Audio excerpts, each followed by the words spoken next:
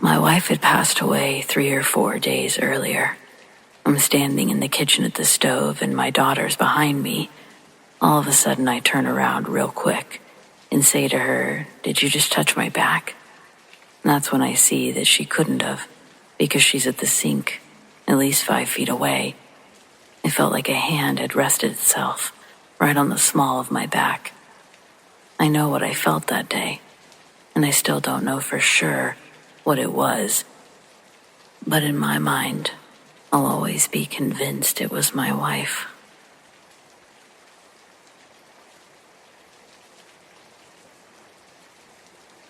This happened to my wife and I about 1.5 years ago.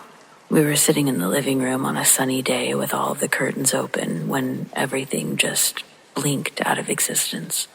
It just went black for a split second. I jumped up and shouted, "What the f-?" My wife said, "Oh my God, you just saw that too." We just wrote it off as a glitch in the simulation, but it shook us up at the time.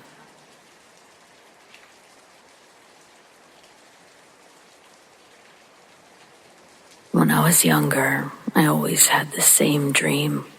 It was different than all the others. I saw the same person every time.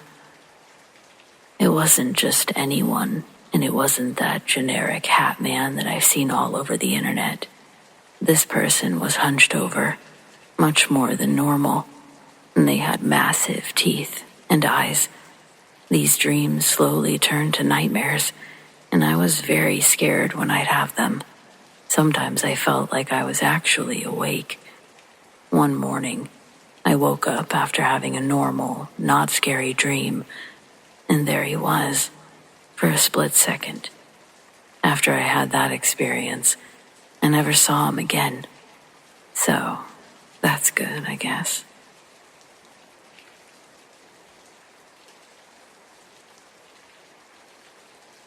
I've never known what to make of this, but one time I took my kid to get crickets for their lizard.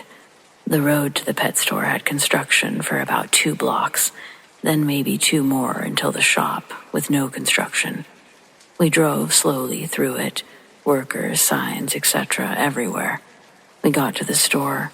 She ran in, got the crickets, no line, less than 2 minutes. On the way back, the road was totally clear. Not even a hint of construction. The type of work they were doing, no way it was cleared up in that time. We still talk about this 2 years later.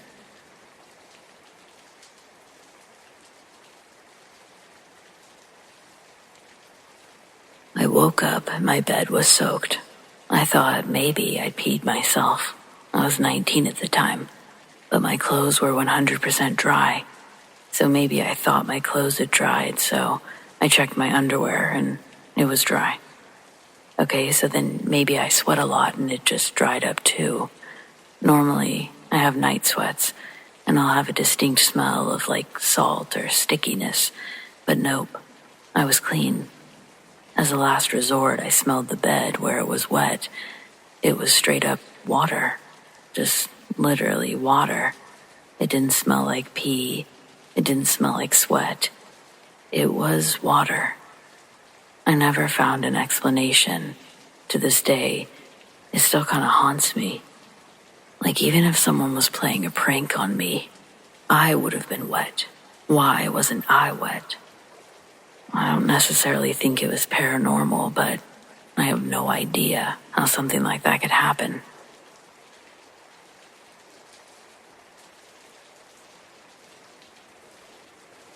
This happened when me and my parents were on vacation to some place near Spain when I was still young. We went to a little beach at some coastal town, where I then immediately jumped into the ocean with my swimming goggles on. I then crawled onto some rocks and walked around until I noticed a crab sitting on the rocks. I then traversed them carefully while trying to catch it, but it kept crawling away. This continued until I then followed it to a point where the little bay I was in ended and the open ocean began. So then little me decided that it was a good idea to jump into the open water to see if there was anything cool down there. I then jumped in and I was immediately hit with the cold temperature of the actual ocean water.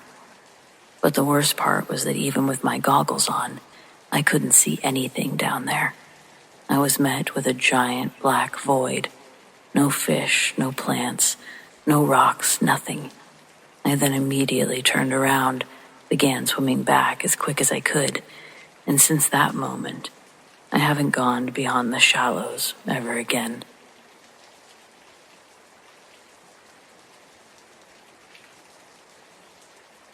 When I was 15, me and a friend were at a soccer tournament and we were just chilling, kicking the ball around before our match, when out of nowhere, the whole world just went pitch black for half a second.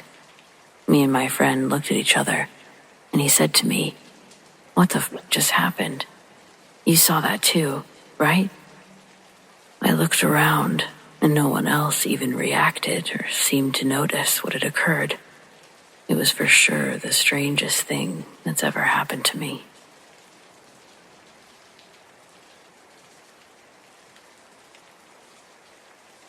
I grew up in a small, quiet suburb just outside a mid-sized city.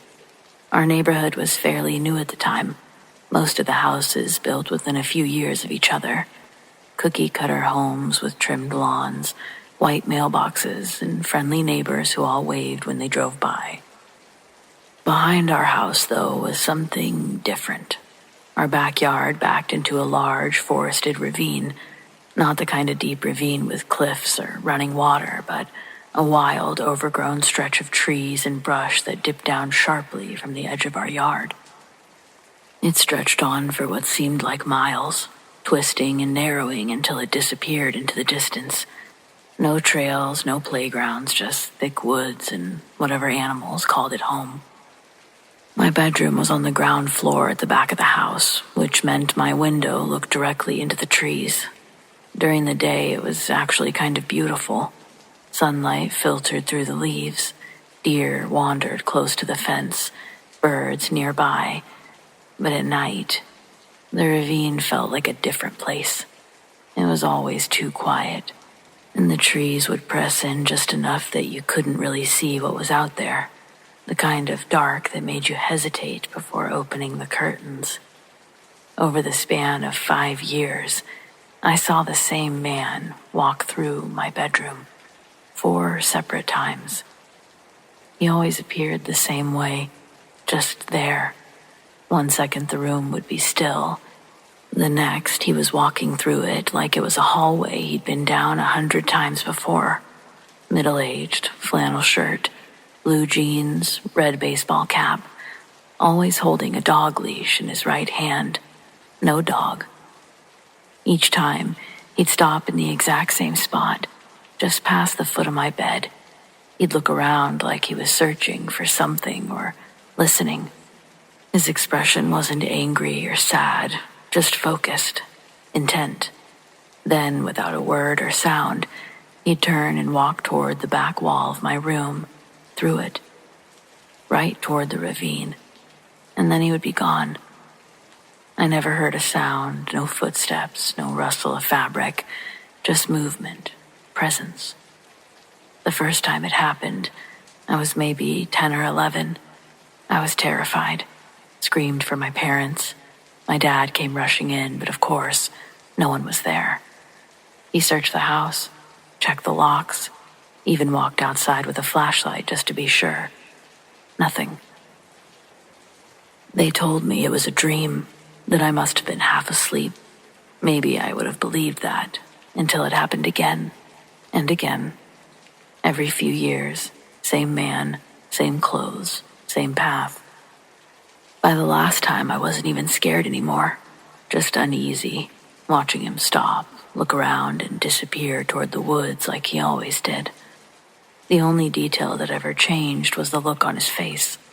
The final time I saw him, he looked tired. Not in a physical way, but emotionally, like someone running out of hope.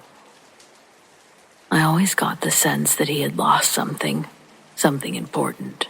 The leash was the giveaway. He never said anything, but I think whatever he was searching for, it wasn't in the house.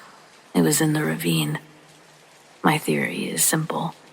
I think he lost his dog out there, maybe years ago, long before the houses were built. Maybe it disappeared one day, and he went out looking, day after day, until it broke him. And now, he still is.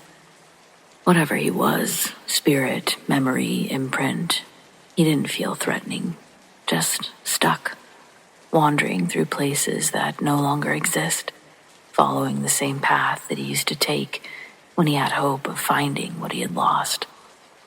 We moved out years ago. The new owners cut back the trees, built a tall fence along the property line.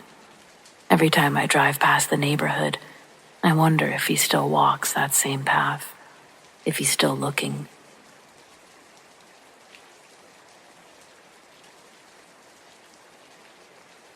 There was a story passed down from my great-great-grandfather about his time on the Oregon Trail. Although the snakes and dysentery were common struggles amongst the pioneers, there was something far more terrifying than anything they could have imagined, lurking in the plains of the Northeast. Creatures that would hunt the travelers and pick off family members, one by one throughout the night. Other wagon convoys would often pass by the destruction and carnage left in its wake. Most always because resources were scarce. The parties that did stumble upon the blood-covered land would loot the wagons and whatever clothing remained that they could find, as groups would inevitably cross paths and trade their goods. They'd also trade stories of a vile beast roaming the prairie. Skeptics would argue that it was the Native American tribes committing these acts against them, but some claimed that they'd seen the monster firsthand while traveling through the night. Whether the stories they told were nothing more than tall tales or based in reality, the tragedy that littered the trail was undeniable, and the families brave enough to pack up everything they had to go on this adventure were suddenly becoming more and more fearful of what was to come next. It was true that the pioneers had consistent run-ins with the Native American people. Most occasions were met passively. It was rare for them to engage with the wagon convoys. When skirmishes did happen, the natives were ruthless, and what they left in the brutal aftermath would be a mess of death in their own right. But it was a distinctively human mess. There would be discarded weapons, broken blades, and the wagon usually blackened by fire and missing its valuables. One of the most glaring differences being what condition the horses were left in. The natives either shot or stole whatever animal was at the front of the wagon. The beasts would consume them, either fully or partially, but always leaving the hooves and the horseshoes. Their bones would look crushed, as if bitten through with the strength far beyond the capabilities of a bear or a mountain lion. My great-great-grandmother, she was named Abigail, and she was just 5 when our family started their journey west. The immediate family she intended to travel with consisted of her mother, father, and her 2 older siblings, who both died on the day before they were set to leave. One of them was ran over by a horse, and the other was shot as they tried to defend their siblings' honor by stabbing the man who was riding the horse. The remaining 3 members would bury the 2 and depart before the sun came up the next morning. Abigail's dad, Amos, steered the wagon during the daytime, a male presence in the open to detour bandits. Then Livy, the mother, would stay up through the night and keep lookout. She could hold her own with a rifle, and during one of her nightly shifts on guard, she'd see something that she described starting out as a native woman. She rose up from the tall grass, seemingly appearing out of nowhere. Livy stood up from the small fire burning next to the wagon. She called out to the woman with a hello while waving the rifle in the air. The native woman stayed unmoving, all but her hair that was pushed around by the wind, and following its dance like the grass that grew past her hips, she was practically a silhouette against the night sky. And as the wind continued to blow her hair around, clumps of it began to fall away. She let out an agonizing, piercing scream that makes Livy lower her rifle. She moved her feet into a shooting stance. She watched in horror as the woman's screams transformed into a sickening gargle. Strands of what was originally thought to be the woman's hair began to move independent of the natural flow of wind. What Livy saw was explained to me as if it had come from the woman's throat, out her mouth, described like roots from a tree growing upside down. But the roots were alive and moving, stretching up to taste the cold air. What Livy saw before her no longer resembled a human, and it scared her enough to fire a shot from her rifle. The round hits the creature square in the chest, and it fell backwards into the tall grass, no longer gargling. The commotion had woken up Amos, and he was able to see the woman right before Livy pulled the trigger. Quickly grabbing a lantern from a hook inside the wagon, he ignited the oil and began panning the light over the tall blades of grass while standing on the wagon's front bench as Livy loaded another round into the rifle. She raised it again and put the wooden buttstock against her shoulder, and with the flint stock ready to fire while Amos continued to slowly move the lantern's glow across the land. While Abigail laid undisturbed, fast asleep, under an assortment of fabrics and animal hide, her parents were wide awake, just outside, prepared to meet any adversary that entered in their distance of illumination. From the back of the wagon, the family's 2 oxen started to make noise. Their bellies jingled aggressively, and the wooden bar that their ropes were looped to broke off the wagon, nearly tipping it over in the process. Amos and Livy watched as both of their oxen gallop in different directions into the darkness of the pasture. Without words, Livy takes off towards the back of the wagon.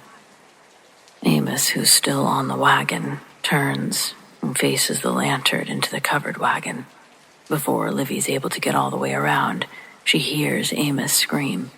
2 more long strides, and she's able to see why he's screaming. The native girl that Livy had previously shot was standing on the back of the wagon. She was facing the light that Amos was holding, shining at her. And that's when Livy was able to see the girl's features. The skin on the girl was discolored, hung loosely on her bones. Livy determined by her clothing that she was a native girl. Her eyes were open, but they were glazed in a fog. By all accounts, the girl looked deceased. Then, her jaw slowly opened, and her deep gurgling choke began again. Livy aimed the rifle, and as the first tentacle slid from the girl's lips, she fires. It takes off part of the girl's skull, but it doesn't fall or bleed. It was like her body was being used as a shell for something Livy and Amos couldn't see. It let out a hiss that sounds comparable to a fast-moving river. It's a burst of noise, and the creature turns its attention to Livy. Inside the wagon, Amos is terrified and does the dumbest, maybe smartest, quite possibly only thing he can do, which is to throw the oil lantern at the creature. The lantern explodes and fully engulfs the girl's body, sets the wagon top cover on fire. Livy runs to the wagon, desperately tries to untie the cover from the frame, as Amos fights through the fire to get Abigail. The creature jumps from the wagon and runs only a few yards before collapsing. The wagon was saved by Livy's quick actions, all except a cover, which they could purchase at the next junction. As the sun rose that morning, before continuing on, Amos located what was left of the girl's charcoaled remains, and it said that he did find the girl's body. It was completely blackened from the fire, unrecognizable of any features, besides being in the shape of a human. Amos noticed the head and the neck were missing, down to the curve of the body's shoulder blades. It revealed a hollow inside, the rib bones holding its skin like a tent, but no innards. It was believed that something was inside that poor dead native girl, controlling her, either as a shell or a lure. Then it crawled out when it could no longer use the corpse. Neither Amos or Livy spoke as they stood over that corpse. They never told the others in their convoy what happened either. But after that night, they noticed something strange. Stories of people disappearing, wagons left untouched, horses eaten. They stopped, as if whatever had been hunting them had moved on. Or maybe just moved somewhere else. The story's been passed down through generations in my family, always ending the same way. What Amos and Livy saw that night wasn't a person, and it wasn't just a creature. It was something else entirely.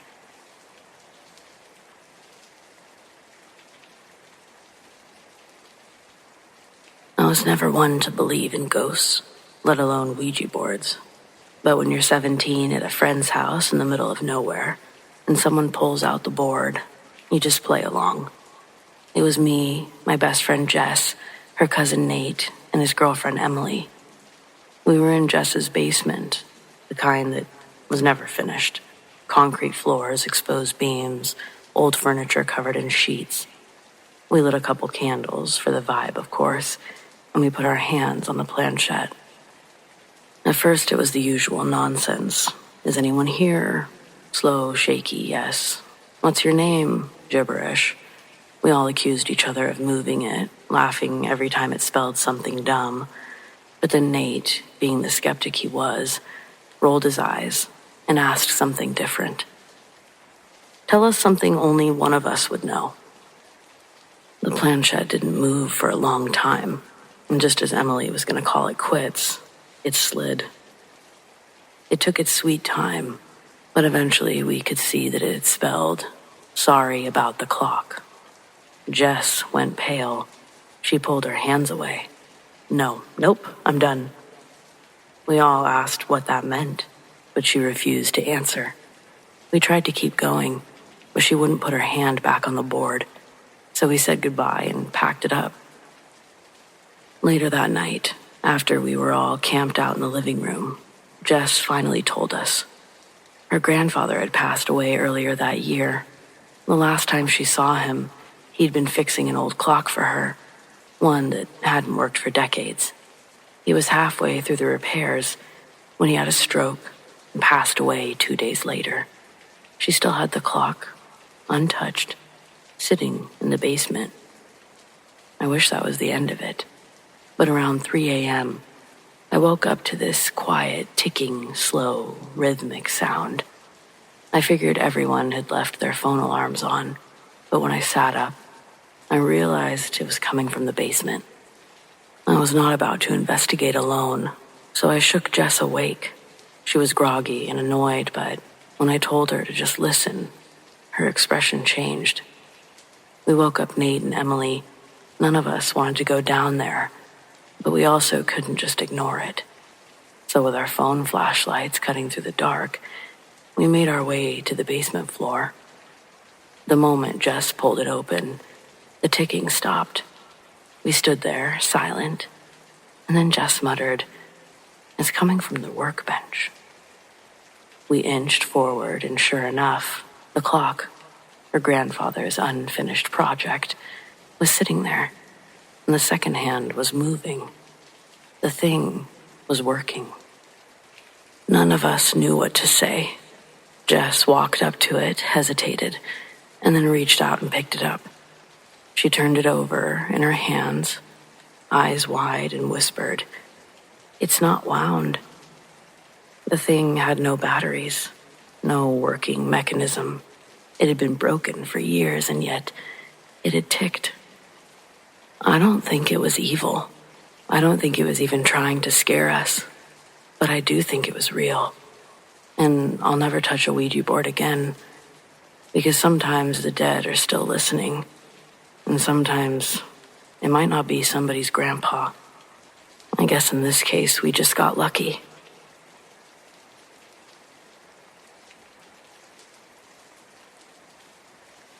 I had just picked up my boyfriend, and we stopped at my place so I could take a bath before heading to my mom's house. We'd only been dating for about a week, so no, we weren't at that stage yet. Plus, I'm a pretty private person, and he's a bit of a prankster, so while he stayed outside on the porch to smoke a cigarette, I went inside, back to my bedroom, and locked the door behind me. Well, put the chain on, actually. My room is small, no closets, no dark corners, nowhere for someone to hide. The only window sticks and takes a ridiculous amount of effort and noise to open. I ran the bath, got in, and started washing my hair, and then movement. Out of the corner of my eye, something shifted.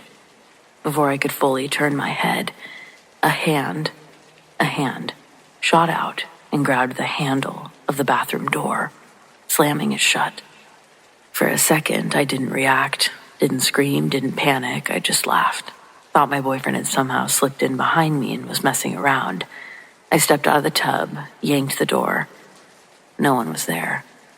The chain on the bedroom door was still latched. The window hadn't budged. There was nowhere for anyone to go.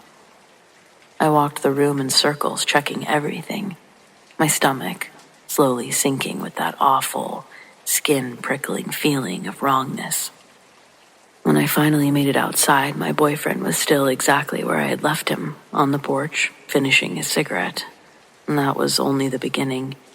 A few days later, the light started flickering. Annoying, but nothing exactly terrifying. I live in a double-wide, so bad wiring seemed like the logical explanation. But then one night, I was heading to the kitchen for a glass of water when the hall light suddenly went out. Again, not a big deal. But then the broom, propped behind the washer, fell over, slamming across the hallway, cutting off my path. I sighed, annoyed, but before I could move it, a shadow darted past me, straight into the kitchen. I barely caught the shape, tall, fast, pitch black. My first thought was my cat, until I turned around and saw her sitting on my bed, watching me, tail flicking. I went straight back to my room and shut the door. The next day, my fountain drink exploded. No reason. It wasn't hot, it wasn't cold, the air conditioner wasn't on. There was no one near it. It just burst. Sticky soda everywhere. I started to think I was losing it. But then my boyfriend and a few friends started mentioning weird things happening when they came over too. And here's the thing, I hadn't told anyone about my own experiences yet. I still see things sometimes. Tall shadows shifting near the bathroom. Quick darting figures in my peripheral vision. I tell myself it's just my cat. I tell myself it's my mind playing tricks on me. I've even been to therapy. Schizophrenia was ruled out. Seasonal depression, sure. Maybe that could explain some of it. If so, I'd almost be grateful. At least then my brain could make sense of it. But I know what I saw. I know what happened. And I don't need to prove it to anyone. If you've had something like this happen, just know they can't hurt you. It's weird, it's scary, but once you've been through it, nothing else in the dark seems quite as bad.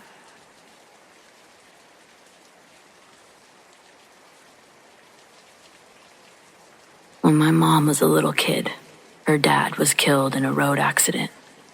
The grief nearly broke my nan. She couldn't accept that he was gone, not entirely. And in her desperation, she started trying to contact him. It started small, leaving out little notes, whispering to the empty spaces of the house. But then my great aunt got involved. She was deep into the kinds of things that most people avoid. Spiritualism, old rituals, things she claimed could pierce the veil between worlds. She convinced my nan that there was a way to reach my grandfather. All they needed was a board. They did it at night, after the kids had gone to bed. The planchette moved with a mind of its own, spelling things my Nan swore only her husband would know. At first, she believed. At first, it was comforting.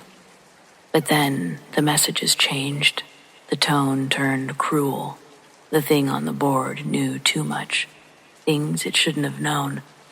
And then, the worst part, it never left. Whatever they let out that night clung to my mom's older sister. She was 6 at the time. My mom was only 4. My mom refuses to talk about the worst of it, but the stories have never stopped. The scratches came first, deep, angry welts appearing overnight, sometimes fresh and bleeding in the morning. Then, objects moved, small things at first. A toy rolling across the floor, a spoon falling from the counter. But soon it escalated. Books were thrown across the room, plates shattered mid-air. The worst nights, the girls would wake up screaming, their hair being yanked by invisible hands. Doors locked on their own, not just bedroom doors, but the front door, the bathroom, even cabinets and drawers, trapping them, taunting them.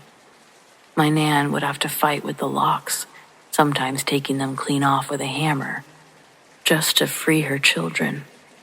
And then there was the fire. My mom swears she woke up to smoke filling her room one night. The source, her own bedside table. The wood itself had started to smolder, blackening and cracking as if someone had held a flame to it. No candles, no matches, nothing around it that could have caused it. Whatever it was never left my aunt. Even after she grew up and moved to another country, it followed. Her husband, her children. They all experienced the same things that she did as a child. Doors that lock on their own, objects moving, scratches. Cold spots that are so intense, they leave breath hanging in the air. The last time that she visited here, I made the mistake of staying overnight at my Nan's house while she was there. I barely slept. The entire night, I felt watched. My phone screen kept lighting up by itself, as if someone was touching it. And then, around 3 a.m., I heard something, a soft, scraping sound, like nails dragging along the wall just beside my bed. I packed my bags and left before dawn. Now, when I visit my aunt's country, I stay in a hotel. No exceptions. People think these things aren't real, that Ouija boards are just games. But I'm telling you, once you open that door, you don't always get to close it. My aunt never even touched the board herself, and yet it latched onto her. It has haunted her for decades. It's haunted us all. Blessings, prayers, exorcisms, none of it has ever worked. So if you ever find yourself sitting in front of a board, staring at that little wooden planchette, ask yourself this: what if something answers? And worse, what if it never leaves?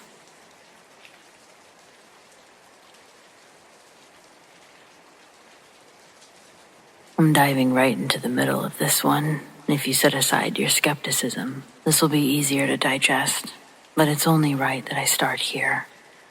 Yesterday, when I went into the office, I found a sticky note on the monitor of my computer. I recognized the unique pink square that had been left by Camilla, our secretary that works the front desk. I pass by her every day, and I can't help but notice her wide collection of sticky notes in all different shapes and colors. The message on the paper only contained 2 words in Sharpie. The note had to have just been written, as I could still smell the strong chemical residue on the paper from the marker that she'd used to write, "Sister called." I stood there staring at that note, trying to fight back tears and figure out what it meant because my sister died last year. I think it's safe to say that nobody at my work knows any aspect of my personal life past my name, maybe that I like cats. And that could be derived from simply looking at the minuscule amount of decorations in my cubicle. I'm quite reserved when it comes to sharing personal things about myself at work. I think it's inappropriate to expect a group of coworkers to empathize with what goes on outside the office doors. Camilla wouldn't have had any clue as to how unnerving the message that she left was. It brought me to tears after reading it. It was an unexpected response I couldn't catch, like bumping a glass off the table. By the time I could process the fall, the tears were too fast to catch. I went to the bathroom to clean myself up, and then I went to ask Camilla about the sticky note that she'd left me. I tried to believe that she must have spoken to someone and misheard them, but when I got to the front desk, the sticky note was still in my hand. I knew she'd written it, but I still asked, "Was this from you?" Unable to think of a better way to inquire without telling why such a simple message gave me such confusion, Camilla looked at the message and told me, "Oh yes, 10 minutes before you got back in, a woman called, Jamie, called asking for you. Said she was your sister." I was speechless, and I felt the tears begin to fall down again. Camilla obviously saw them and gave me a weird look. I told her that I just hadn't heard from my sister in a while, and I guess I didn't know how much I missed her. None of which is a lie. Before Jamie's passing, her and I had been fighting, and the last time we'd spoke was at Thanksgiving the year before. There was so much I wanted to say to her, so much that she probably wanted to say to me. But either way, that call, I think it was her goodbye.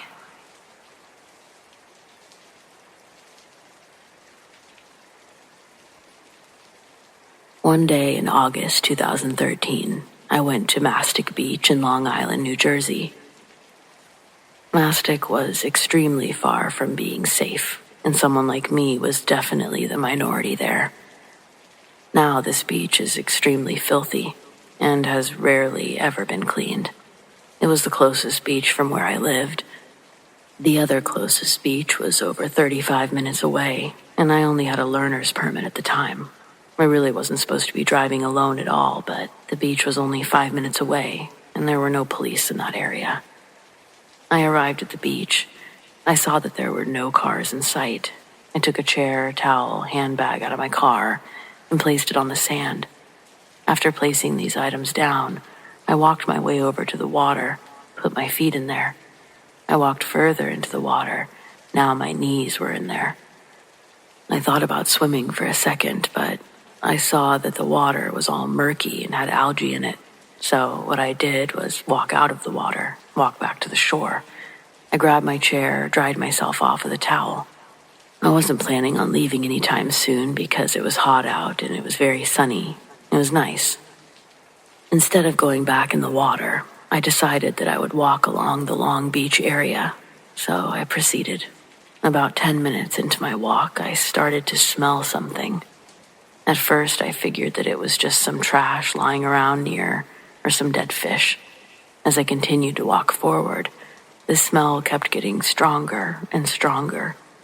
The whole time walking, I didn't look in any direction other than in front of me. I was still walking, looking only at 12 o'clock. I felt my foot hit something hard and hairy. I looked down, and what I saw was something that you'd hear in a horror story. Right below me was the lifeless head of an old woman, and her eyes and mouth were open wider than humanly possible. As I saw this, I screamed like a little girl and ran so fast, like I was on steroids. When I got back to my chair, I threw up immediately from running so fast and from the gut-wrenching sight that I had just seen. I got my phone out of my bag and called the police. I then connected to a 911 dispatcher, told her everything that she needed to know. She then told me to stay put where I was at, as the police would be on their way. When the police arrived, I told them where the body was. They thanked me, told me to go home because they were going to shut down the beach area. It was under investigation. I would say about 3 weeks had passed when one morning I turned on the news, like I would always do, and I saw that the dead woman had finally been identified. Her name was Diane Ross, and she was 63. It was also revealed that the cause of her death was murder, as she'd been stabbed in the back of her neck. I was in such disbelief. They were never able to trace the DNA to whoever had killed her, and the killer had never been caught, which I guess is the scariest part about all of this. As of today, I never went back to that beach, and I never will. I have also moved to a different and more wealthier town in Long Island, where it's more safe, the crime rate is low. Although this was 11 years ago, it still feels like it was yesterday. Time flies fast.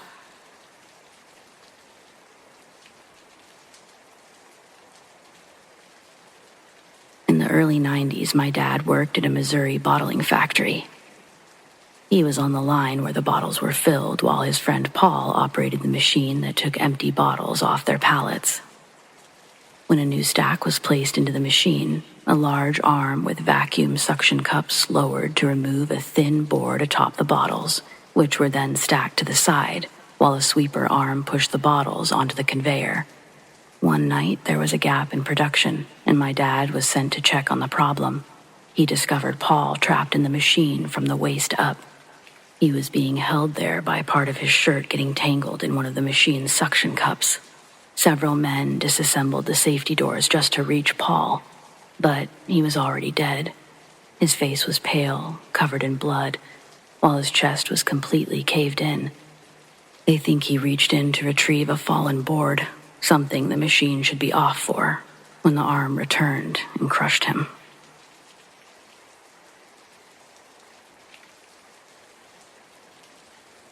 I used to hitchhike all the time back in my hippie days. One time in Nebraska, I got picked up by this clean-cut white guy in a Mustang. Gary was cool, and we were getting along.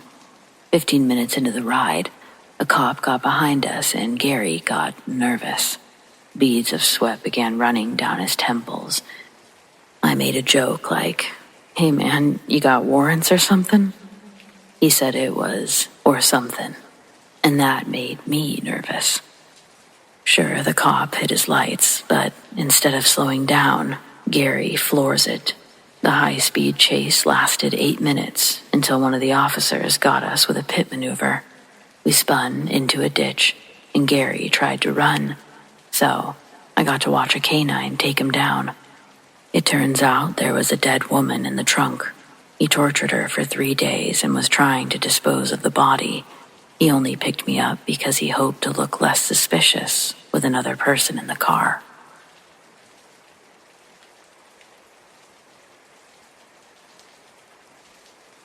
I live about an hour outside of Boston, and there used to be an old factory building near my house. One day, my friends and I explored it. There were old machine remnants, empty pallets, and tons of trash. The offices were at the far end with a few broken desks and chairs. We were about to leave when one of the chairs flipped over on its side. One friend joked about there being a ghost and proceeded to taunt the said ghost. Then a ceiling tile crashed to the ground, 3 feet from where we stood. The back exit was blocked by a section of caved-in wall, so we made our way back to the entrance. Halfway through, a metal pipe dropped from one of the machines, missing me by inches. My other friend fell just as we got to the entrance, and he always swore something tripped him. The factory was demolished 3 years later after another kid broke his leg and got stuck inside overnight. Hate to think about what he might have saw spending all that time there.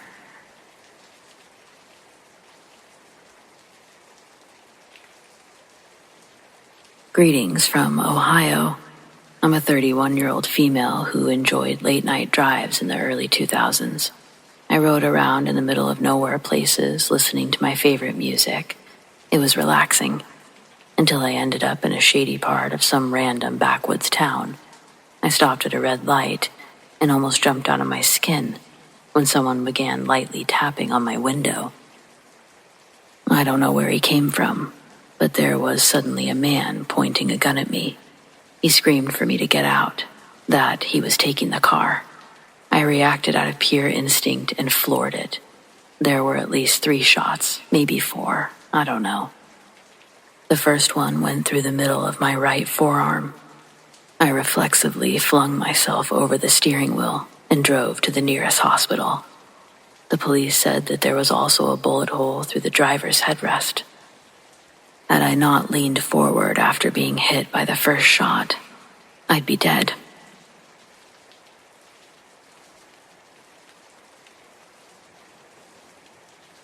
I was 7 when my parents moved us into a New Hampshire townhouse.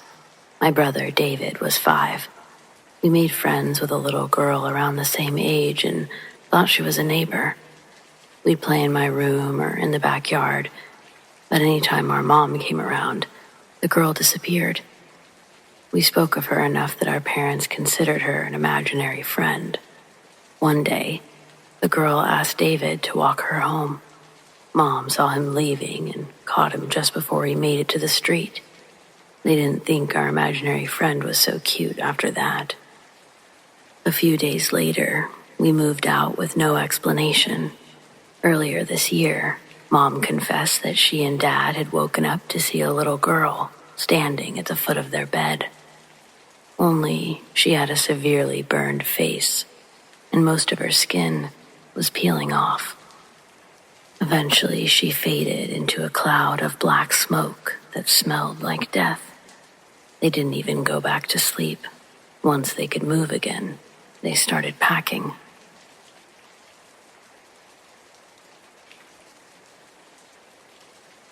In the 50s, my dad was 12 and living in South Jersey. They were poor, so he would often go fishing in the marshlands. One day he set out his lines, laid under a tree, and fell asleep. When he woke up, the sun was setting, so he got his stuff and started back. On the way, he heard a deer suddenly cry out in pain. It sounded like it was being ripped apart, and the noise was coming from just off the trail ahead. There was no way to go around, so he tried to creep by. When he came adjacent to the sound, he looked through the trees to see a goat-headed creature crouched over a deer carcass. As if sensing his presence, it stopped eating, looking right at my father. Then, it stood on its hind legs and stretched its enormous wings wide. Dad ran home in a blind panic, and my grandparents didn't believe his story. Instead, he was given extra chores for falling asleep and lying.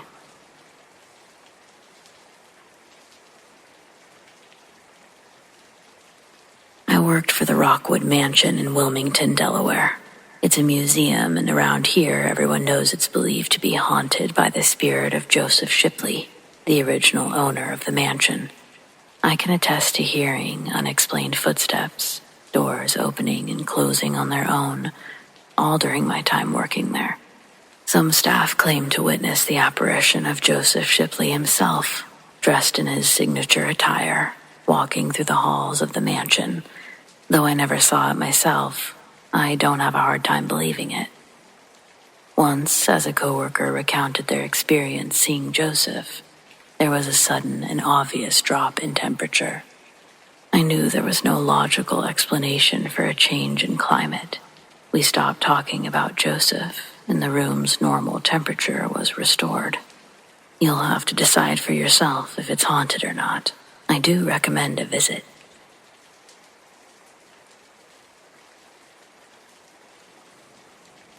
Seaside Sanatorium, Waterford, Connecticut. Back in 2002, my friends and I did some old-fashioned trespassing that turned kind of terrifying. The building had been abandoned for 4 or 5 years by this point. We thought, let's bring some alcohol, some flashlights, and just see if this place was as scary as everyone ramped it up to be. Right when we got inside, it was obvious we weren't the first ones with this idea. Leftover alcohol, a makeshift Ouija board, some pentagrams, and other random shit that littered the floor. After messing with that stuff, we decided to explore in 2 groups, each on opposite ends of the building. When we regrouped, our flashlights, the ones with fresh batteries, started to flicker. While we were all While standing together, discussing what happened, we discovered that what we were hearing couldn't have been each other. The whispers, they weren't us messing around. The obnoxious sounds of doors slamming. Then, while standing together discussing what had happened, we heard a door slam in the distance. With that, we ran, and in our hurry, leaving our own alcohol behind.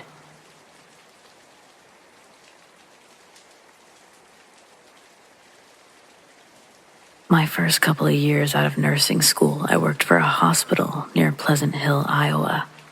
Rumors of the place being haunted circulated from the moment I started, but I was heavily focused on doing a good job and really tried to ignore the rumors. We started construction on the main wing of the hospital, probably halfway into my second year. During one of my shifts, I was walking through the construction area to get to the cafeteria. I saw a figure standing behind a section of long construction plastic hanging in front of me. I could hear him talking faintly. He seemed slightly distressed. Feeling kind of awkward, I moved the plastic to the side, fully prepared to excuse myself to the employee working. But there was nobody there. I quickly jumped back. The figure was gone. I skipped lunch that day.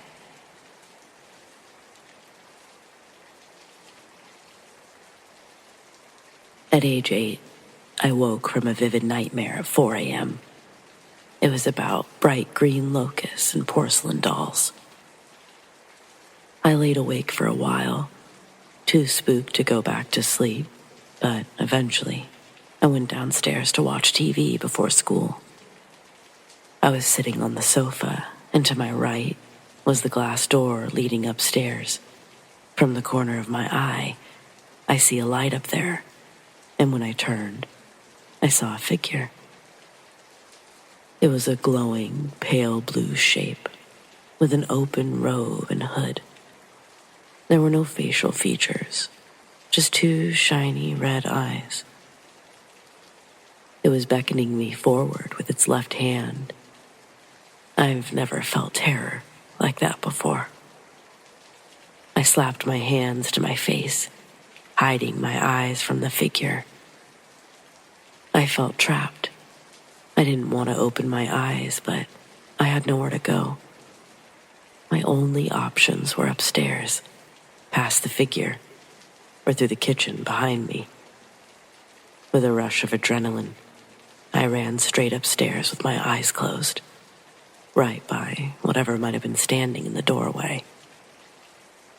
I dove into bed and hid under the covers until my dad got up for work. I kept going into his room asking if he was getting up soon, and he eventually went downstairs as I followed behind. There was no sign of anything, but my heart was still racing, and I was terrified. I followed Dad all the way to the bathroom and virtually stood behind him as he peed.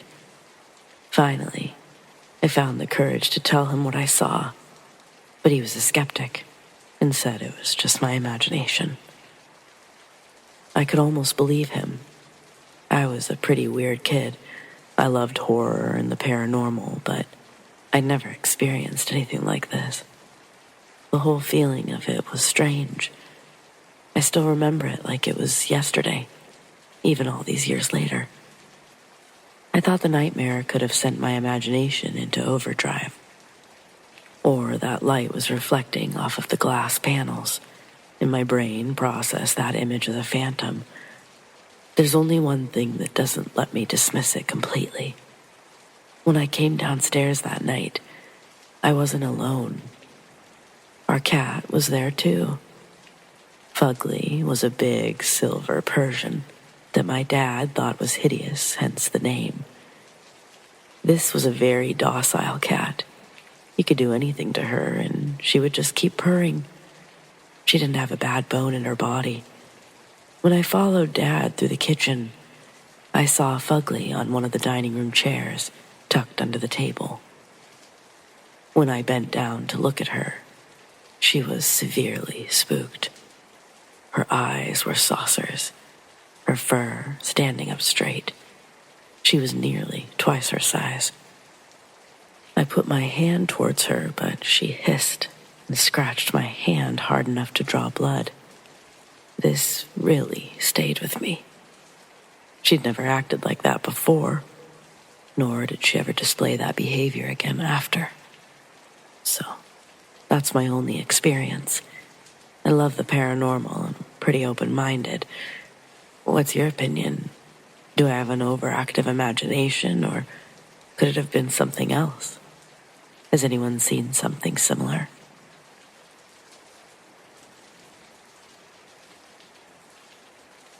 This is short, but I can't stop thinking about it. First, you need to know that I'm a ghost magnet. Seriously, there's something about me that attracts spirits. I don't know what it is, but lately, I've been trying to ignore them while I deal with my depression. The other day was completely normal until I went to the bathroom and looked in the mirror. Behind my reflection stood a very tall figure with a hairy head and no eyes, dangling arms. It wore a black and white outfit, and it scared the shit out of me. When I looked back at my own reflection, it was still standing straight and smiling back at me. I know that's not what I looked like at the moment. It kept looking straight into my eyes as I backed out of the bathroom and into my own. I closed my door, turned on all the lights, got into bed where I resumed my "this isn't real" chant. Eventually, I fell asleep and woke up the next morning, but when I went to the bathroom, nothing was out of the ordinary. Does anyone have a clue what's going on? It's freaking me out.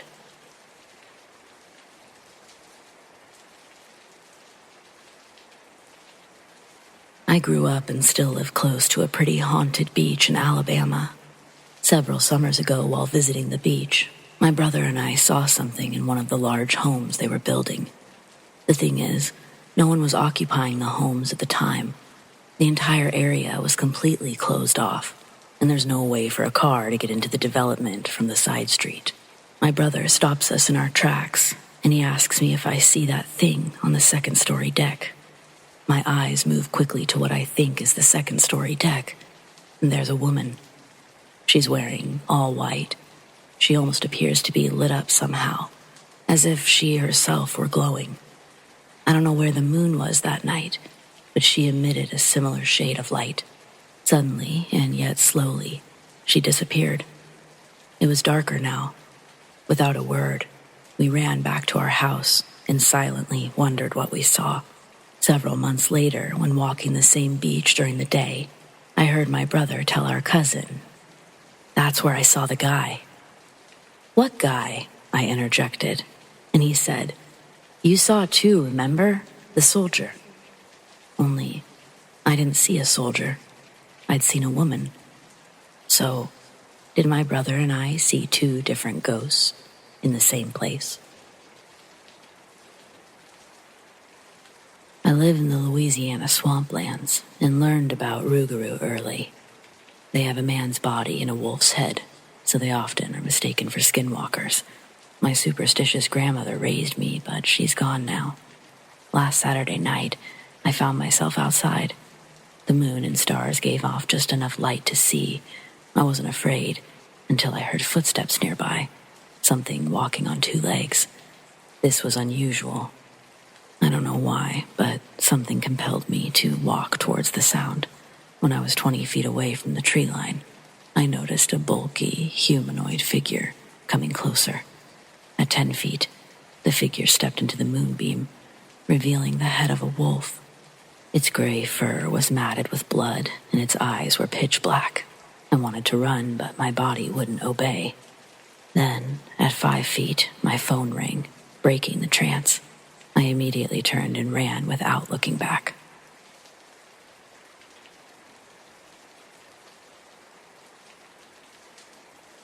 I live in Roswell, New Mexico, and our town thrives on conspiracy theorist nut jobs, which I thought was bull until last weekend.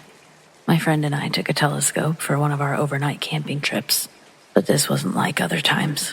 We went to sleep shortly after midnight, only to be woken up by a strange, high-pitched screech that grew louder until my teeth were shaking. My friend unzipped one corner of our tent flap to reveal a soft red glow. My heart stopped at the sight of a metallic craft hovering 50 feet over my truck. It was oblong-shaped, just big enough to fit 2 or 3 people inside. It had small, red lights running along the center. It stayed for several minutes before suddenly shooting towards our tent and stopping directly above us. It felt like an eternity as we waited silently, too terrified to move, but eventually the screeching noise went even higher. Then, silence. I go to college in Arizona, but my girlfriend and I drove home for Christmas break. The majority of our travel occurred at night. It was between midnight and 3 a.m. when we passed through the Navajo and Hopi reservations. We were on Highway 160, following my car's built-in GPS. But shortly after entering the reservation, it suddenly began adding strange, jagged loops to my route. If I selected one, it added anywhere from 5 to 30 minutes onto the trip, even though it looked like less than a quarter of a mile. At first, the alternate routes were coordinated with driveways and utility routes, but 15 minutes later, they appeared randomly. My girlfriend and I were a little freaked out, noticed other oddities. We only had one truck pass us. We couldn't catch up to the vehicle ahead of us, and the one behind us never got closer.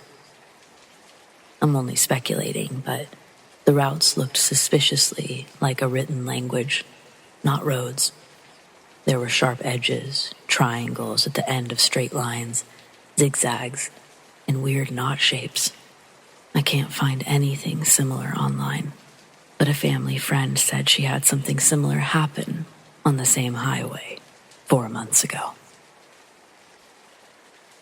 I'll do my best to explain what I saw, but it's difficult to paint an exact picture. I was driving across the country with my mom.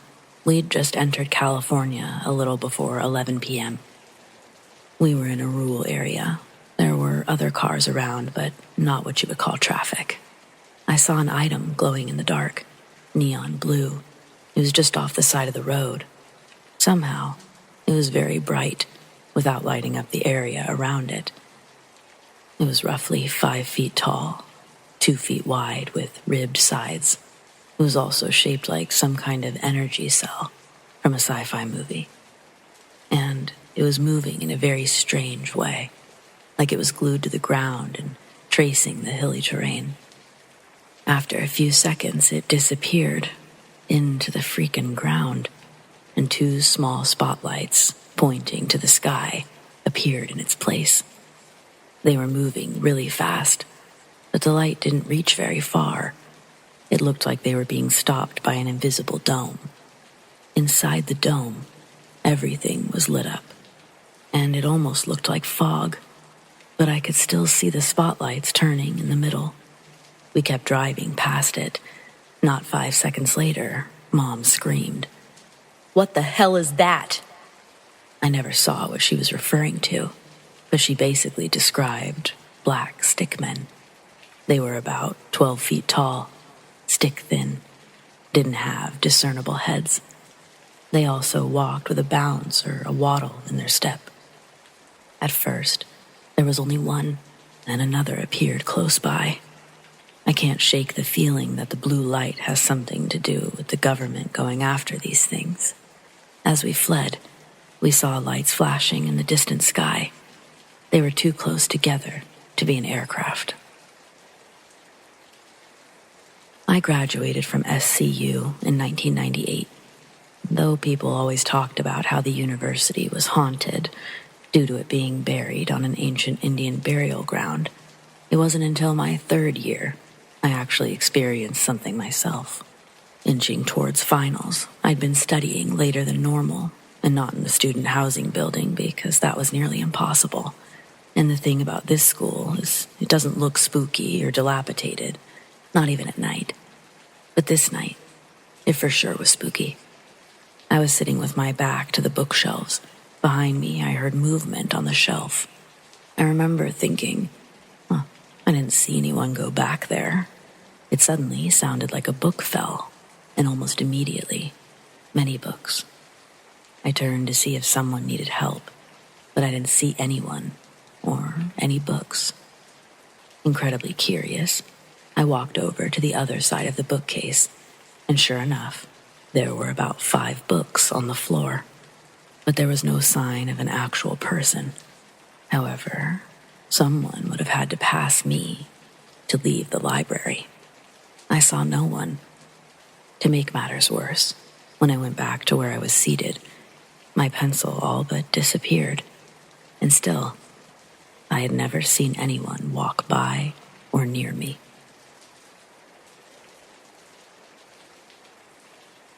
Last April for spring break, I took the kids camping in Cherry Creek State Park in Colorado. On our first night, the kids wanted to do a little night hike, so we gathered our flashlights, found a trail by our campsite. On the walk, my son's in front, leading the way, my other boy behind me. To my right, I feel his hand grab a hold of mine, so I hold his hand as we're walking. Then, I feel someone brush past me on my left. It's my son skipping up to be with his brother.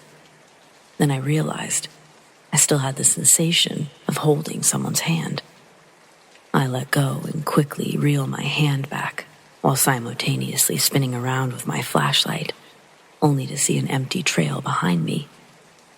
My boys are still in front, enjoying their hike, so I do my best to suppress the terror growing in my chest.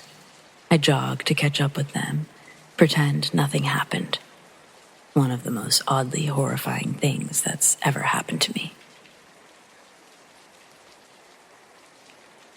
This happened in D.C. 5 years ago. I still think about it all the time. I went to D.C. for work and my company sent me to an older hotel. When I walked into the room, I got an overwhelming sense that something terrible happened there. I had chills and suddenly felt sick. I tried relaxing with a bath, but ants began crawling out of the walls. They surrounded the tub. Something was telling me to get out of that hotel. It had super high ceilings. I couldn't stop thinking about people hanging from the ceiling. Nothing like this had ever happened to me before. I called the front desk with a lie so I could switch rooms, and when I walked out, I instantly felt an overwhelming sense of calm. Was it all just my spidey sense that made me feel like something bad had happened there? Has anyone else experienced anything like this? What about those ants coming out of nowhere? Is that normal? When I was in 4th grade, my family took a trip to visit SeaWorld. We were driving from Jersey, and before hitting Orlando, we stopped at a small grocery store. I remember a man. He was handing out flyers in front of the store, dressed like an old-school, almost cartoonish representation of a carnival barker. My father politely grabbed the flyer and passed it on to my mother, who passed it on to me. It seemed to be for a new Disney park, but not Disney World. We decided to see the park before checking into our hotel. It was on the way. After a somewhat short drive through a heavily forested area, we arrive and are met with 2 towering, large white doors. There's a sign with the park hours posted in the middle. It appears they're closed, so my father says, "Tomorrow," and we head to our hotel. The next morning, we make our way back to the mysterious Disney park. Only this time, it's not there. The only thing we can see are remnants of the old towering gates, only they're not white. The wood looks very distressed. Just beyond are pieces of twisted metal, resembling carnival rides. As my father turns the car around, my parents discuss the strangeness of the situation. I'm able to then see more pieces of more rides. No idea what they were, aside from parts of a carousel, horses, a bench, even the big tent piece that sits over the top. I just wish that we would have kept that flyer, but curious if anyone else in the world has had a similar experience in Orlando.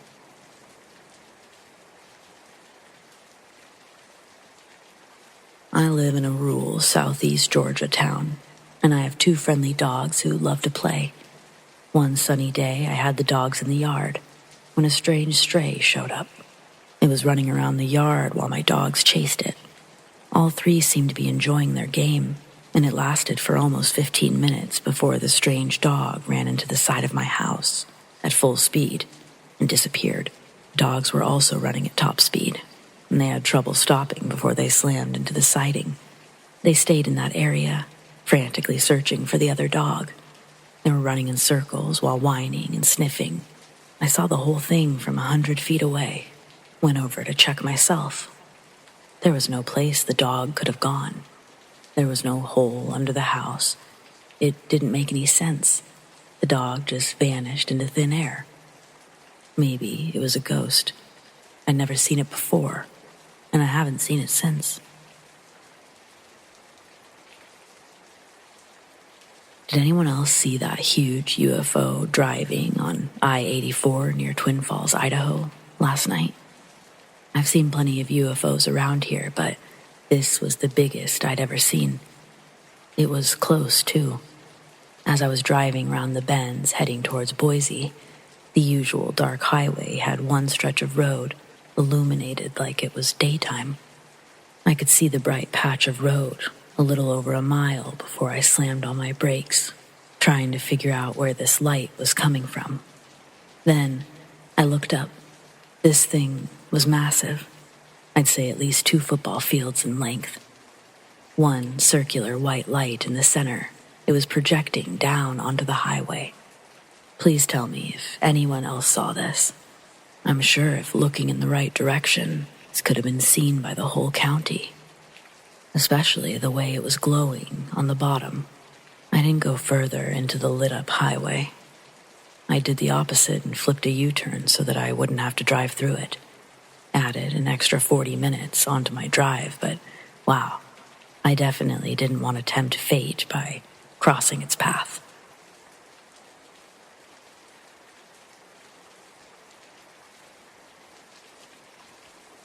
When I was 6, my family moved into a new house, and something else was living in my room with me. It was a 3-bedroom, and as the youngest, I was left with the smallest room at the back of the house. It was a really weird layout. I've never seen another one like it, but none of us slept very close to one another.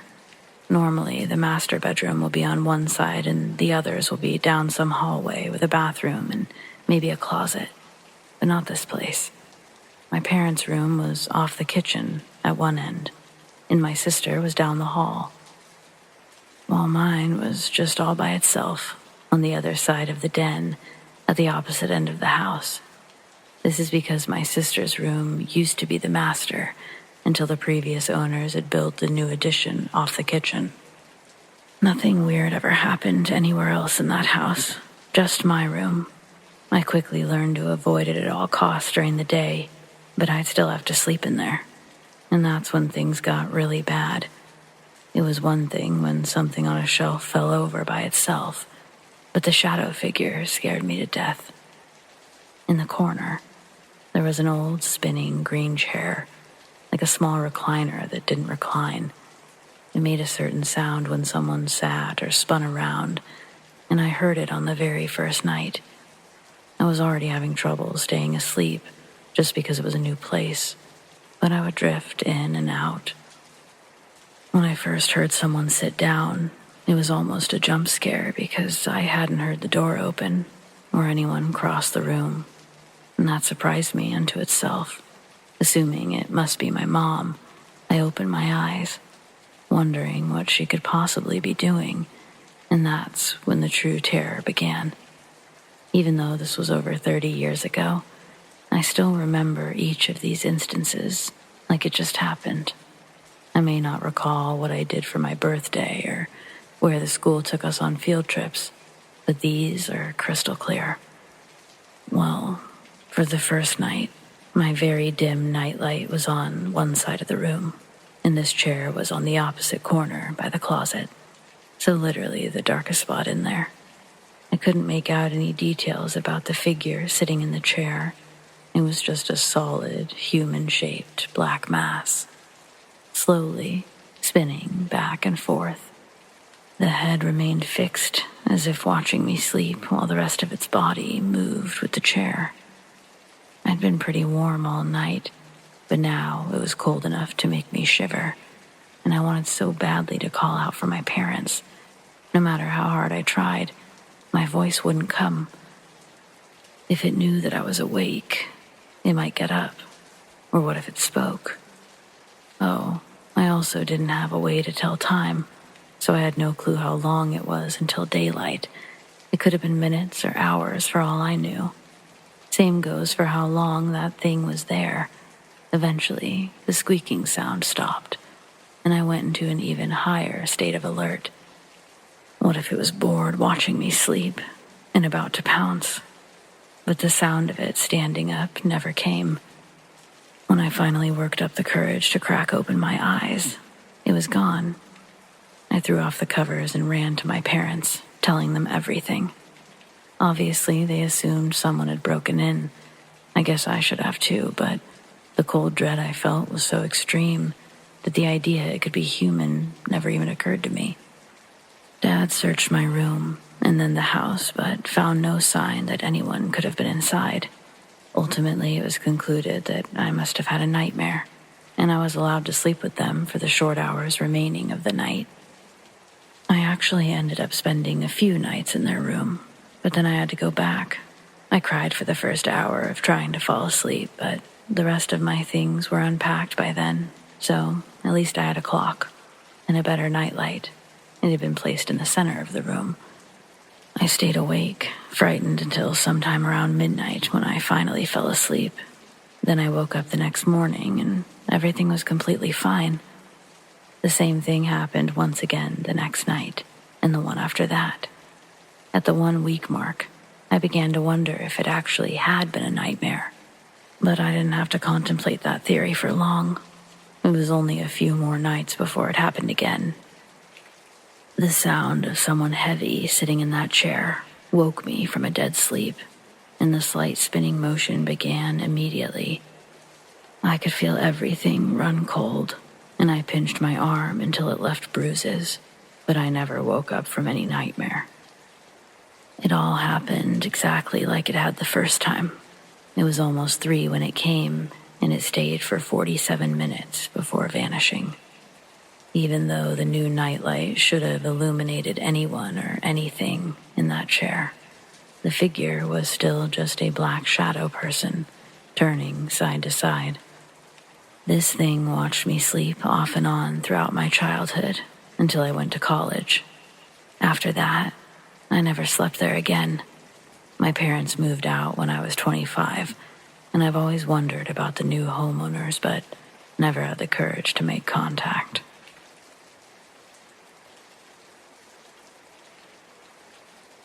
This took place about 12 to 13 years ago. I was 18 when this happened, but I swear I remember it as clear as most days recently. On this particular night, I was a designated sober driver, as I had recently broken my hand playing rugby, and after I had made my last drop-off around 1 a.m., I decided I'd call it a night. As I was driving home, I was approaching a local historic house reserve, and outside of this house was what appeared to be a hitchhiker. I obviously thought this was weird as hell, because being rugby season, it was pretty damn cold at 1 a.m., and due to the recent spat of break-ins in the area, I honestly considered picking up this hitchhiker because I thought that they would be safer crashing at my parents' for the night than on the streets of Belfast, Christchurch. As I got closer to this hitchhiker, I got a look at their face. Now, this is going to sound bizarre, and it's difficult to explain clearly, but the best I can do is liken the face to an old, brown, leathery volleyball type thing. I felt my blood run cold, literally, as I quickly accelerated away. After a couple of seconds, I looked in my rearview mirror, and there was nothing there. Now, proper scared, I practically raced home. Once I got inside, I saw my parents just about to go to bed. My mom says, "Are you okay, Isaac? You look like you've seen a ghost." I was just Funny you say that, as I recounted what I had just experienced. A couple of weeks later, I was having a conversation with my mom about some other bullshit that I can't remember nowadays, but she mentions that she told my uncle about what I had said. I was told about the apparent story of a hitchhiker that had been murdered after being picked up from outside that house. Now, I'm unsure if that's true at all, but the whole thing made me think differently about the idea of ghosts. I never believed before this night, and now I do. Anyhow, that's my story. Cheers.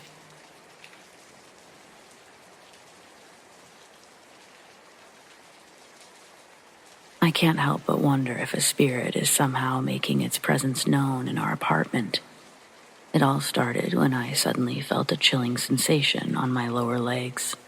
I was sitting on the couch in the living room, and it was as if an icy breath brushed against my skin. It caused all the hairs on my body to stand up, and at that very moment, my daughter comes rushing to me, visibly scared and pointing towards the kitchen area where her little play kitchen is. She tells me it's too scary in there, still pointing to the kitchen. However, she doesn't elaborate, just cuddles up to me and doesn't move for the remainder of the afternoon until lunchtime. The combination of these two occurrences left me questioning my sanity because I felt scared. The feeling did eventually pass, but just a couple days later, something new started happening. The smell of smoke, repeatedly. There's nothing burning in the house, around the apartment. We don't have fireplaces, nothing. But the smell is so apparent, it might as well be happening inside the house. Deeply concerned after day 3 of this, I decided to confide in my best friend about the strangeness. I share with her that I have been repeatedly smelling smoke, as if a fire was burning in my room, even though there's no source of fire or smoke to be found. I told her at first I'd brushed it off as an oddity, thinking nothing more of it, but as the days go by, the scent of smoke returns, lingering in the air of my room. She's not as concerned as I am, understandable, but the smoke smell won't stop.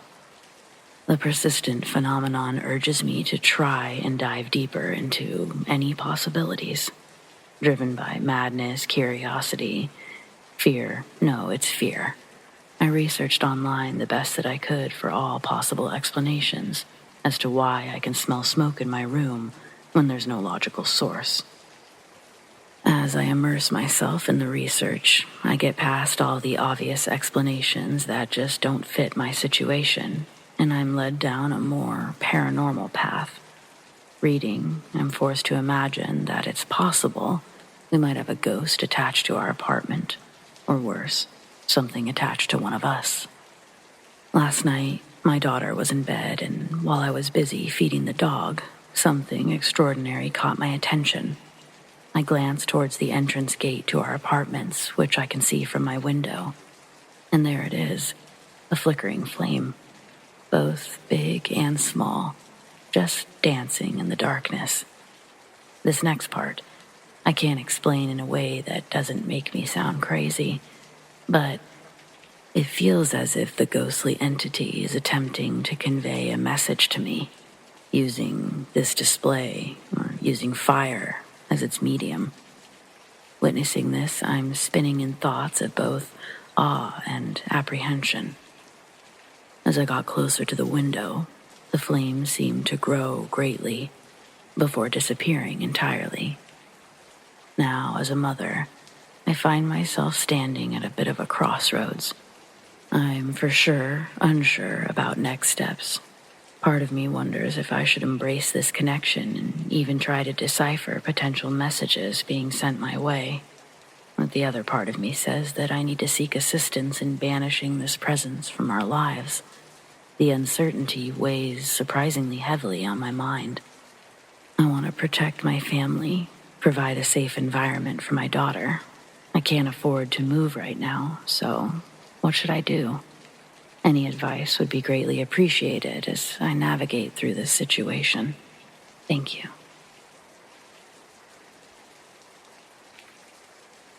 This happened a while ago, and I guess I would say it's not your traditional ghost story. My experience was with one of my dogs who'd passed away. I was grieving her, missed her more than the others, it seemed, maybe because she was my last one. A few months later, I had a dream about her. I saw her laying there with a big pile of puppies all over her. She was the happiest ever. She told me, please, not to grieve her, but instead to be happy because she finally found her sole purpose. And that was to care for all of the motherless pups on the other side. I don't normally remember my dreams, and this was one of those dreams where I remembered more details as the day went on, and I thought I should pay attention to it, that it was important. Thanks for listening.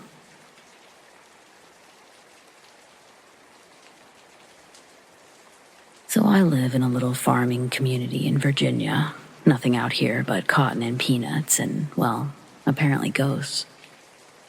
I know that there was at least 2 in the store, but now apparently only 1. Number 1, he or she likes to knock things over, especially when we're talking about him or her. Him or her also likes to appear as an orb in the security cameras.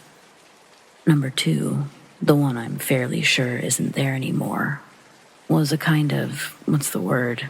Can't think of it, a spirit stuck in a cycle, so to speak. It was a dude in a black hoodie. Now I could easily say that it was just a trick of my eyes, were it not for the fact that I saw him over and over and over, or occasionally mistook him for a customer or one of the 2 men that I work with. The first time I realized I was seeing a ghost was when I saw this man walk from the Coke window to the beer window. I thought it was my coworker James fronting the cooler windows, only for James to then walk inside as he'd been walking the trash to the dumpster. I got kind of a cold pit in my stomach when I realized the person I saw wasn't technically there. A few times I was shocked that a customer had managed to get in the store without the doorbell ringing, saying hello as is required by the company, only to check security cameras beside my register and realize the floor was completely empty.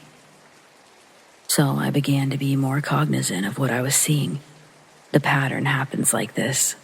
The man starts at the sodas, walks to the single beer window, then disappears. I started talking to him because I'm mouthy. You can't drink beer anymore, man. You're dead. You can think I'm crazy if you want, but my other coworker Sam has seen him too. I guess I saw him about 15, 20 times in total, but one day I saw him do something different. Instead of walking from the soda to the beer, he started at the beer window and started walking down the candy aisle towards the register, then disappeared. After that, I've never seen him again, so personally, I hope this means that bro finally found his way out of the store. Rest in peace, my dear beer-drinking friend.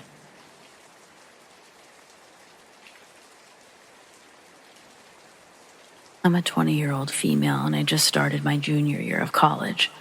I've been listening to your channel for a couple of months now, but I didn't realize the stories came from your listeners until last week's episode. So when this crazy thing happened last night, I knew I wanted to send it in. I'm sorry it isn't more traditionally frightening, but I swear it's true. I tried to debunk it in every way that I could think of, but I just can't explain this.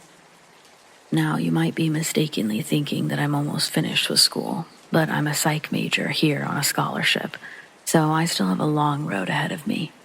The bulk of my time is currently spent going to class, working in the cafeteria, and studying. I even study while I eat, and the only thing that gets me through it is listening to scary stories. I've always felt like a little bit of a psycho when saying that, but I think the people here will understand what I mean. That's why this is my kind of crowd. I know this all sounds like a long introduction, but I swear it's relevant. I need you to understand that YouTube is my main source of entertainment. I'm not some boomer who's confused by technology. I'm telling you, something weird happened last night. My roommate was out and I was up late studying, close to midnight or shortly after, with a YouTube playlist loaded on my Chromebook.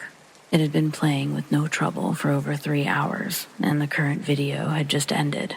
I'm too poor for YouTube Premium, so I have to deal with pressing skip ad occasionally.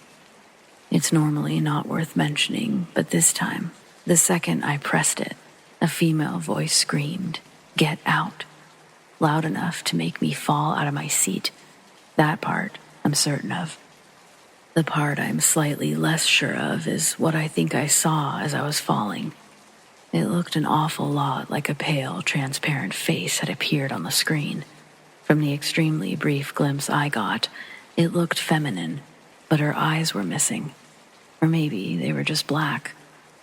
I can't be sure which. Either way, when I pulled myself off the floor, there was only my desktop screen. YouTube had crashed. Then, just as I got my playlist pulled up again, the closet door to my right slammed shut. It had been wide open. There was no draft, and it's never done that before or since. Just randomly closed all by itself. No, not closed. Slammed. I've not only never experienced anything paranormal in that dorm room, I've never experienced anything paranormal in my life. At first, I thought a second ad had started to play and then glitched. I searched on YouTube and Google, but I couldn't find any images or audio that were even close to what I heard. Next, I thought it was a prank, that I clicked a fishy link and now someone had the ability to screw with me. My brother is a computer engineer, and I may have made my story sound slightly more urgent to attain speedier service. I know, I'm an asshole, but I couldn't stand the idea of waiting. It didn't matter anyway. Eric returned my Chromebook with a clean bill of health. His best explanation for my experience is a stress-induced hallucination. I'm sorry, I just don't buy it. I don't think I could accept that even if the closet door hadn't slammed shut almost immediately after.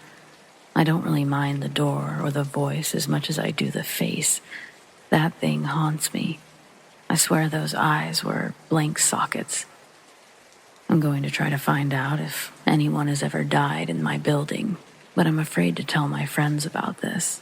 They're all psych majors as well, and I'm torturing myself enough in that department as it is.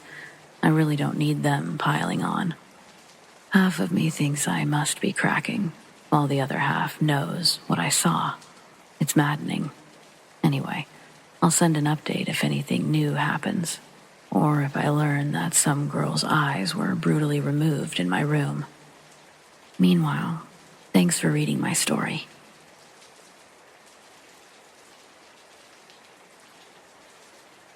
The night that changed everything for me began like any other night. I was visiting my grandparents and sleeping in my grandmother's bed, as I always did. However, something strange and frightening happened that I couldn't explain. I woke up in the middle of the night, feeling a strange tickling sensation on the back of my neck. I tried to swat away whatever was bothering me, but the feeling persisted.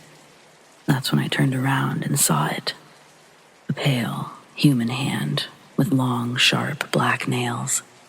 It was attached to a figure wearing a monk's robe, and everything beyond the hand was just an unnatural blackness. As I watched, the hand reached out and touched me, and a voice whispered in a calm but dark tone, "Follow me. Where we will go, it is beautiful."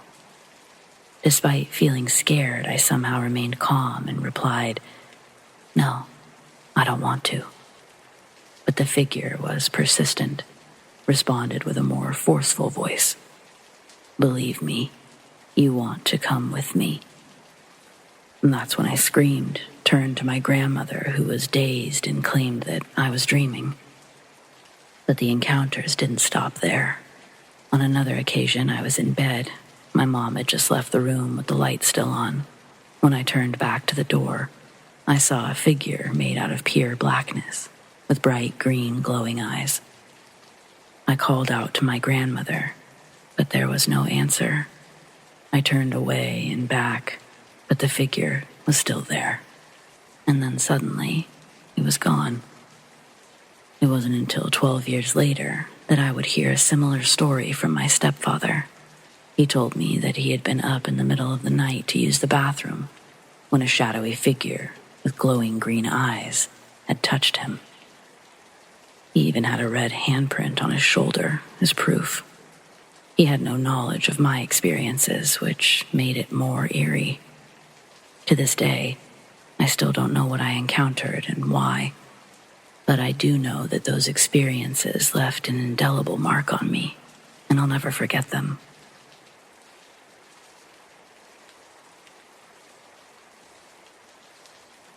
When I was around 10 years old, my cousins and I used to spend time at our grandfather's house.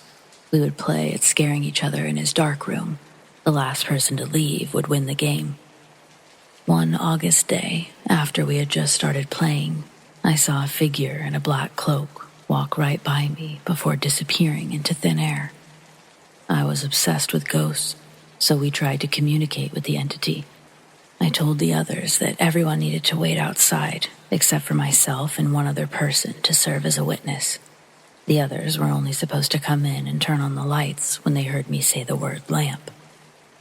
Once they were gone, I held out my hand and I asked the entity to hold it.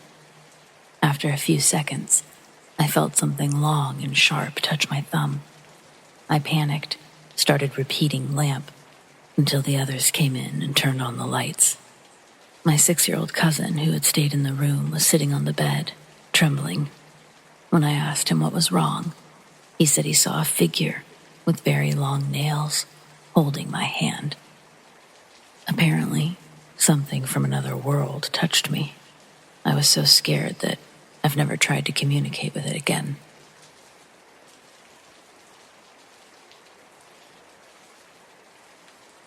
Today, my 4-month-old Malibu started barking for no reason. He normally only barks when meeting new people, but this time he was barking at a table in our living room, and he just wouldn't stop. My family was in the dining room, so my dad tried to call the dog over, but when he still wouldn't stop, Dad went into the living room. That's when he noticed the dog was just standing there, barking at an empty table. I heard the commotion from upstairs and came down to see what was going on. Not only was he barking at nothing, but at some point, he started growling and walking backwards, like something was right in front of him. This was very out of character. He was in full defense mode. We even called his name and walked in front of him to show that nothing was there, but he would not stop. Then, he turned his body sideways and started barking at another spot, like he was following something around the room. After a solid 5 minutes of barking, he stopped. We took him into the den where my mom spoiled him until he calmed down. He seemed fine for a bit, but when she let go of him, he ran back to the living room. Only this time, he was standing at the end of the hall, almost like he was scared to go any further. After another 20 minutes, it was time for bed, so my parents took him to their room, where he usually sleeps. A couple of minutes later, he vomited. He's only done that once before, and it was right after his first car ride. I just wanted to share this because I found it really weird. He's our first dog, and we've only had him for a little while. But I've always heard that dogs can see things that we can't and sense spirits. I wonder if mine puked from stress from all that barking. Either way, seeing him in his little defense stance had me distraught. It just didn't make sense. I don't want to creep myself out for no reason, but it was a weird thing to witness.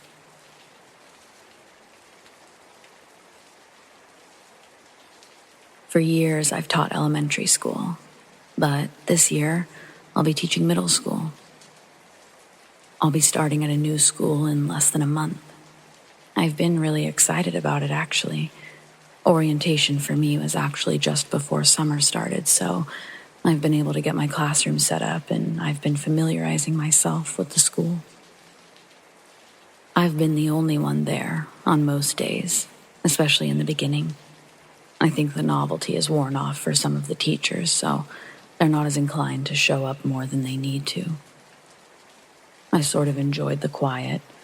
I knew the halls would be filled soon enough. So, as I said, I've been excited. I'm still excited, but there's definitely something strange about this school. Specifically the second floor, where my classroom sits. For obvious reasons, I'm not going to name the school, but it's truly not that old of a building, only having been standing since the late 1980s. It's also located smack dab in the middle of a pretty well-known, populated area. I guess all this to say that it never really struck me as the type of place that could be haunted. It wasn't ominous by any means. But I think maybe it could be. I don't usually get involved in anything fantastical, right? I'm not one who actively believes in ghosts. I don't dismiss everything I don't understand, obviously. But still, ghosts? I've just never thought about it much as a topic at all. I mean, I teach children, so ghosts just haven't been part of my lesson plan. Why do I think this, though? What brought me here? I'll say it as it is or as it was, and then maybe someone with some experience can explain to me what's going on. About a week ago, I decided to bring my plants into the classroom. There's this window that faces the sun during the day, and that's where I'm going to have the reading nook. I bring 4 of my plants from home, all very easy to care for. A snake plant, aloe, and a couple of ponytail palms. All pretty drought resistant, and they like the sun. These plants have survived 2 moves, 1 across country. They've been with me for over 6 years. I set them up, no problem. As I'm leaving my classroom, it's early evening. I turn around to give my room that final proud look before heading out. The leaves on one of the palms seems to move. Strange. I wasn't near the nook before leaving. The window is closed. I didn't dive into the strangeness further. Instead, I just headed to my car and I made the trip home. I go back the following day, actually the following morning. I remember that the file folder on my desk actually has registration for CPR. I'm expected to complete the class the following day. Without the forms, I have to pay over $100 out of pocket. And let's be honest, there's not a middle school teacher in the United States who can afford to let that kind of money just slip away. Not willingly. So I walk into my classroom, head straight to my desk, and the folder's not there. Without too much effort, I find it on the ground, just to the right of the desk. It must have gotten knocked over. As I lean down to pick it up, I hear a door in the distance shut. I never heard it open, but I absolutely heard it shut. Grabbing the folder, I fast walk into the hallway, thinking that maybe I'll see another staff member. I see nothing. I head back inside to make sure I haven't forgotten anything. Last minute, I decide to check on my plants. I know they're fine, but it's good to talk to them. But when I do, I notice that they're not fine at all. I have no idea how, but they're all practically on the verge of death. I'd be lying if I said I wasn't a bit emotional in that moment. First, I've had these plants for years, but secondly, it all feels like some sort of bad sign. From alive to dead, less than 24 hours in a new space, this was unreal. With a slight change of plans, I decided that I should take the plants home, try to revive them. As I take down the smaller plant that I had hanging, I hear and then see one of the palm's dead leaves start to move. What I felt was a bit creepier, though. With the movement of the plant's leaves, I feel a rush of air near my legs. The only way to describe it is it felt like someone had run past me. I hear nothing immediately, but in the distance, I hear smaller, quieter footsteps.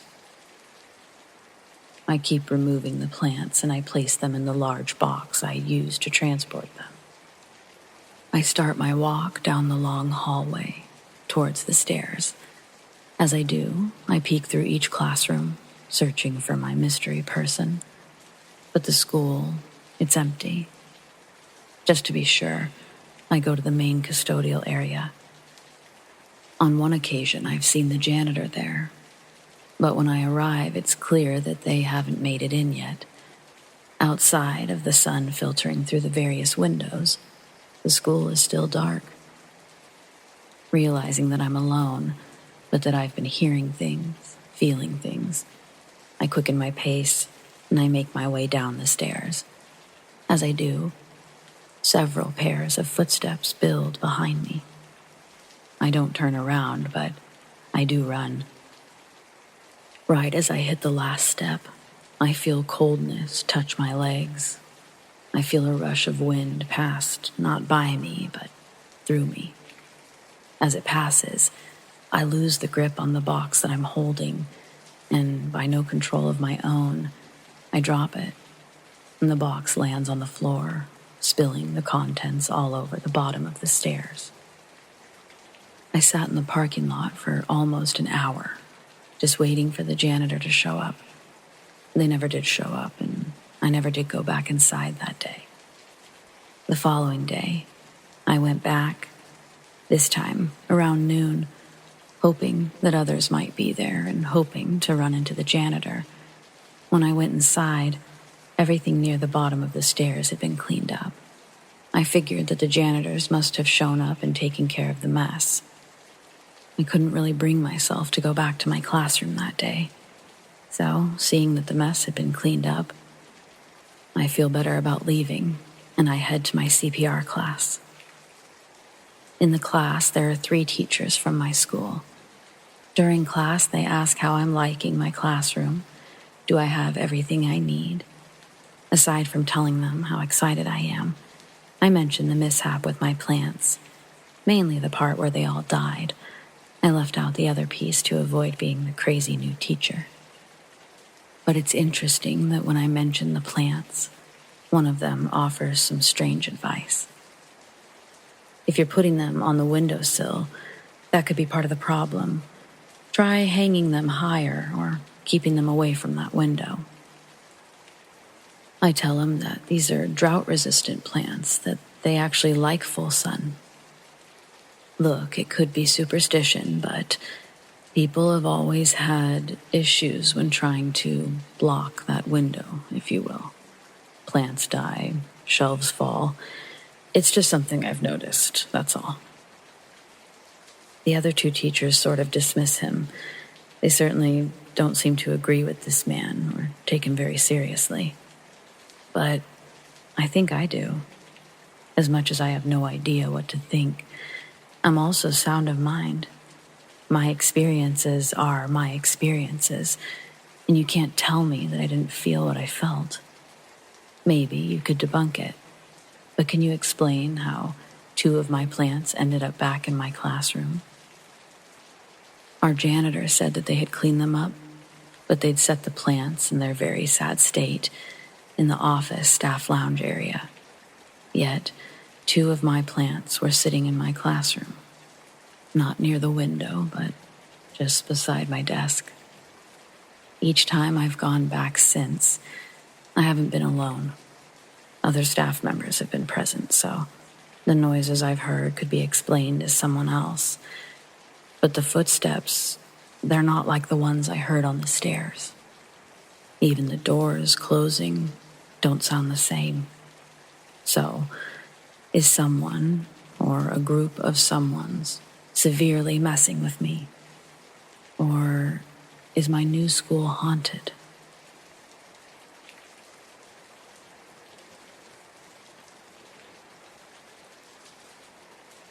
So at the time of this story, I still lived with my mom, but I was 21 and I had a job, so I was paying rent.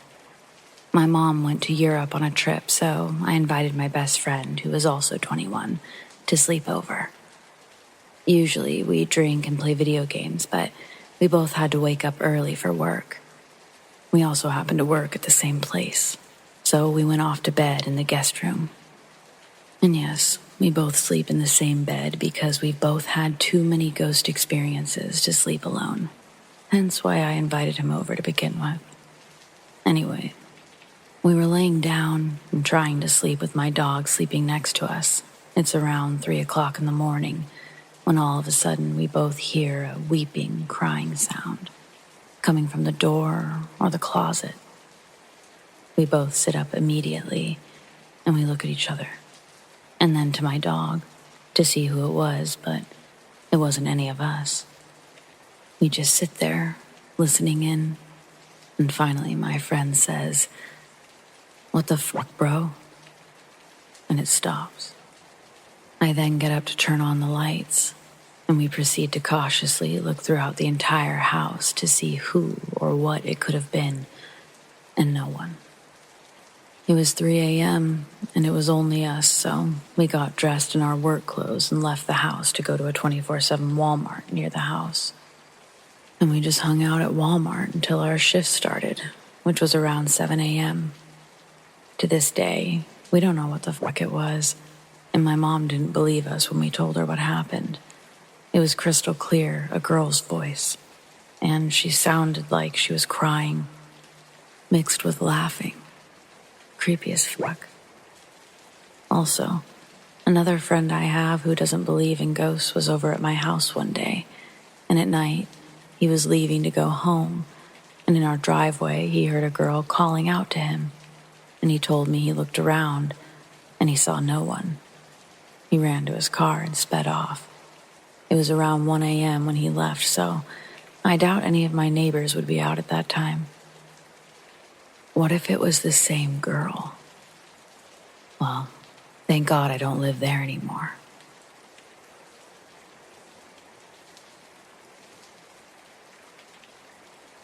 Usually twice a month, I deliver 5-gallon water jugs to my daughter's elementary school. Not because I'm some sort of hero or something. I work for the water company that the school district contracts through. This will be my daughter's second year attending this school. It's a newer one, renovated the year before we moved. An easy way to explain the school's layout is describing it as a capital I. The front block is the office and library. Then one long hallway that has 2 classrooms on each side, with a big frosted glass window in between. At the end of that hallway is the last block. Going left or right, it leads you to the classrooms. Going straight leads you to the staff lounge. My routine has been to drop one off in the front office and one off in the staff lounge. During the school year, I usually pop into my daughter's classroom and say hello before I leave. But during summer break, I've been dropping the jugs off with the weekend janitor. My daughter's first year was a weird one. The natural stress of transitioning to a new school was expected, but my daughter had a great teacher and quickly found a good group of friends. One day in November, my daughter comes home looking rather sad. I ask her how her day was, and she tells me she doesn't want to talk about it. My daughter's a very outspoken girl and a great communicator for her age, so her not wanting to talk about the things happening in her day, it was strange. After multiple questions regarding why she looked so sad, my persistence was rewarded with the slurry of tears that she'd obviously held back all day. She told me that her hall pass had been stolen while she was using the bathroom in one of the stalls. She tells me there's a hook on the outside of the stall door for them to hang up the hall passes while using the bathroom. Each classroom has 2 different hall passes. She explains the girls' hall pass is a rope tied to a cowbell. The boys is a novelty giant eraser. And they both have a G on them for Miss G's class. My daughter tells me that while she was in the stall, looking down, she could see the bottom of a girl's yellow dress on the other side of the door. Then she heard the cowbell shake and the feet outside of her stall run away. She told this to her teacher, but her teacher didn't believe her because nobody in her class had a yellow dress on. To prove a point, she and Miss G went to the other 2 classrooms in the unit to find the girl, but nobody had a yellow dress. Then, When Miss G went to check the girls' bathroom, she found the hall pass. Her teacher must have thought that she was trying to lie about forgetting it, so she kept my daughter in from the last recess that day. It broke her world, thinking her teacher had marked her as a bad kid. It's difficult explaining to a child how little of a blip this was in her adult teacher's life, and that her reputation hadn't been tarnished even the slightest by this incident. I have an opportunity to check in later that week, and all's normal again. So this being such a small blip in an adult's memory, I had forgotten about my daughter's story until tonight, which is several months later. I saved the school's delivery for last on my route because it's the closest to the actual warehouse where we drop off the trucks after hours. I called and I made contact with the evening janitor, Debbie, telling her that I'm heading her way. The delivery drop-off area is in the back parking lot of the school. As I approach, I see Debbie's already outside. She doesn't have a coat on and she looks spooked. When I park, I get out and I ask what she's doing out there. Debbie tells me that she swears she keeps seeing a small figure just barely out of the corner of her eye. She pauses, and I almost think she's not going to continue her story, but then, quieter, as if she's a bit unsure of herself, she says that she just saw a girl in a yellow dress peeking at her from the other side of the doorway. She said that she had to go see, make sure a kid didn't somehow get inside the school. Entering the hallway, she expected to see a little girl in a yellow dress, but instead, she heard someone running up behind her. The sound made her scream. When she turned around, the hallway was still empty. She just ran out the side doors and waited for me to arrive. Debbie asked if I could do a walk around of the school before I left. After I dropped off the Waters, she and I checked every classroom before leaving. Full disclosure, I didn't personally feel anything. I didn't see anything out of place either. But Debbie's oddly specific account, it reminded me of my daughter's story. It seems hard to miss that the two are connected. I probably won't be asking my daughter about the girl in the yellow dress because I don't really want to scare her or bring up something that was negative for her. But next time I see Debbie, I'll ask if there's been anything new, and I'll give an update. Until then, happy trails to you.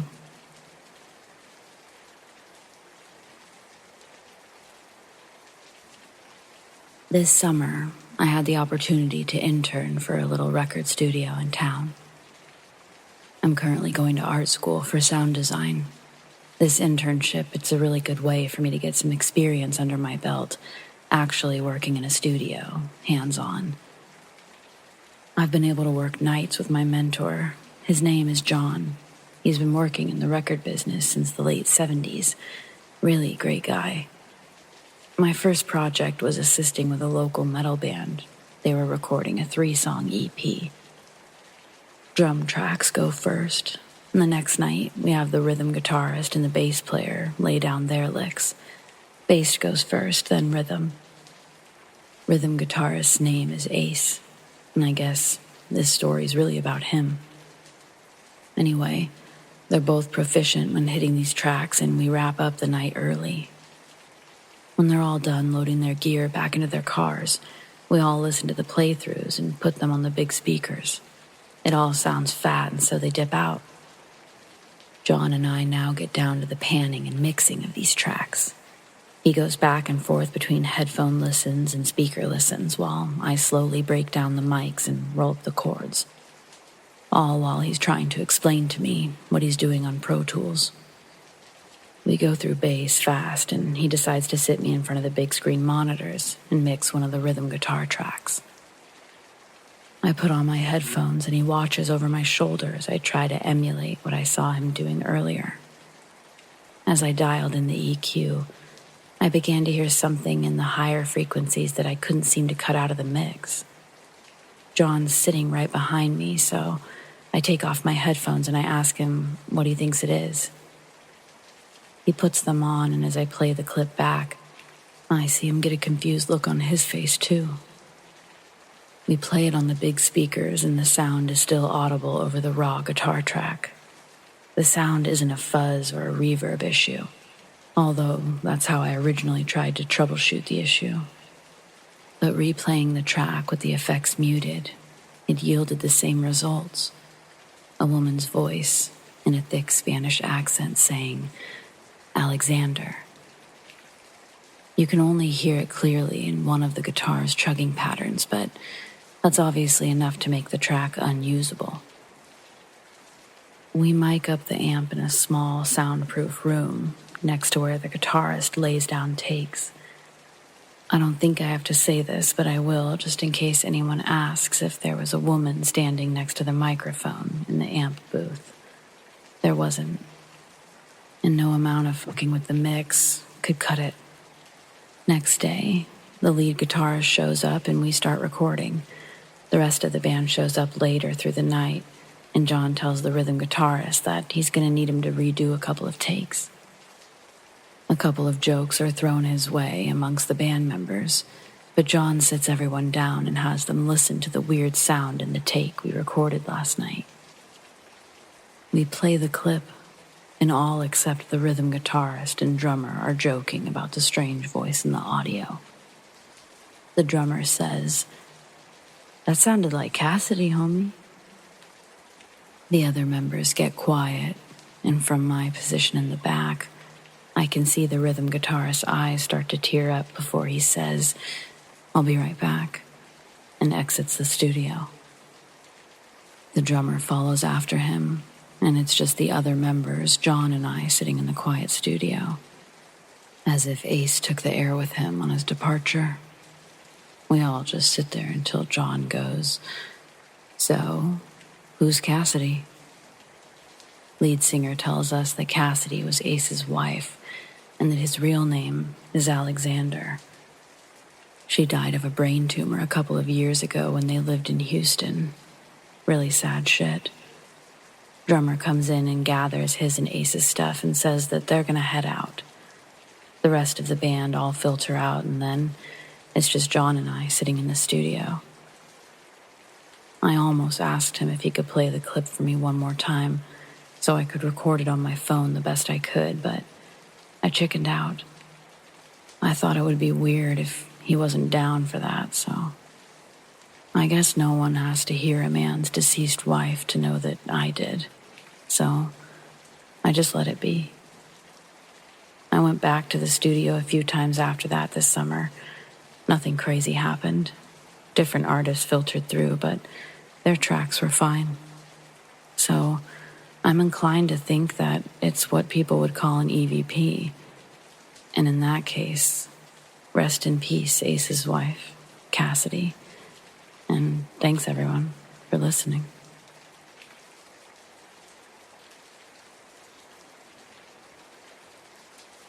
In 2017, I went on holiday to Samoa with my family and my girlfriend. We were staying at my auntie's house, which is a combination of a Samoan fale and a normal house. Anyways, late one morning, around 2 or 3, my girlfriend woke me up to take her to the bathroom. The toilet was down a long hallway around the corner from my room. At the end of the hallway, on the left, was a toilet room. On the back wall of the hallway was the wash sink. And then on the right side of the wall, a mirror. What made this hallway even more creepy was the white light above the sink. So I'm waiting outside the door while my girlfriend is in the bathroom. She finishes and then goes back to the room. I go in, do my business, come back into the hallway to wash my hands at the sink. While I'm washing, I look to my right and I glance into the mirror. As I turn around to walk back down the hallway, about 5 feet in front of me is a lady. I only managed to see her for a split second before she disappeared, but I swear the image of her is still stuck in my head. This lady was wearing a white sleeping gown She had pale arms and legs, frizzy black hair that covered her face. I jolted up and I banged my hand against the wall. Goosebumps ran all over my body and my heart was pounding. I knew I had to walk through the place that she was just standing. So quickly, I dashed back to my room. Being back in my room, I've never jumped into the sheets so quickly. My girlfriend asked me what the banging sound was. I told her, "I saw a ghost. I saw a ghost." My heart was thumping so hard and loud that she was actually concerned I was going to have a heart attack. And I'm a pretty healthy guy. She managed to calm me down, and she told me it's just the heat. It wasn't real. For the next 5 minutes, I'm in bed trying to reclaim my thoughts if what I saw was real or just a figment of my imagination. Right after that episode, I see my mom and dad walk past my room, going towards the toilet. My dad looked like he had a nightmare or something. At the time, I didn't think anything of it, until the next day. Bright and sunny morning, my family are all eating breakfast together at the table, and I tell them about the ghost I saw. All of my cousins, aunties, and uncles are all mocking me, saying, "Nah, you're just seeing things. Ghosts aren't real," all of that jazz. However, I noticed my dad wasn't saying anything. After breakfast, we're getting ready to head out for the day. My dad pulls me aside. He said, "Did you really see a ghost last night?" And I said, "Yeah, why would I lie?" To which my dad replied, "I believe you." Confused, I asked him, "Why do you believe me?" His reply shocked me to my core. "Because, son, I saw 3 black shadows standing at the end of my bed." I was never a big believer in ghosts until this day. Sometimes I still contemplate if what I saw was real. Every now and again, I ask my dad if he actually did see a ghost or 3 ghosts, just to make sure I'm not crazy. I had this story on my mind a lot. I just wanted to get it out there. But if there's questions, I'll try to answer them the best I can. Cheers.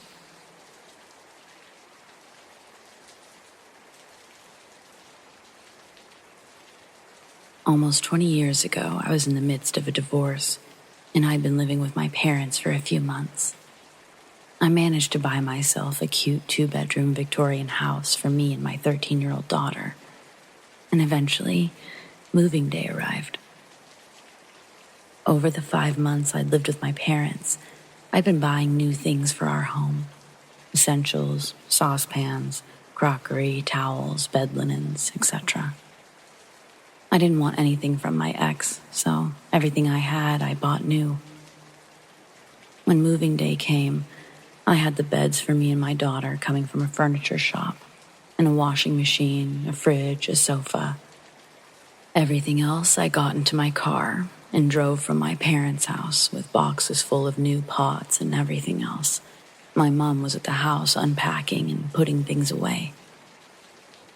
The delivery driver put my bed upstairs, and my mom decided to put my bedding on for me. So she opened the new sheets and duvet cover and made my bed. As she was brushing her hands over the newly made bed, she found a sewing needle, which she pulled out of the bedding. She gave it to me and said that it must have been in the packaging from the factory, which we all agreed seemed feasible. The following weekend, I stripped my bed, washed it, and dried it outside on the washing line.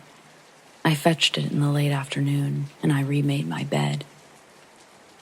When I went to bed that night, I could feel something inside my pillowcase.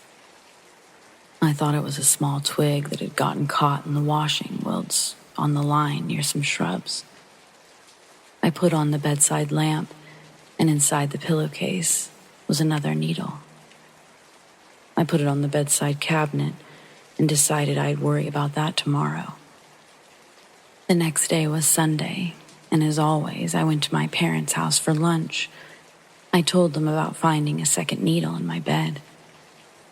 The following weekend, I was busy, as always. Ask anyone who works all week, and they seem to spend the weekend doing laundry, grocery shopping, and cleaning. I was no different. I'd cleaned downstairs and was heading upstairs to clean the bedrooms and bathroom. Now, on my stairs, there were these wood panels, wainscoting. It looked nice and it hid the uneven plasterwork.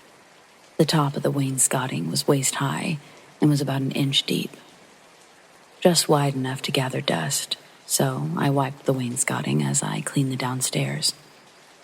Then, when I did the upstairs, I came down with a duster in my hand and wiped it over again.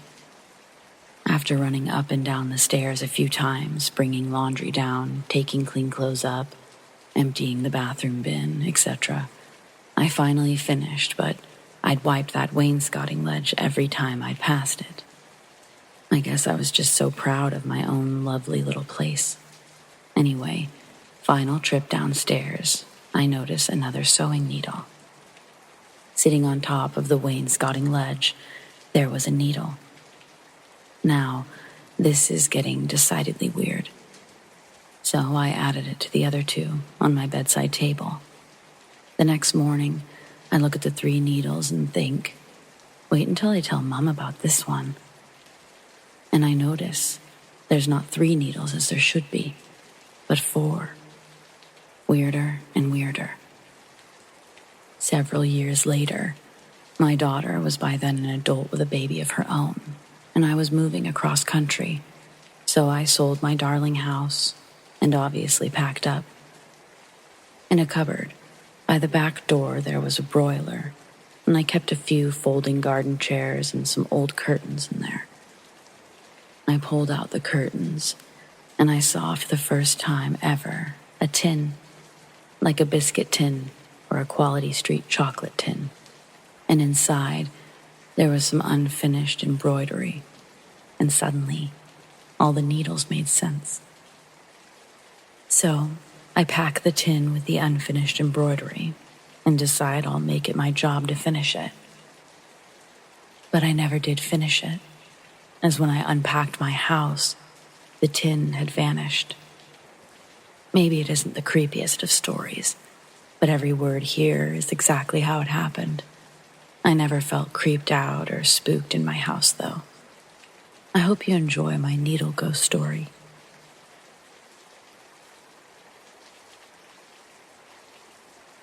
So this starts out rather boring. A few years ago, I signed a lease on an apartment for my final years of university. It's a studio apartment, nothing special. The building itself is only notable for the fact that the architecture is so unremarkable. There's a modern high-rise across the street and a historic apartment building next door. When I first picked up my keys, the landlord's employee who gave them to me told me that she lived in the building and that I could go to her if I needed anything after hours. This wasn't a weird or sexual comment, as the property office closed at 3 on weekdays and noon on Fridays. Fast forward several months, and I'm noticing strange behavior from her. She no longer says hello to me or any of the other tenants. She's complaining about loud noises coming from my apartment when I'm not home, and I've made sure all of my appliances are off and in power save mode.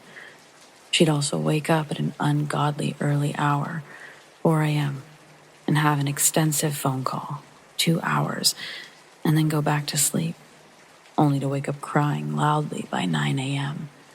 This was a consistent pattern, 4 or 5 days a week. After the Christmas holiday, I receive a call from the landlord's office, asking me if I've recently had contact with this girl. I say no, as I've been in my home state for the holiday for over a week. The rep from the office says that she didn't properly prep the building before she left on holiday, and there was a pipe that burst, some ventilation damage, and other assorted issues. I I return to my apartment the day before New Year's Eve so I can celebrate with friends, and I run into her boyfriend on the front stoop of the building. He tells me that he hasn't heard from her in a few days, which is unusual behavior for her. We knocked on her apartment door. She immediately began shouting at us, screaming our names, even though we never identified ourselves, merely knocked. Her boyfriend left shortly thereafter. He was needed at work. I went into my unit to make dinner, but began to receive a flurry of rage-filled, hateful text messages from her number. Given the contrast of the violence in her messages and what I perceived was her normal self, I was alarmed. I texted her boyfriend and I called the landlord. The landlord said they would look into it when business resumed on January 2nd. Her boyfriend texted me several hours later, something about her dad was going to be visiting that following week. I shrugged off the angry texts and I deleted them. I had no intention of pressing harassment charges. Later that week, I see her father's truck in the lot behind the building. While I was taking out garbage, I walk up and I say hello, exchange a few pleasantries. I didn't notice right away, but his pupils were quite small. Without attempting to be intrusive, I asked how his daughter was doing, just to be polite. At that moment, his demeanor changed profoundly, and he seemed to be in a hurry to leave the lot. Thinking nothing of it, I went back inside. Maybe 2 or 3 weeks later, I started having trouble sleeping. Not just tossing and turning, but I would take sleeping pills and I would get only 6 hours of sleep every 2 days. It was a very difficult period. One night, I decided to forego the over-the-counter sleep aids to try to reset my body clock. As I lay there in the dark, I could see things moving in my apartment. People have said it was like a trick of the light or something. But the thing is, I use 2 layers of blackout curtains on each window, and I unplug all of my electronics each night. There was nowhere for the light to come in from in order to create this sort of shadow play. So I decided to lie still until I was fully able to finally fall asleep. At 3 a.m., I was awoken by the sound of her crying. But this time, it was more like a howling. It was the most unsettling noise I've heard in my 2.5 decades on this planet. That semester, I was in a class with a boyfriend who was a graduate student at the time. We became friends over the course of this semester, and he began to confide in me events that were more disturbing than what I'd already experienced. Despite no personal or family history of mental illness, he told me that one evening while they were out to dinner, she lied to him that she was pregnant. He, doing his best to cope with that news, started talking with her about how they could raise the child. In his excitement, he rattled off to her a handful of baby names that he was fond of. To his surprise, she had a strong dislike for one of the girl names, and she became so enraged, she stabbed herself in the hand with a steak knife. This information caught me totally off guard, and I was in disbelief. He told me that her parents drove from 4 hours away to check her into a mental hospital for the involuntary 72 hours. After that time was over, physicians couldn't pinpoint a clear diagnosis, so she was released without mandated supervision. As the semester wore on, her behavior grew increasingly unhinged. I no longer spoke to her, but one time sneezed late at night, which angered her to the point that she tried to file a noise complaint against me. That incident resulted in her being fined. By the time exams came around, I wanted to move out more than I wanted to pass any of my classes. After finals ended, she packed up her belongings and moved out. In an effort to be helpful, I carried a few boxes to the U-Haul that she'd rented and had parked in the lot. Sitting on top of one of the smaller boxes, I noticed a wooden board with the words yes and no branded on it, along with the English alphabet and numbers. It was a Ouija board. After she left, I lived in that apartment another year and never again encountered the strange shadow apparitions. Also, her replacement moved into the same apartment and, on occasion, would tell me that his apartment smelled rotten, like there was something dead in the walls. I never told him about seeing the Ouija board, but to this day, I suspect she had some sort of demonic attachment or oppression after treating the Ouija like a toy, and that negative energy, it bled into my apartment while leaving a permanent marker on the unit she still inhabited. Very unsettling.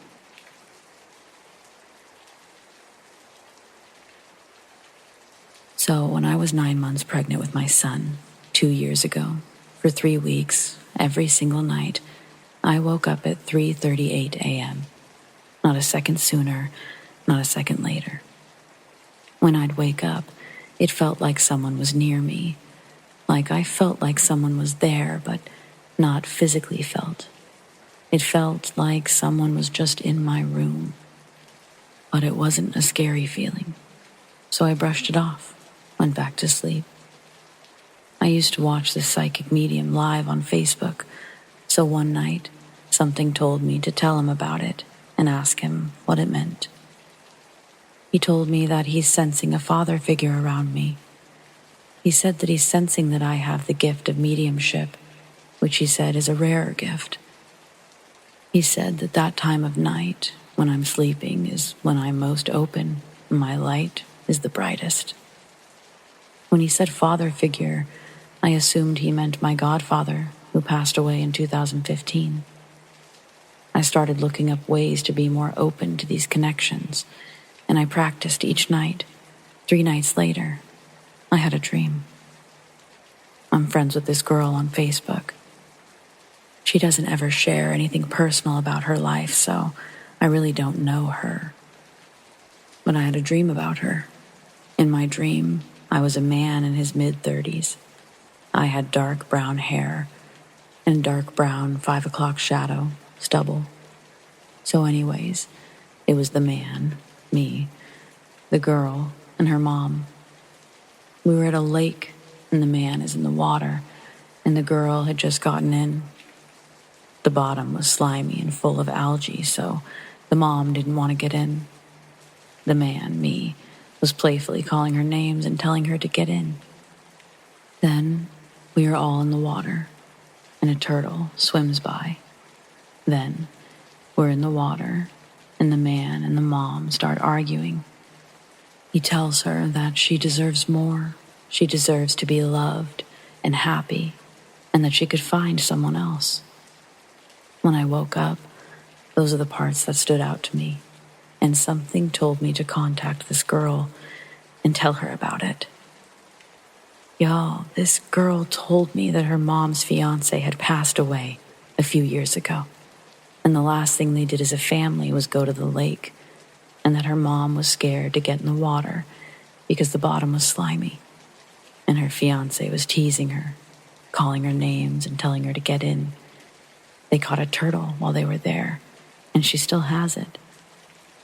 She said her mom has been trying to start dating again, but stopped because she felt so guilty about trying to move on.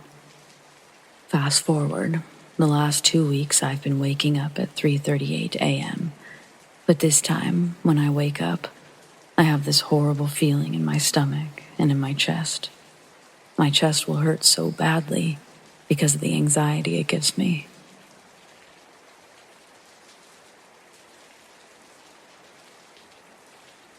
I wanted to share my experience from quite a few years ago. When my older brother and I lived with our parents, I walked into my bedroom and saw something really strange on my bed. I picked it up, and it looked like it was made out of clay or something. It was an old-looking sculpted head that kind of resembled my brother. I'd never seen it before, and the way it was just sitting on my bed made it look like it had fallen from the ceiling. There were little pieces around it, as if it had fallen from a higher height. I brought it to my family members and asked if they put it there and why. My mom, dad, and brother said that they had not. But they did recognize it as a piece of an art project my brother had to do for school some years prior. We didn't have any pets, so that couldn't really explain how it got there. It's been years since that experience, but I still have no idea where it came from and why or how it ended up on my bed, or what ended up happening to it even. Nothing else like this has happened that I can remember, but it was so strange that I still recall it.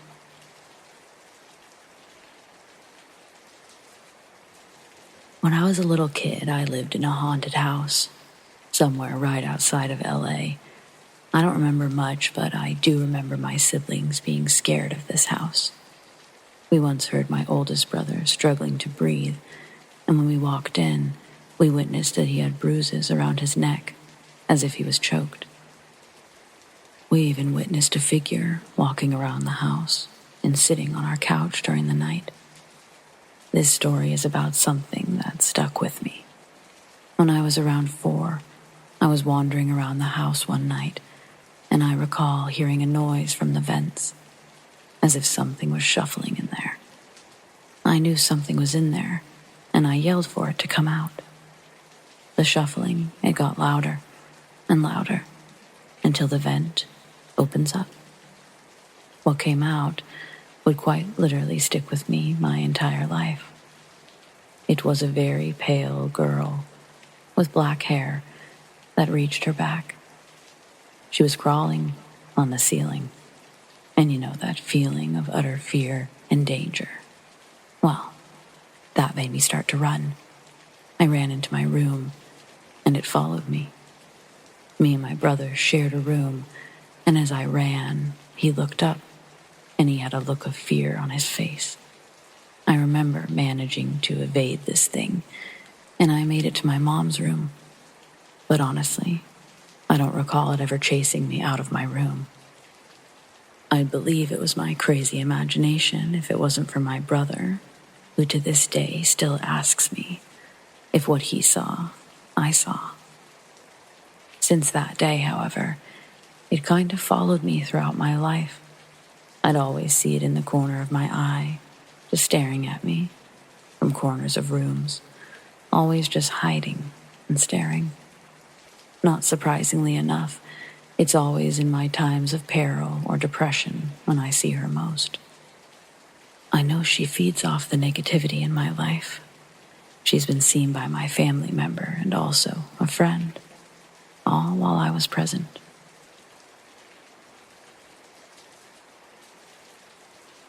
I've had several strange things occur, often enough throughout my lifetime to no longer just pass them off as coincidence or something other than it is.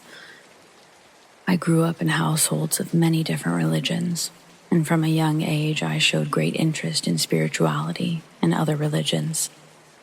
People in my family, or in direct contact with those practicing religion, it would range from Catholic to occult.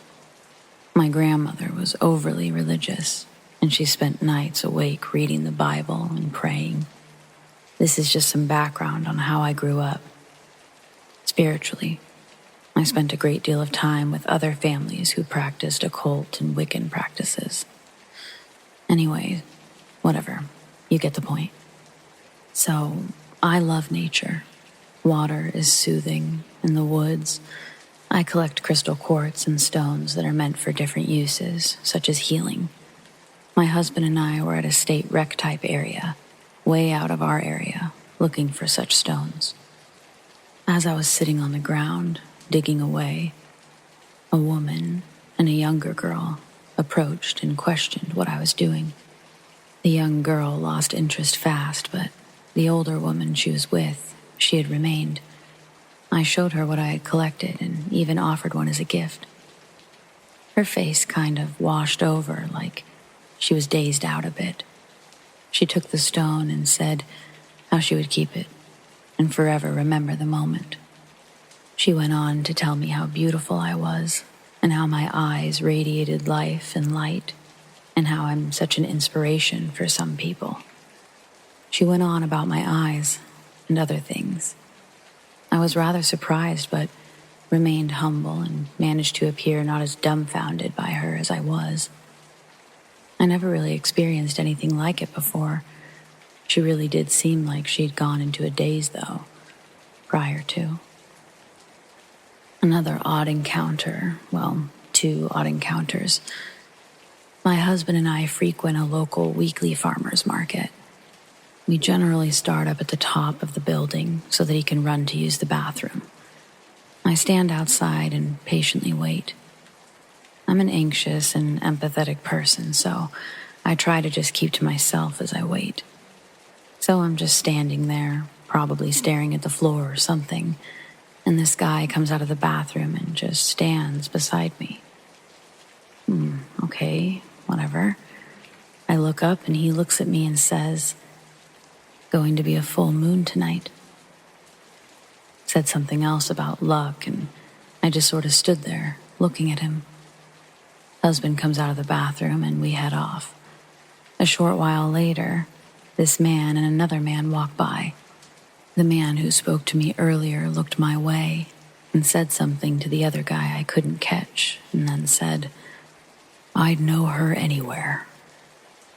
Okay, next up, different time. I travel a lot and we like to visit odd places. We stopped at this radio place where an older woman walked people through for a tour. Her husband had collected them and had passed away. There was a smaller shed building and then a garage. I'd gone in this shed just a moment and then left my husband to go back to the truck. After a short while, he and the woman came out of the shed. She walked over to me with her hands cupped, kind of shyly, and said she had a gift for me. I said, "Oh yeah, a gift?" And I put my hands out in front of her, where she placed a beaded Christmas spider. She didn't really say much other than there was information about them online. I got out of the truck to follow them along the garage. I had the gift in my hand. I swear, when I walked through that garage, I felt all these tiny little spiderweb threads tickling my legs and arms. I was brushing at my legs as though to, brush them away. No one else seemed to notice. Even after going back outside, I'd mentioned it to my husband. He brushed me off like I did the webs. I don't even know where to begin with this story. It all just seems too surreal for me and my 3 friends. Since this incident happened 4 years ago, no one's really spoken about it. In fact, what happened on the island of Hawaii actually is the one incident that almost broke our friendship. My name is Tom. I'm 25 years old and I love the outdoors. In fact, I love the outdoors so much I started a club in high school called the Outdoor Grizzlies. It was a very small group of us who would set up different hiking trips to go on. We had hiked all the way from the beautiful Sleeping Giant State Park trails of Connecticut to Julia Pfeiffer Burns State Park in California, which has a fantastic 80-foot waterfall. In this group of my fellow friends are my best friend since middle school, Jake, my good friend who I met freshman year of high school, Jennifer, and lastly but not least, Jake's girlfriend since high school, Christine. We were inseparable, and we went on all of our hiking trips together in high school. We held fundraisers with permission from the school. I believe the school saw how much we loved nature so much that we would make a career out of it, so they gladly allowed us to take it a step further, with permission from our parents, of course. We were all in shape for the most part, which is part of the reason why we also loved doing what we did. It freed our minds, gave us clarity, took away our anxiety. Often you hear, have experienced yourself, being a teenager riddled with anxiety and depression, walking an uphill of uncertainty. But that wasn't us. We even had a few of our teachers going hiking locally, and they told us how inspired they were, how it helped them with their anxiety and stress as well. After we graduated from high school, things sort of died down with the club. We all kept in touch, but as what happens to most people after high school, life. The only one I really kept in touch with was my best friend Jake. He was still with Christine, but her and I barely spoke because hiking just wasn't in our blood anymore. Jennifer did her own thing and was seeing this college jock named Robert. So we, with the exception of Jake, just drifted. A few years had passed, and one evening in May, I decided it was nice enough to throw a bonfire. Just a few friends. Christine didn't really want to hang around just people she didn't know, so she brought up the idea to invite Jennifer. And through the powers of social media, I made it happen, and Jennifer was actually very happy. She talked about how life had gotten in the way, and that her and Robert had broken up, so the bonfire was just what she needed, so she could play catch-up with all of us, like old times. She told me her number was still the same, and I called her to confirm. And that went easier than I thought. Suddenly, I was filled with happiness and excitement, just like old times. The laughter, the jokes. This was something I wish I'd done sooner. We had the bonfire. It went off without a hitch. It was approximately 1:30 a.m. It was just us after everyone else left. Myself, Jake, Jennifer, and Christine. It was perfect. The cool breeze embraced my neck. The fire kissed my nose, leaving me with goosebumps. Jake mentioned how peaceful and nostalgic this was as he downed the tail end of his beer. The energy around our group was just nice. Jennifer mentioned how I once slipped on the wet rock trying to run away from an unusual bug, which was named the bug incident. We all laughed, and Jake said, if only we could relive those days and go back. Christine looked at Jennifer and said, what if we can relive those days, but we don't have to go back to relive them? Christine jolted up from her relaxed state. They both gave each other this look like they telepathically knew what they were talking about, and they both squealed. Jake and I smirked because we knew what was coming next. And without boring you with more details than I already have, basically we planned a trip. We picked a place exotic, different. We all voted on Hawaii. We always wanted to go there, but could never raise that much money to go, given that it was so expensive for a bunch of high schoolers at the time. So we formed a plan. Jake's aunt was a flight attendant. I had a rainy day fund with a generous amount of money. Jennifer saved money for a trip that she was going to take on her own, and Christine had a decent YouTube following for makeup, so she was sure she could crowdfund. After 3 weeks, we combined our finances and were able to afford the trip. We were going to stay around the Honolulu area because there was a very well-known hiking place there with beautiful waterfalls. When we arrived at our destination, boy, were we excited. We decided that we would be tourists for the first 3 days, and the last 3 days we'd spend hiking around the area. We'd use the 7th day for getting ready to leave. We wanted to take it a step further.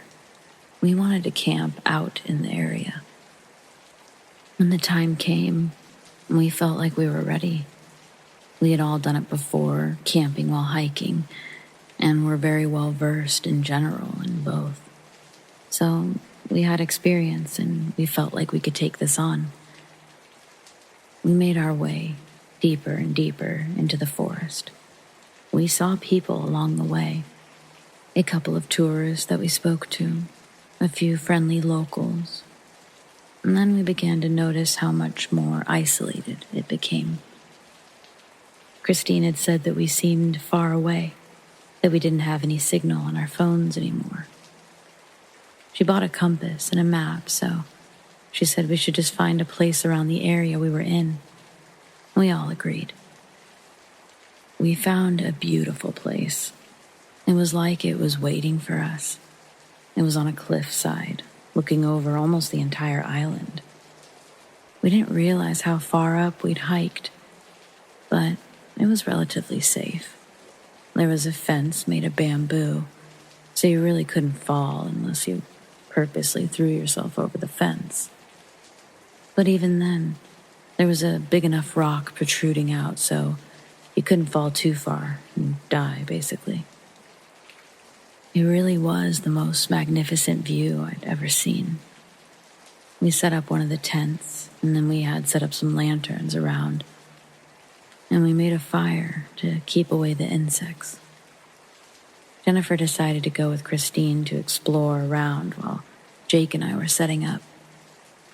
Eventually, Christine yelled, "Hey!" Then we heard her clearing some brush, and she said, "Stairs?"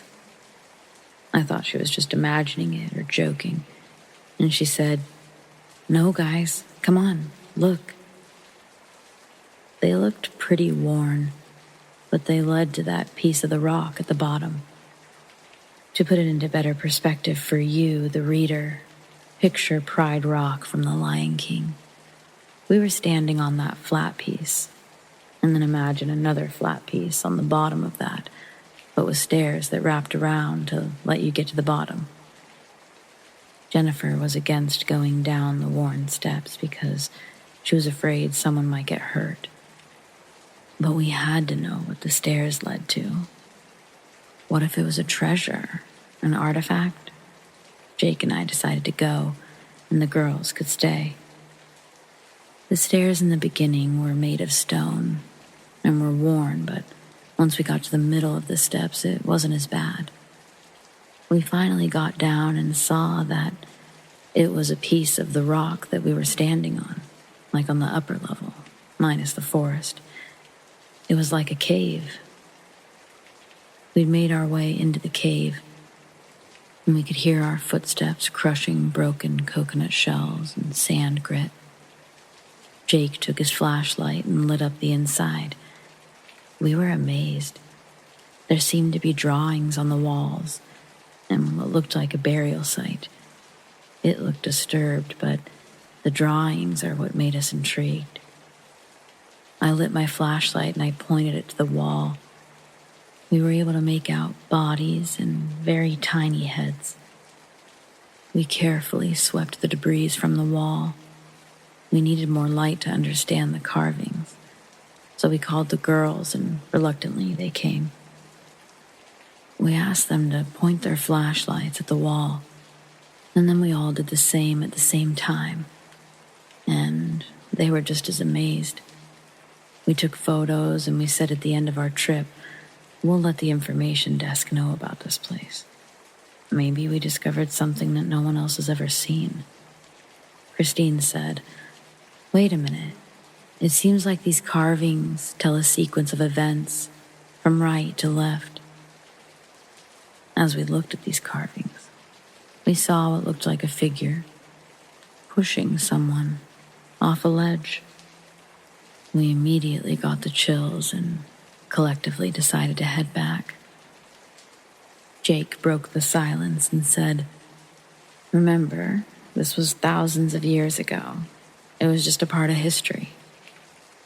Jennifer replied, "Yeah, but it's just as creepy." We all agreed, though, if it were to rain, we'd seek refuge in the cave. We decided to go look around, not too far from the campsite, but just explore. We were all inspired since we stumbled across that carving on the wall. Maybe we could find something else. We were about 15 minutes into our walk when we realized the sun was beginning to set. Christine brought up the fact that we should probably head back.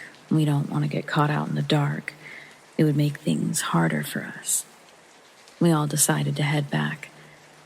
As we were heading back, we heard rustling and sticks breaking. Christine grabbed Jake, and Jennifer locked her arm with mine. Jake looked at me in bewilderment and said, "An animal?" And I said, "No. Whatever it is has a heavy foot. Familiar footing." Jake had a military-grade knife, and he had his hand on it. Jennifer had her mace. The branches were sounding louder and louder. We froze. We braced ourselves on the defense just in case. Suddenly the big leaves parted, and a man who looked like a native Hawaiian, had a straw hat and one of those touristy-looking Hawaiian shirts. He emerged from the bushes. He said in a stern voice, "Why are you in these parts?" We explained that we were hikers from the mainland, and that we have a campsite not too far from here, on a rock. We also mentioned the strange markings we saw on the cave walls. After we'd said that, his eyes widened, and we all agreed that it felt like they pierced our souls.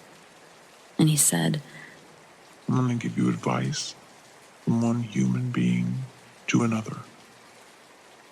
We just stood there, wide-eyed, with nothing to say, listening intently, waiting for what he would tell us. He said, "You should not sleep there. You should pack up your things and leave. Many bad things happened in this area for millennia since the Golden Age has been broken.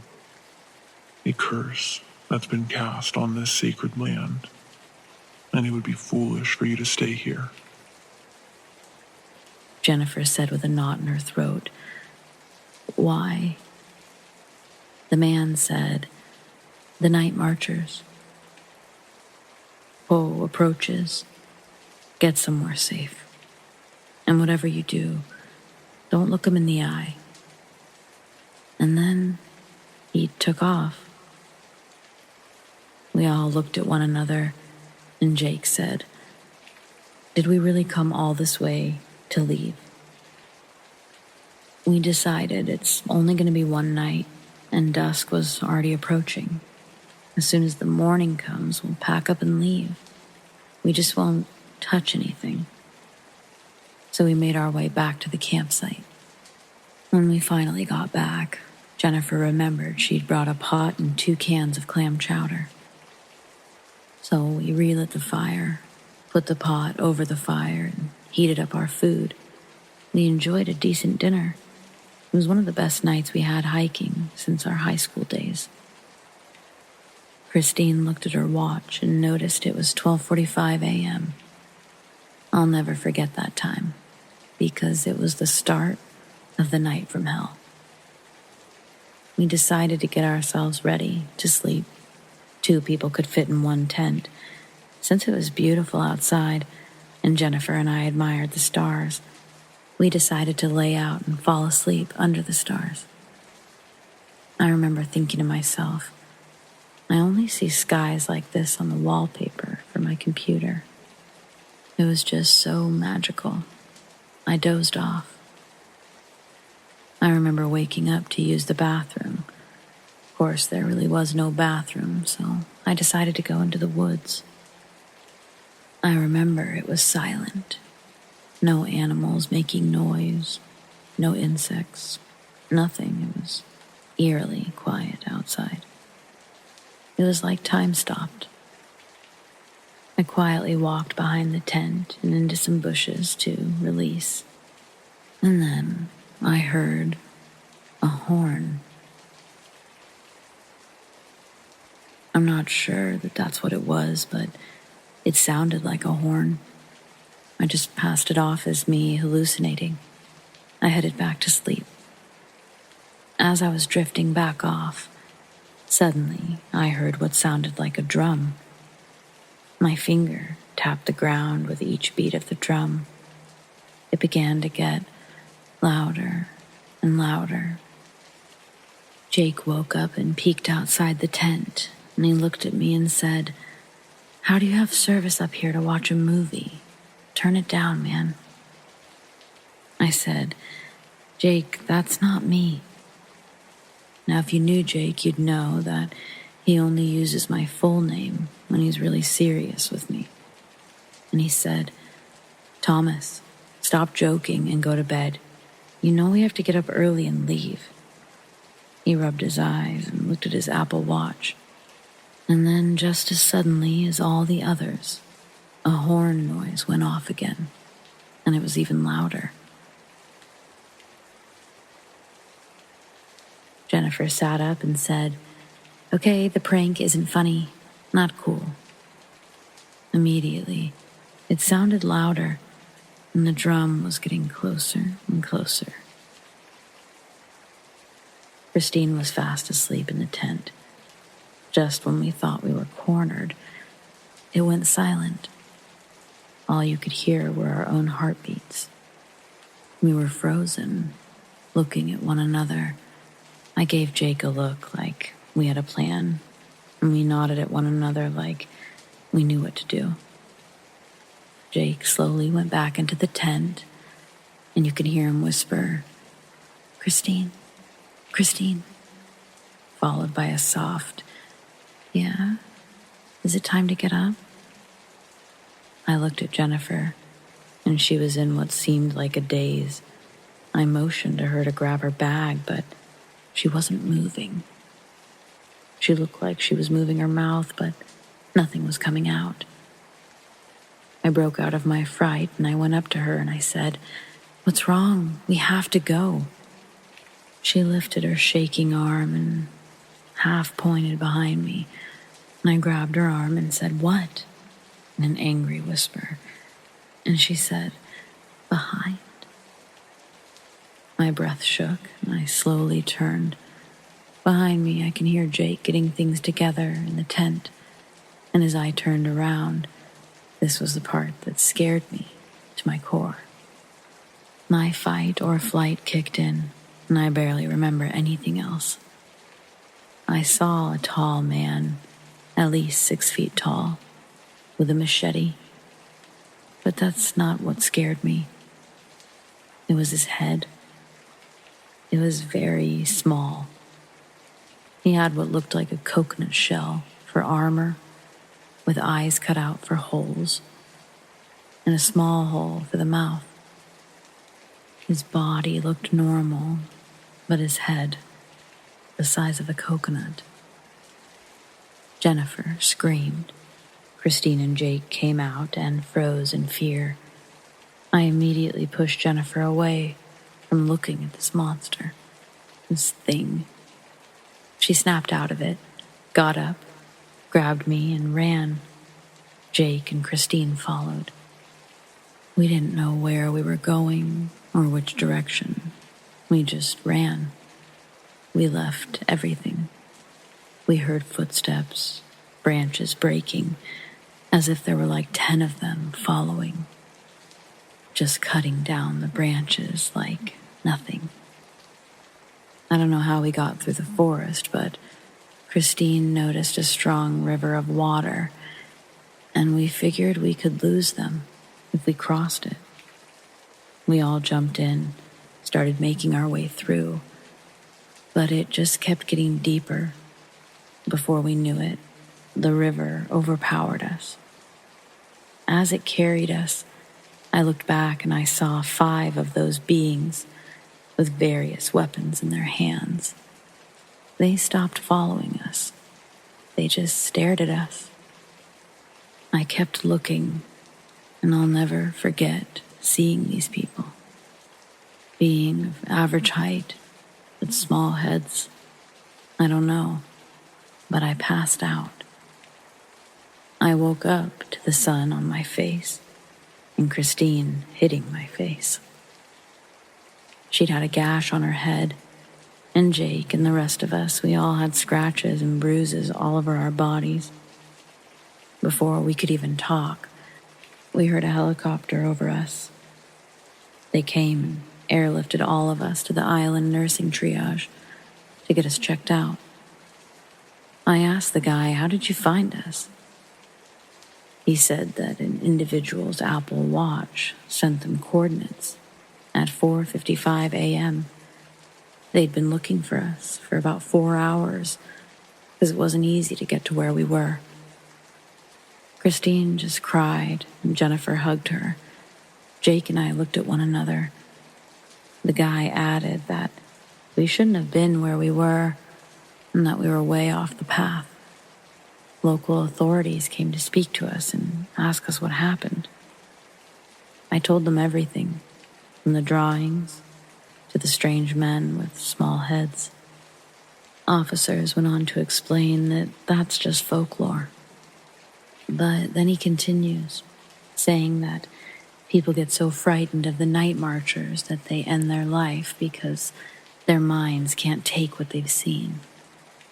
He goes on to say that they've only had 2 instances of documented suicides.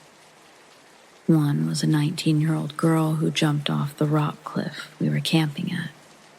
And the other person, they called off the search because authorities refused to search when night approaches. The area was closed off to the public when they found 4 headless bodies in the 1980s. And the perpetrator was never found. He continued that we must have been way off the trail to be by that rock area because it's completely closed off. They seemed really puzzled how we even got there to begin with. As I had chills run down my spine, I wondered, did we actually go into the river to escape? Or did we try to end our lives? And what was under the coconut shell? Was there even a head at all?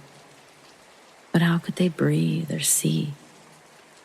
I asked the officer taking our statement, do the night marchers have heads?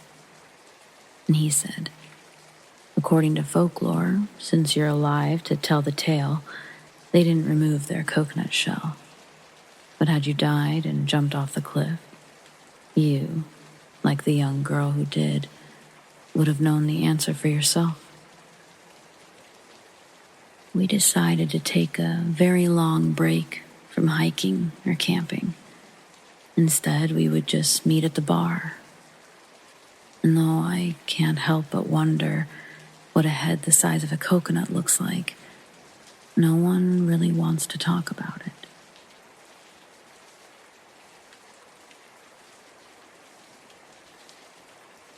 I think I saw a ghost once. I was pretty young and it was late at night.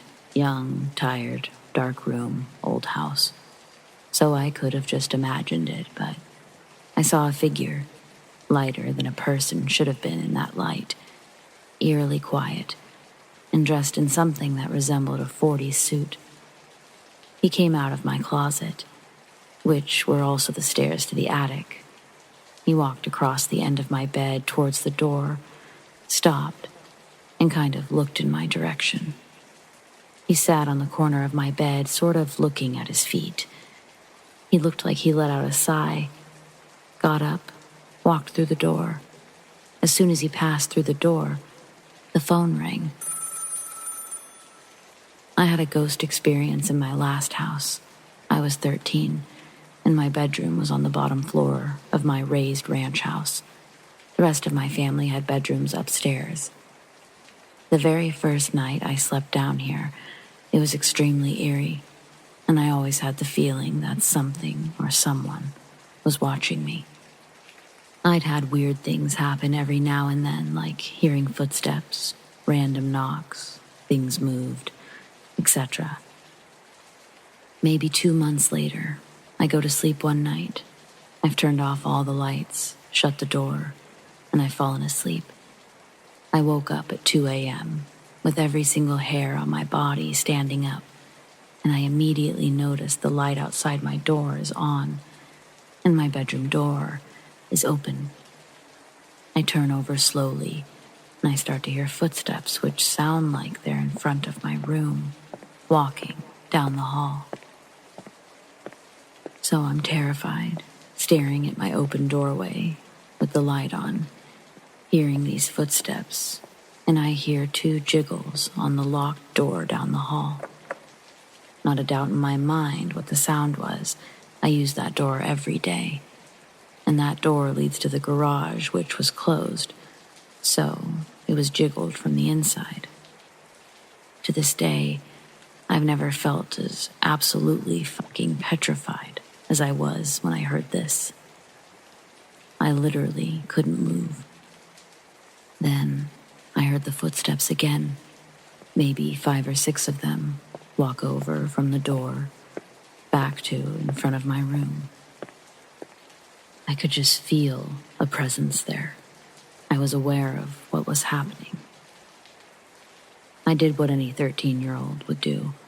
I turned over slowly to the wall, closed my eyes hard as I could, and forced myself to sleep. I eventually moved out of the house, but goddamn, never experienced anything like that before or since. 5 years later, I come to find out that the grandfather of the family who lived in my house before us died in the downstairs bedroom that I was living in.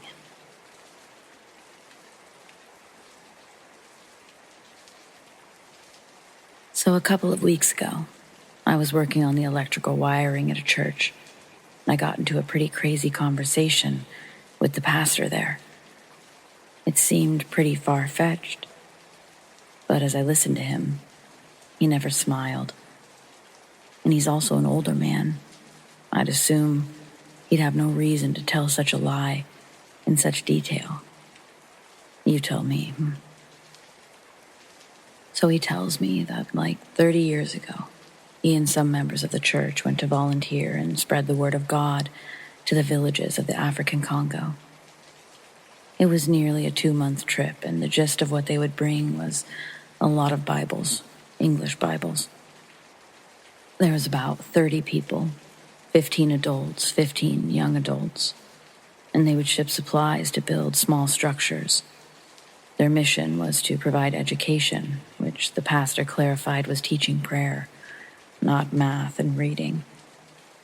Besides helping out in the community, their main goal was to build a church so that all the people in the village could continue to worship, even once the church or the mission was ready to return home.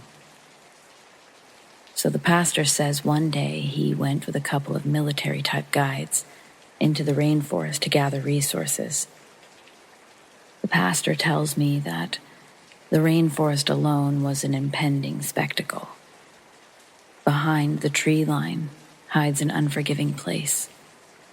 And he said, where even God can't find you underneath the foliage and the vines.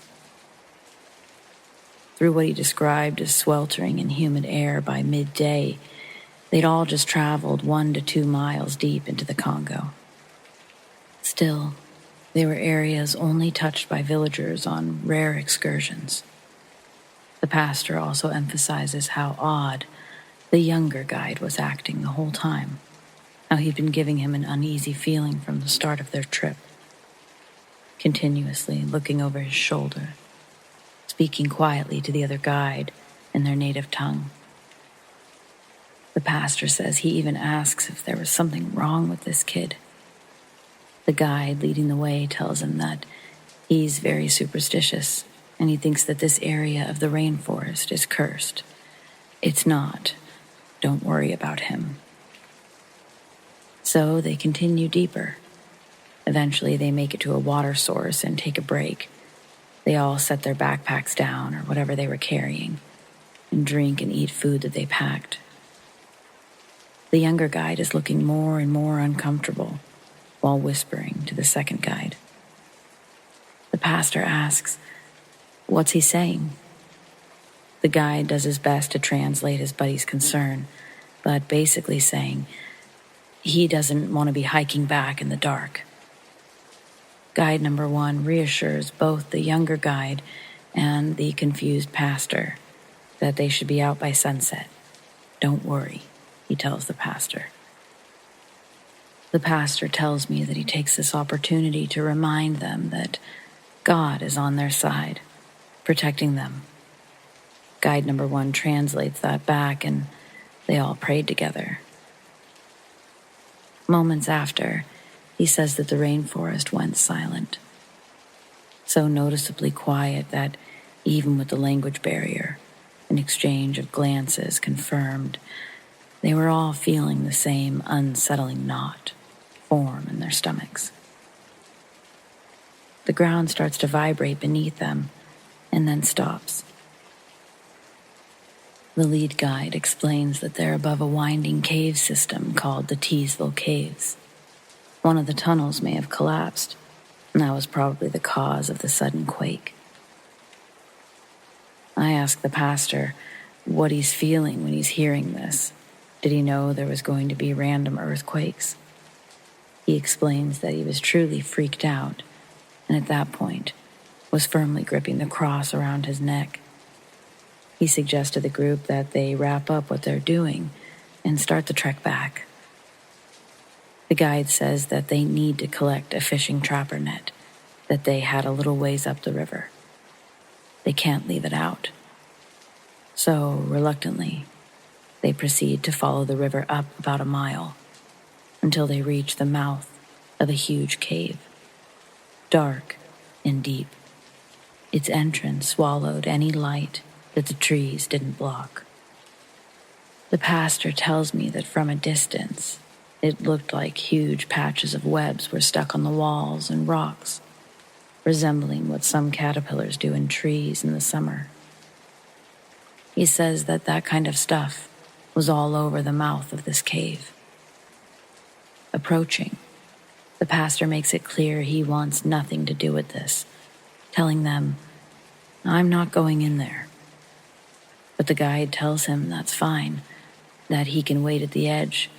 It's only a couple of meters inside. The two guides get out their lanterns and leave their backpacks with the pastor. He watches them walk through this massive entrance. A couple of strides in, and the lead guide misses his footing on a wet rock, crashing into the shallow riverbed, destroying his lantern. The shattering of glass can be heard over the moving water. The younger guard scrambles to help him back up, but is told to stop moving. Or at least that's what the pastor thinks is said, because the kid freezes in place like a statue, both of them now staring into the darkness. The pastor held his breath. Fear hung in the air. It was an immediate saturation of senses, watching them both stay there motionless, doing their best not to disturb a single atom around them. This goes on until the younger guide slowly starts moving his lantern, briefly illuminating a small portion of the black with faint visibility. On the wall, there looks to be a massive cocoon attached to one of its interior formations. But upon closer inspection, as the light continues its path across, it's revealed to be a big leopard, deceased and wound tightly in the web. Its head is partially sticking out of the shell of silk around it. The pastor realizes that the shoreline and riverbed are littered with bones from many different animals, the sight of which makes him want to run, but he has absolutely no clue where. He says that while keeping his eyes on the light, scanning the cave, he slowly made his way out of the water with the others' backpacks and set them down on dry land. Just in case he had to move quickly, he didn't want to drop everything in the running river. The lead guide gets to his feet and points for his partner to shine the light up. When they do, the pastor says he witnessed a creature that, I quote, was a nightmare from hell, staring down at them. It was a spider, larger than a car. Only its upper half was uncovered. The rest of its body was tucked inside a hole above that it quickly retreated in when the light touched its eyes. The pastor stretched his arm out wide, said its legs were literally 5-6 feet long, something he couldn't help but catch his breath while describing to me. And it was fast, he said. Right when the light touched it, it pushed itself backwards into the labyrinth of tunnel formations. The pastor says he begins to shout at the two guides in the water, telling them to run. The shout makes them jump, sending them into a sprint directly backwards. They reach the pastor. Everyone throws on their backpacks, and now he joins in their sprint. Glancing back, the spider never reemerged from the nest to pursue, but that didn't change their pace at all. By the time they were out of the rainforest, the pastor's legs were covered in cuts and lashes from the vines and branches they ran through.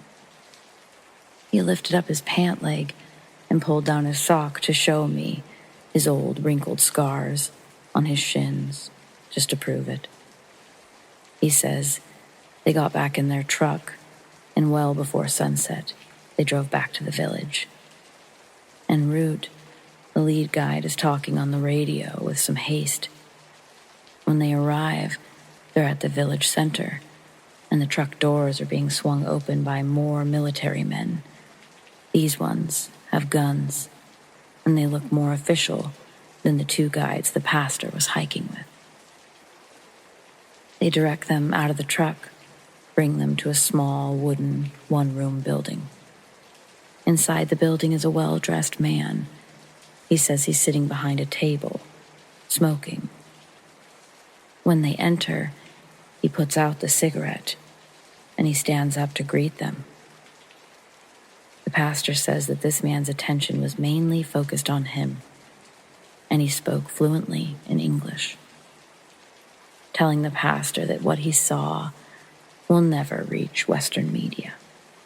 He tells him that they have copies of his passport, his address, and other personal information that will ensure his compliance, otherwise risking total financial and physical ruin. He goes on, stating further that if word got out about this species of spiders, the deforestation to hunt and eradicate them would cause irreparable damage to all of the other wildlife there. He explains that when new nests are discovered in the caves, a team later sets out to bomb that tunnel system, closing off the entrance and destroying countless limited resources in the process. He tells the pastor, "You cannot stay here. You cannot speak of what you saw to your team. Your mission is over." And with that, they had other men pack up the pastor's belongings, and he was thrown on a plane back home, separated with no chance to talk to anyone from the church before he left. I asked him, what the heck did he tell everyone when they started wondering where he'd gone? He tells me he'd simply told them it was something God had told him to do. He says that he was most worried about them while they were still there. He wasn't sure that they would remain safe, telling me that the man that sent him home, he wasn't friendly, and he meant business. The pastor believed that he let them leave because of their affiliation with the church, and that's all. He ended his story to me with the name of the spider, or what he thought it was. Not one that was shared with him by anyone in the Congo, but something he discovered years later when curiosity got the better of him. Of course, I can't remember the name of the spider, because it was something insane. But I've been searching the internet, and the things I'm finding, well, they're terrifying. The stories themselves, without visuals, they're enough to give me nightmares. It was too wild of a story to not share it with someone before it left my brain or something. So, what do you think? So, back in the day, I used to work as a bartender at a dancers club. Tips were good and I needed the money. It was work, whatever. Management was okay and the girls were mostly lovely. I actually really liked my job. The customers were pretty average to deal with, but what customers aren't? I got a lot of really horrible comments from a lot of men, but I could always stand up for myself just fine. One night, I was doing the rounds, picking up empty glasses around the main room, when I felt a hand grab me. Not aggressively, just a gentle hand around my wrist as I was near a table. And this is the weirdest thing. Normally, I'd snatch my hand back, but I made eye contact with this man and just froze. He didn't look horrifying or anything. At first glance, he just looked like an ordinary guy. He was pale, 40-ish, blonde haircut, really, really bright blue eyes. I've been checked out at work more times than I can count, but this man, there was something very different about the way this man stared at me. Honestly, the closest I've ever been to describing it is that hazed-over look that cats get in their eyes when you dangle string in front of it. I didn't know what it was at the time. I still don't. But the man made my hairs stand on end. It was like my body was afraid and telling me to run, even though there was no reason to. I was like a deer in headlights. He wanted me to sit with him, and even though I wasn't allowed to, I sat down. His hand moved up my arm, began to stroke my face, so lightly he was barely touching it. "You have beautiful skin," he said slowly. The way he spoke was just flat and odd. I was still frozen. He moved his hands down to my mouth. He gently pulled back my top lip to expose my top teeth. "You have beautiful teeth." It was like he was examining me. At this point, my entire body was screaming at me, "You need to get away from here, now." He had just started to talk about a hotel room that he'd rented, when luckily, one of the older veteran dancers came over and interrupted the interaction to flirt with him. I snapped out of it immediately. She handled the whole thing smoothly, giving me a reassuring wink as I carried the glasses off. 10 minutes later, I bumped into her backstage after she'd taken the man into a private room. I asked her jokingly how it was. She just shook her head as she rifled through her bag for makeup. "What happened? Are you okay?" I asked her, getting concerned. She looked up, giving me a serious look and shaking her head again, but slower, which meant I'm not talking about it. I left her alone and continued my shift. The following week, I went in for my regular Friday slot. I didn't see the dancer again. Apparently, she'd quit that night. Now, I know technically nothing bad happened. The man wasn't aggressive and I wasn't assaulted. I don't think he did anything too out of line in the private rooms. He would have gotten kicked out, and the girls would have heard about it. I've had plenty of drunk men at the bar try their luck, so I've seen almost every trick in the book, and still, I've never encountered anyone else like him. I'll never forget the deep gut terror I experienced just being near that man. Even before he said anything, even though I didn't have an explicit reason, I just knew that something was very, very wrong.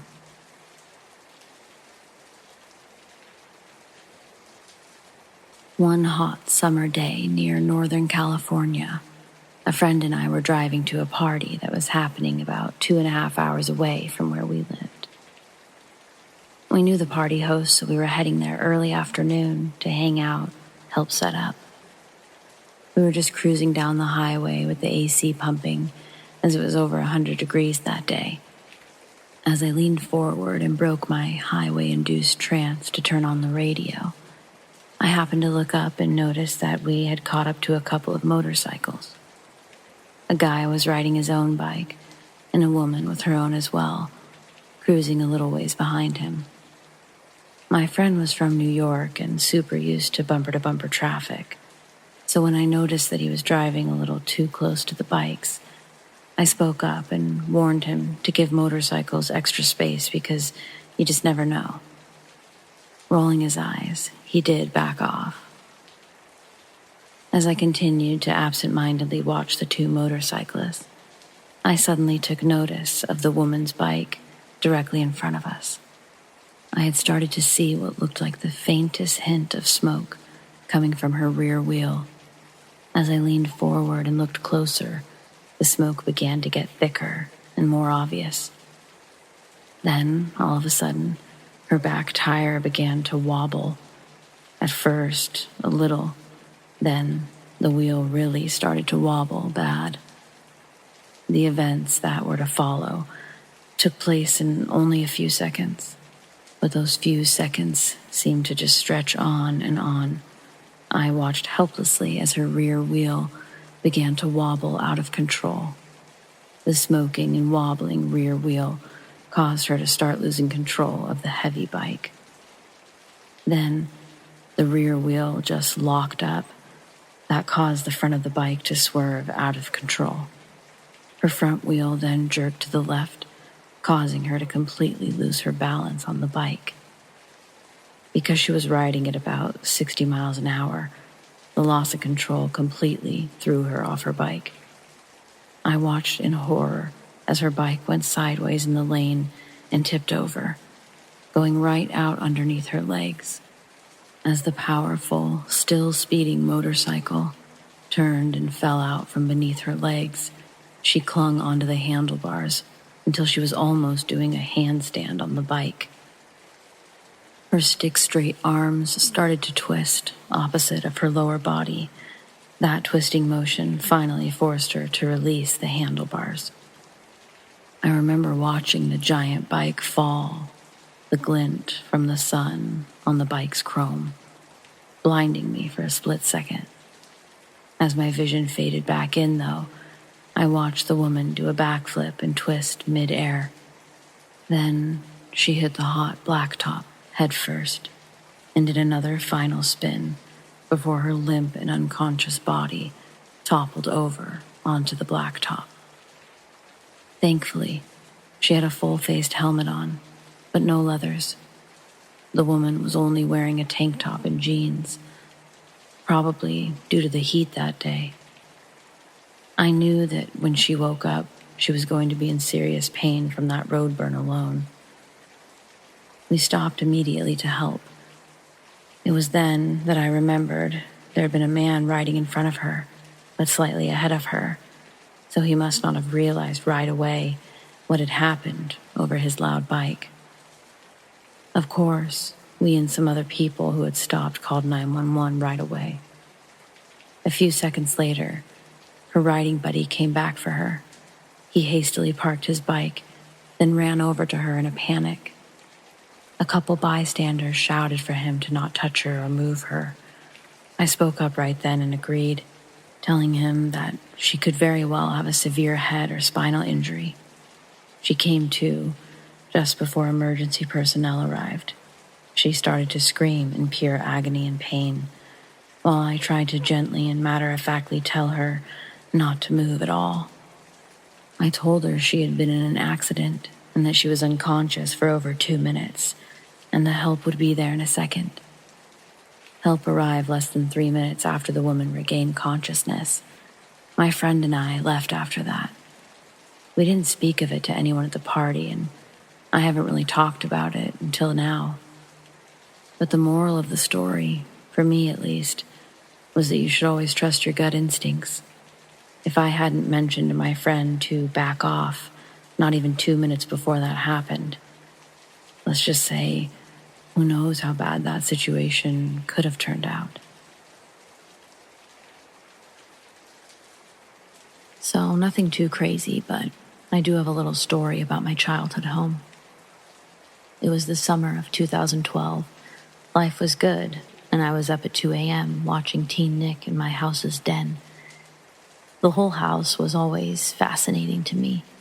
One of the first houses built in our small town in Kansas during the Prohibition as a moonshiner's illegal party house. The whole house is a colonial style full of Victorian features. From the outside, it looks like a 2-story, but there are actually 3 floors and half a basement. The architecture was always confusing as to how this was accomplished, but wedged between the top and main floor is a log cabin-themed room, our family room or den. It was a glorified bar room fitted with a monstrous fireplace, an Alaskan moose head from circa 1920, and a salvaged chandelier from the former Douglas Opera House. I hated being alone in that room at night. I always got a weird sensation like someone standing over me when I'd try to sleep on the couch after a long night of TV. My best friend and I also felt this from time to time, sleeping in my own bed, which used to be in the master suite. Never could get the cat or dog to hang out in the den, though. Its door was an inch thick of solid wood and had a very complex lock that remained tucked inside its latch. No previous owner had the key. We never bothered to close it. It would get stuck in the frame because it was so heavy, designed to keep the police out if someone tipped off a booze party. There was a nursery on the top floor that shared a wall with this room. It was sold to us with no doorknob to the small 4x10 room. It became our home office. There was a brand new computer and an all-in-one printer fax that remained unplugged and rarely used. My bedroom was right next to it, and I always slept with my door open. In the middle of the night, I could often see the computer light up and paper would cycle through the printer. Could never get myself to check it until the morning. When we looked at the sheets, there was nothing on them, and we just load them back inside. It was my sister and I's favorite place to pirate scary movies. We would close the door as to not disturb Mom and Dad because it didn't latch. But one night, she left me in the room to go get a snack, and when she came back, she couldn't open the door. I was trapped inside. My mom had to use a butter knife to force the handle. I was shook, given the timing. But back to the den. I'm minding my Teen Nick business when, out of the blue, I get a call from my friend. She tells me that she's using a Ouija board, which I've always done my part to stay far from. She says that her presence told her to call me.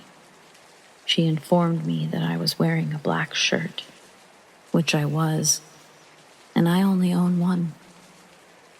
I hung up the call and immediately went to my bedroom to wait out the next few hours to daylight. That same summer, my mom, grandma, sister, and I went on one of our late-night drives where we'd blast oldies while cruising the back roads. As we were driving, an unidentifiable creature ran in front of our car and across the road. None of us agreed on what we saw. We thought it was a very large white rabbit, cat, or small dog. It was moving unthinkably fast for any of those animals. It made it across the road in 2 hops. All the time we joked about it and kept on our way. When we got home and stepped into the foyer, heavy work boots start down the upstairs hall and then down the stairs. They stop at the den level. From the foyer, you can see the part of the staircase that leads to the den.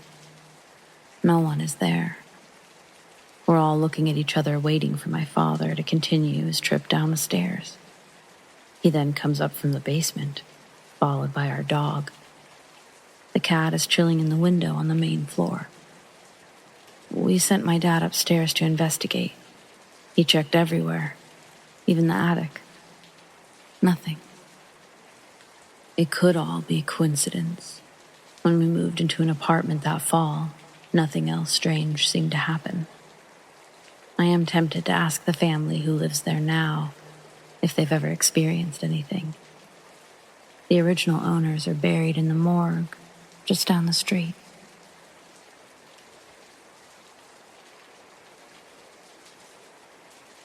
Growing up, I had the pleasure of spending a few Thanksgiving and other holidays in the small surrounding areas of Yosemite National Park. Some extended family of mine owned a cabin quaintly tucked away in deep, vast amounts of forest. There was no cable, no cell service, a house phone for emergencies, but yes, basically off the grid with the exception of heating and running water. Anyways, the lack of cable or internet was welcomed and made for some really fun game nights. Time to eat way too much food and just kick back with nature. Though the cabin was lovely and didn't harvest any negative energy, the surrounding areas were especially creepy in the night. Total darkness, total silence, except for the moonlight. Still, I enjoyed going for night walks, especially in the snow. I could be alone, listen to my iPod, and since I was very much a 17-year-old trying to smoke a cigarette without getting in trouble, night walks were perfect. Thanksgiving 2009, I was enjoying one of these night walks, sticking to the more lit-up roadway versus the wooded path, the roadway being a slightly longer path, but the wooded being now completely dark. Both paths led to the same area. It was an area attached to the property where my cousin's grandfather had built one of those wooden swing sets with a slide, a heavy-duty one. I love that thing because it wasn't one of those cheap ones made only for small kids. It sat in the middle of an open field with a single large cedar tree with a tire swing. Earlier that day, I helped my younger cousins build an igloo, which was in between the two structures, facing the tire swing, the wooded paths, and more deep woods. I decided that it may be a bit disrespectful to smoke completely inside the igloo, so I just laid on my stomach with my head poking out of the igloo entrance. I remember thinking how quiet it was, really serene. The snow, new layers untouched by anything, offering a perfect glow in the dark night. As I went to change the song on my iPod, something caught my eye from the entry of the wooded path I'd opted not to take on my way in. It was in the distance. They were in the distance. I tried to adjust my eyes and see what exactly I was looking at. I saw what had to be a shadow, but what was making the shadow? Still unsure of what I was seeing, I wiggled out of the igloo a bit and focused. It almost looked like a white sheet with sticks for legs, no visible head or eyes, and no arms that I could see. Just two legs or sticks, or I don't know.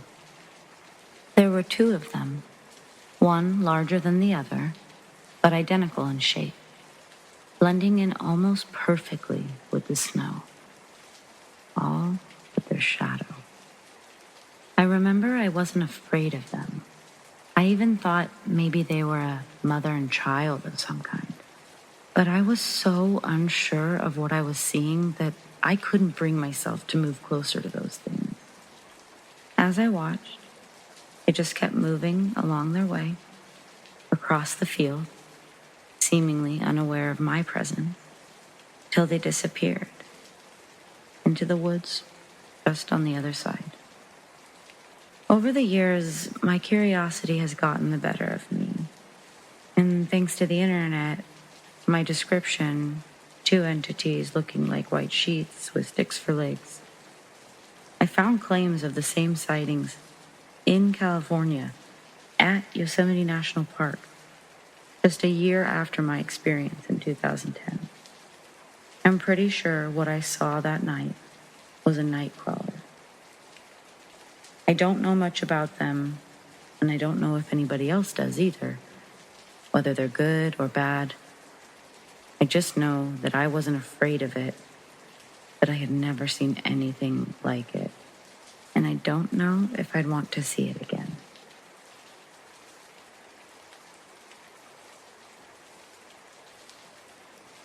The following story was told to me by my grandmother a few years back. She was visiting us a few days ago when I asked her to retell us the story. I don't know if it's true or not, but I believe her, being a person who believes in ghosts, spirits, God, etc. Well, the story goes as follows. It was when my mom was in 6th or 7th grade. The year was 1991, I guess. All of my grandmother's daughters, total of 5 sisters, including my mom, plus her son, were home. My granddad was at work at the time. It was around 9 p.m. at night. All my aunts, including my mom and my uncle, were all huddled in the bedroom with my grandma. Then there was a knock on the door. My grandma, being the brave woman she was, went to answer the knock. Before she opened the door, she asked who it was, and to her shock, someone said, "It's me. Let me in." The only catch was, it was my mom's voice. Nana, what I call my grandma, was shocked to hear it. It was obviously not possible that it would be my mom, as she was sitting inside. Now, after hearing the voice, my Nana knew that something had to be done to protect her kids, so she told everyone to grab a weapon.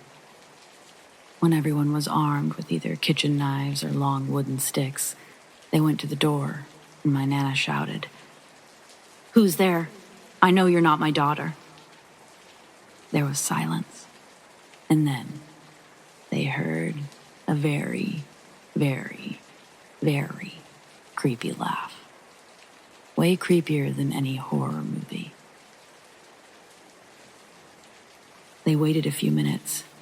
Then my mom, being the oldest, got fed up and opened the door. There was no one there, just a piece of thread that was worn on the feet. The thread was not there before, my Nana told me, and the front gate was locked. Everyone was spooked out and they went to bed. Nothing has happened since. My mom doesn't remember anything, but I guess that's a given since it's been 31 years since the incident.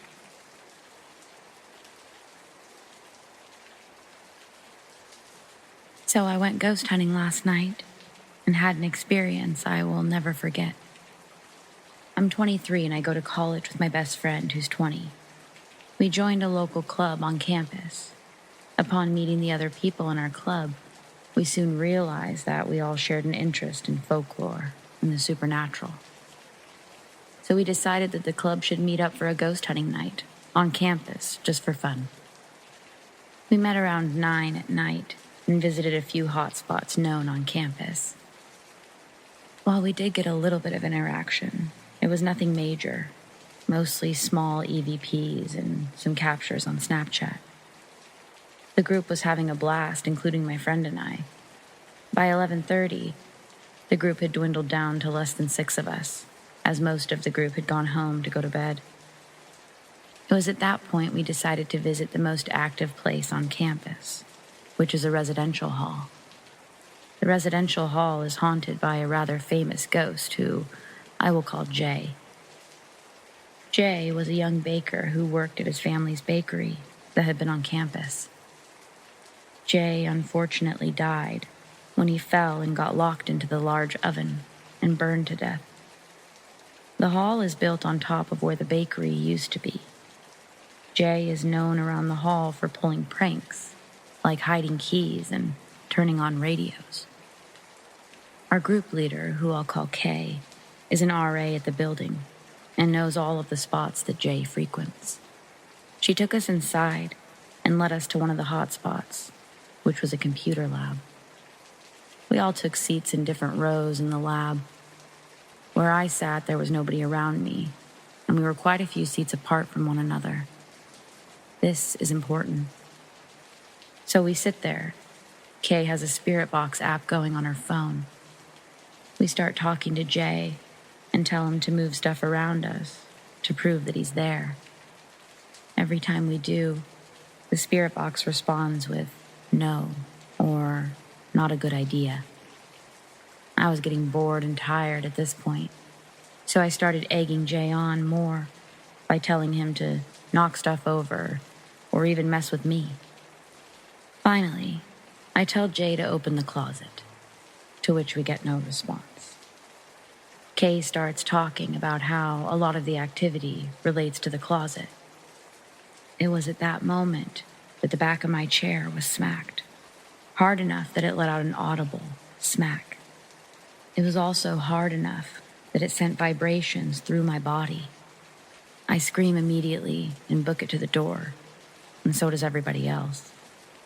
We race out of the room, down the hall, where we finally stop and catch our breath.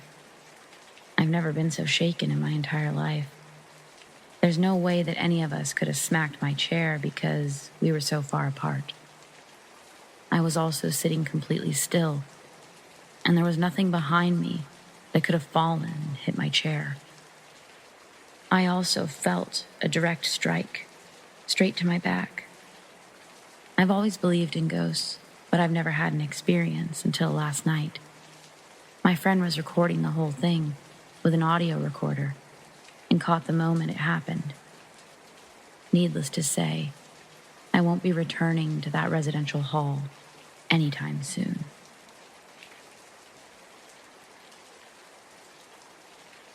A family of Bigfoot used to live on my aunt and uncle's property in eastern Washington. From the back patio of the house, I'd watch them with binoculars as they'd casually travel in and out of the forest clearing, sometimes carrying large branches with them, back and forth. There were 4 members in this Bigfoot family. They all had thick brown fur and ranged in size, the largest Bigfoot easily being close to 8 feet tall. Over the years, as they became more aware and comfortable with our presence there, the sightings of them became more and more frequent as they'd go about their routines. They never tried to contact or interact with us, and we sure never tried to approach them either. We were happy spectating safely from 100 or so yards away. My uncle was able to amass quite a collection of tapes that he'd recorded from his handheld camcorder. He had a shoebox filled with stacks of grainy footage that he was able to capture over the years, and he was proud to play them for any neighbors or family that would stop in. Back in the 1980s, there was no YouTube that you could put your videos on for the world to see. Back then, when you recorded a video, your audience was whoever you could fit in your living room to watch it. He even went as far as giving the Bigfoot family names: Tim, Tom, Lucy, and Bill. Bill was the biggest. Lucy was a bit shorter, and Tim and Tom were equal height. And my uncle swears he could identify and separate each member's tone when we'd hear them communicating with each other. We all knew Bill's roar because it was the deepest and loudest, levels above the other grunts and hollers that would echo through the trees. But most of the time, the Bigfoot family stayed silent. One humid July night, we heard Bill let out a sound that shook our windows. Then, all of them started going wild. My uncle barges into my room asking if I hear what's going on outside and if I can see anything out my window. It's dark, but by the little glow provided by the moon, I can see none of the Bigfoot are in the 100-yard clearing. My uncle tells me to stay in my room as he fumbles to put a new tape in the camcorder and rushes out the back door. Then, from my window, I watch my aunt join him on the patio while he anxiously pans his camera across the tree lines as the forest continues to emit sounds of chaos. In a gasp of shock, I hear my aunt point out something running through the branches fast. My uncle turns his camera, and we see either Tim or Tom rip into the clearing from the trees. He's screaming wildly and coming right for the house. My uncle doesn't budge. He keeps his camera fixed on the fast-approaching Bigfoot. I put my face against the glass and watch this creature get about 50 yards from the house, when it suddenly collapses, lifelessly, into the grass. Then I notice another figure emerge from the tree line, but this one doesn't resemble a Bigfoot. It was much smaller. From my view, this new figure walking toward the Bigfoot looked like a human. As the figure neared, its head jerked up in the direction of my aunt and uncle. This made them both dash inside and lock the doors.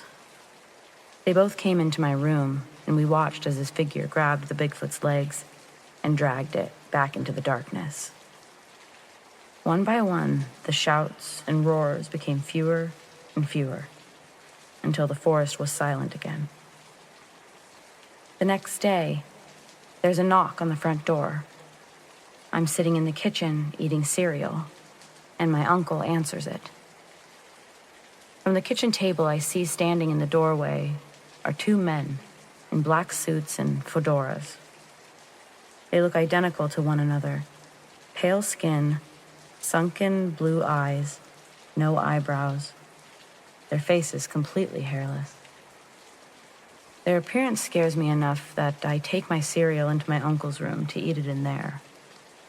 Moments after I close the door to continue to eat, my uncle opens the door. I greet him and tell him I won't spill cereal on their bed, but he ignores me. His eyes don't even look over at me. Walking past the bed, he makes his way to the closet, where I see him retrieve his shoeboxes of tapes. He maintains his glossy stare as he exits the bedroom. Following behind him, I poke my head out the door and watch him hand the shoeboxes to the scary men.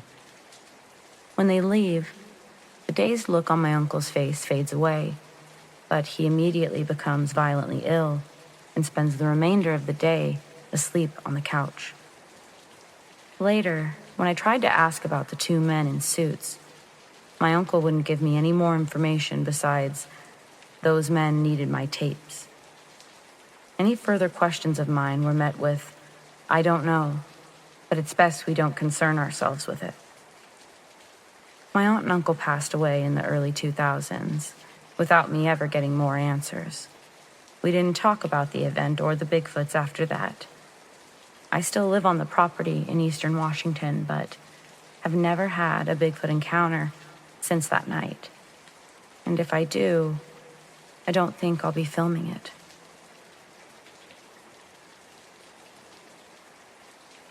I told my girlfriend about this story a while ago. Ever since, we've been obsessed with reading about other people's stories, and we decided to write out mine. I was about 6 years old. Couldn't have been much younger, 'cause I'd just started school and lived in Mobile. Any older, I'd already have moved to Montgomery. I thought that I knew a neighborhood girl. I called her Emily. I'd see her a lot in our backyard. I always assumed everyone else could see her too. Sometimes Emily seemed sad, and sometimes she was happy. I was a kid, but I could tell those emotions. I never did much with Emily, maybe building some forts with some old wood and tree branches, brush clippings, kid stuff. I remember she always wanted to go to the woods. I wasn't allowed, so I never did follow her. While we lived there, I would dream about Emily, but I would also have nightmares. She was never trying to scare me in my dreams, but I didn't understand why she was in them. I didn't understand the things that she showed me either. Scenes from the woods. I'd never seen the woods, but I didn't like it. They were dark, and a large brick cylinder thing that poked out of the ground. A house near the cylinder, but it was dark, dilapidated. Once I'd get into the woods, I could hear Emily, but I could never see her. Then I'd wake up. I'd tell my mom the best I could about my nightmare, but usually I would just fall back asleep. The feeling never lasted beyond the nightmare, and often the next night and several following, they would be filled with happy dreams or no dreams at all. Before moving out of that house, I'd asked my mom if we could go into the woods so I could say goodbye to Emily. I told her I was sure that she lived back there. My mom agreed. But I'd only learned later that she truly didn't know who Emily was, and she was just allowing me to act out whatever I was cooking up in my imagination. She walked with me and I saw it. The cylinder. I asked my mom what was that, and she explained it used to be an active water well. She held me up and swung me over the top. I was afraid at first, but I wasn't because it was my mom. I closed my eyes as she plopped me down. "Now it's covered," she said. I opened my eyes and I was standing on top of what was once an open well from my dream. Now it had a metal slotted cover over the top. I squealed for my mom to let me down. She did, and I said to her, "I don't think Emily wants to be here. She should come with us." My mom shook her head, still believing this to be my imagination, and says, "Emily's welcome to come over whenever she wants." I look around. No dilapidated house. Nothing looked too creepy, but I didn't see Emily. I told my mom I wasn't sure where she was, but I had to leave her a note. So we did. "Bye-bye, Emily." Me and my mom both signed it. The very next morning, I found that note. It was right outside the back door. Next to our names, below our message, was written, "Bye-bye." I was so excited. I ran to my mom. Instead of excitement, though, she grew an almost grayish color, asking me where I found that. Years later, Mom told me that that was the scariest thing she'd ever experienced. She said, "No homes connected to that forest area. Our home was unique in that it was a temporary home built by the owners of that land. The owners, however, lived nowhere near us, nor did anyone else at the time. My mom says she was glad they required us to move because she would have broken any existing lease after that whole thing. Emily, however, did not follow us to Montgomery. I wonder, is she still there?"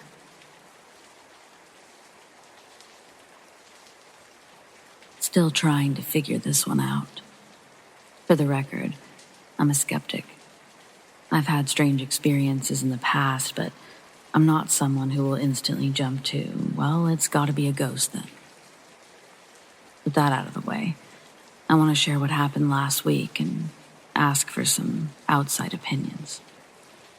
I work a weird job, which means I deal with software development, but also sometimes support physical hardware, so I work on site.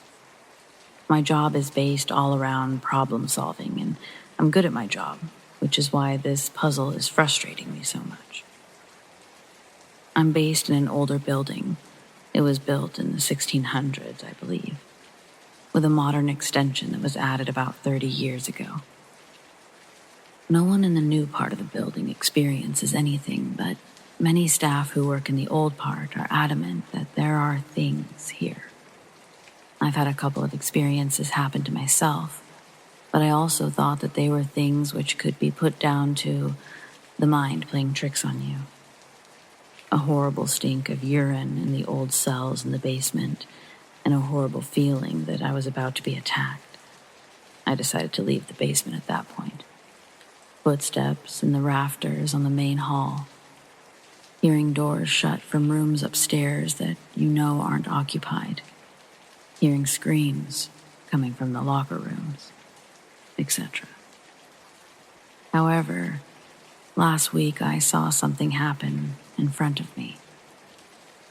I had to set up some equipment in a function room for some kind of presentation. I got there, set up, and then I waited until the people hosting arrived so I could run through it with them. To describe the layout of the room, it's a medium-sized room which is often left empty apart from when there's events, and it's got 3 sets of doors in it, 2 sets of double doors to enter, both of which are shut, swipe card access only, and a heavy ordnance door, which leads to the bar entrance, a fire escape, and a door to a separate cellar. It gets to the time that they're supposed to be there, and I want to leave as I've got stuff I need to be working on, but I stay anyways, as my manager had asked me to. I sat there waiting, and suddenly, the ordnance door next to the bar flies open. And I mean flies open. Not slightly open. It opened nearly fully width before stopping, and then shutting. My immediate thought was, someone just tried to come into the room. They must have seen me and thought that the room was in use, so they walked off. Let me tell you, I wouldn't survive very long in a horror film, as I instantly went to go look, when I realized my immediate thought was wrong, because there's no way to access that area without coming down the staircase, which I would have heard. I open the door, I have a look and listen. Nothing. The door to the bar is shut. No one is there. The cupboard door is open, just a vacuum cleaner in there. The fire escape door is shut. Plus, it's old and stiff, so you definitely would have heard it open and close, as the building is not soundproof.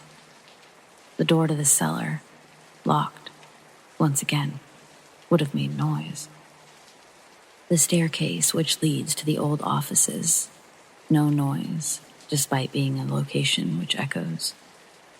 Plus, the offices they connect to all have their doors to the staircase shut and locked. I was desperate to come up with a logical explanation, so I thought, maybe there's a draft and that's pushed the door open. That couldn't have been the reason for two factors. Firstly, the door is heavy, probably weighs more than me. For a draft to be strong enough to open that door to the width that it did, I would have had to have felt or heard it. Secondly, I did notice a draft, but it was going towards the door, not against it.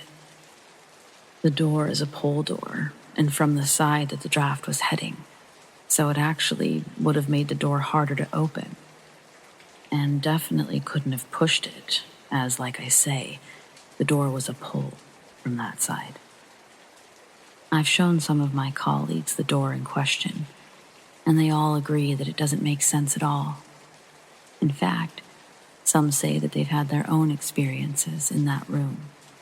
One manager even says they have staff who refuse to work on my side of the building at night, as they've had things happen and it creeps them out too much.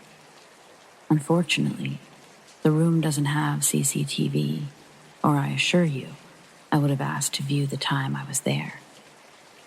I really can't come up with an explanation. Has anyone got any ideas?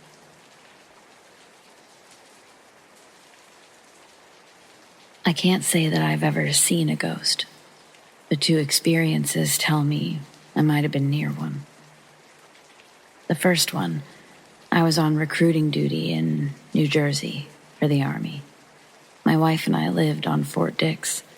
FYI, it was the early 2000s, and while Fort Dix is not an active duty post anymore, the housing area and facilities are still used for personnel that have to work in the area.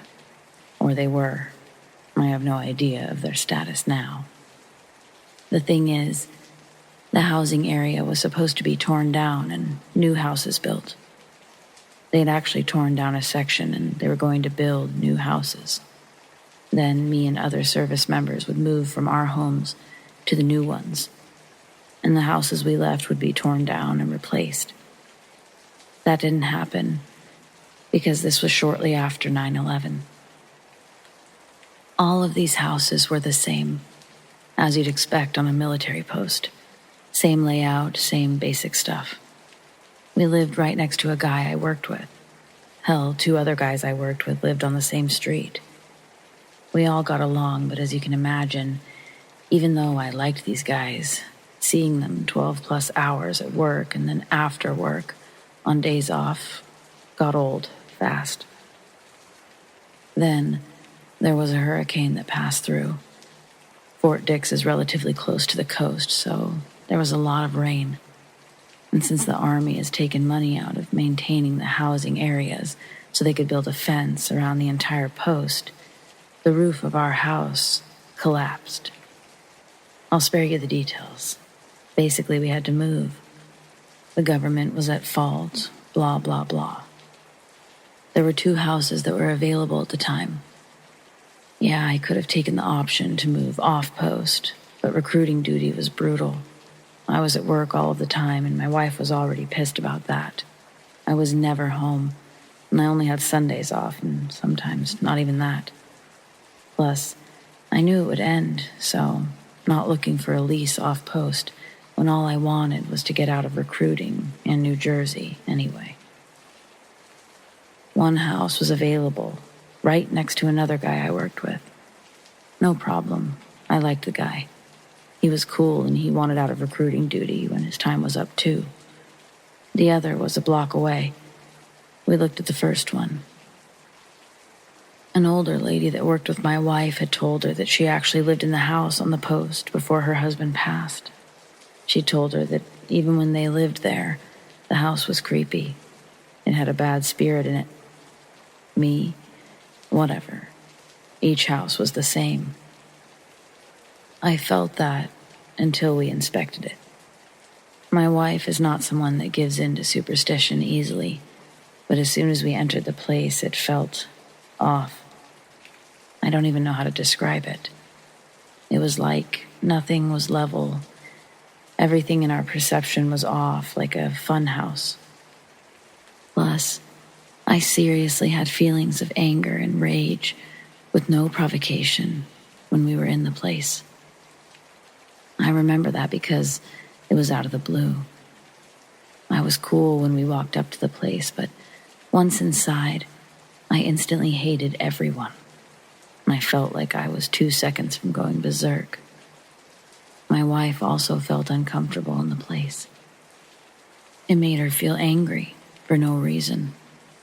We both decided, nope. We opted to move into the second choice. It was next door to the other guy I said I worked with, but what the fuck. I liked this guy, and his toddler daughter was a sweet kid, so no harm. We never found out why that house made us feel that way, but my wife will not deny that it wasn't us. There was something there. And she's not the person that will believe in ghosts and goblins easily. The lady she worked with wouldn't give details either, and she clearly didn't want to talk about it beyond what she'd already told my wife. I still wonder, what was it?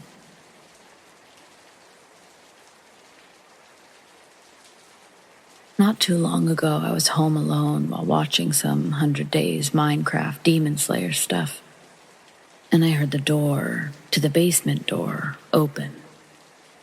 Now, the kitchen door has a specific squeak that I'm very used to by now, due to me living in this house for almost 12 years. This was around 9 a.m. My mom left at 8:45. I was confused because my mom wasn't supposed to be back yet. She was supposed to be gone for around an hour. I got up and I grabbed a bat, knowing that shit was about to go down. I slowly crept towards my kitchen, and by the time I got to the dining room, I heard the door close. This door, by the way, is hard to open at a certain point. I walked into the kitchen and I heard loud rustling coming from the other side of the door. I gripped the baseball bat tight and walked over to the door and opened it. The moment I opened the door to the garage slammed. Note that this door is heavy and it can't really be moved by an air vacuum. I thought it was my mom, and it was just a coincidence, and she was bringing in the recycling bin. But I saw no recycling bin. I still thought it was a coincidence. I opened the door, thinking I'd see my mom. I saw no proof of anybody. Freaks me out even writing this. Also, it's just the more that I think about it, the more it becomes clear that it wasn't anything that science can explain.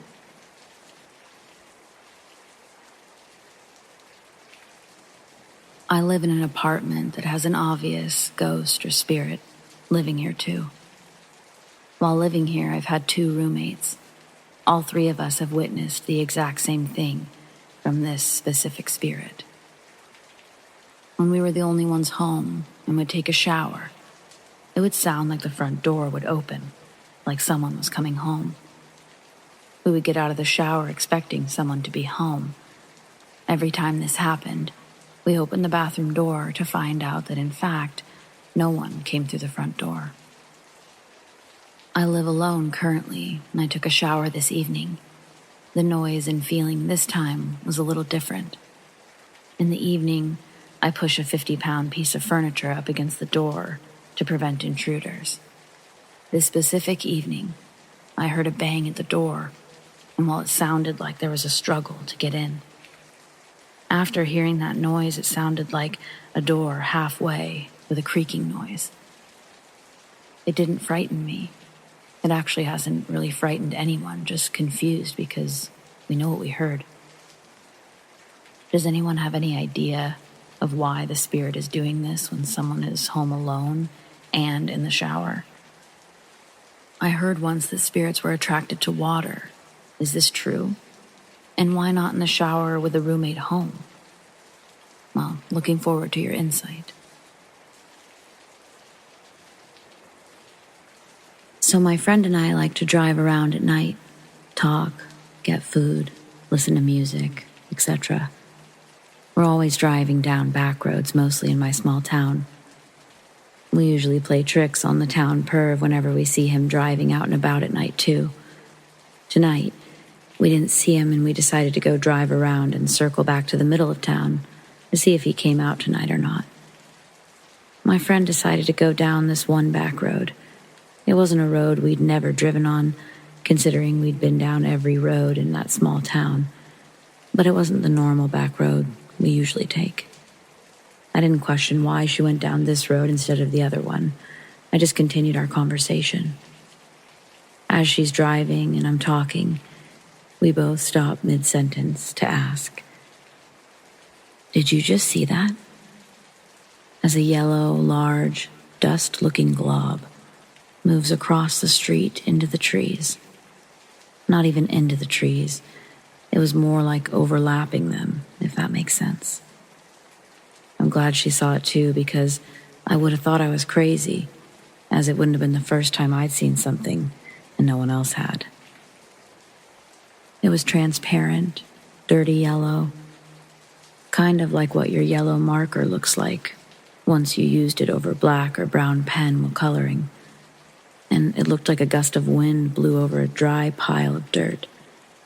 It's 64 degrees out and no wind, and it wasn't from our car, as it was visible in front of us, and then next to our car. My friend and I both think that it might have been a ghost or spirit of some kind. But the fact that it was yellow scares us, because doing further research online, yellow spirits usually mean they're sending a cautious warning. But I just wanted to confirm that. What does a yellow spirit or ghost, dust particles, mean for us? Are we going to be okay?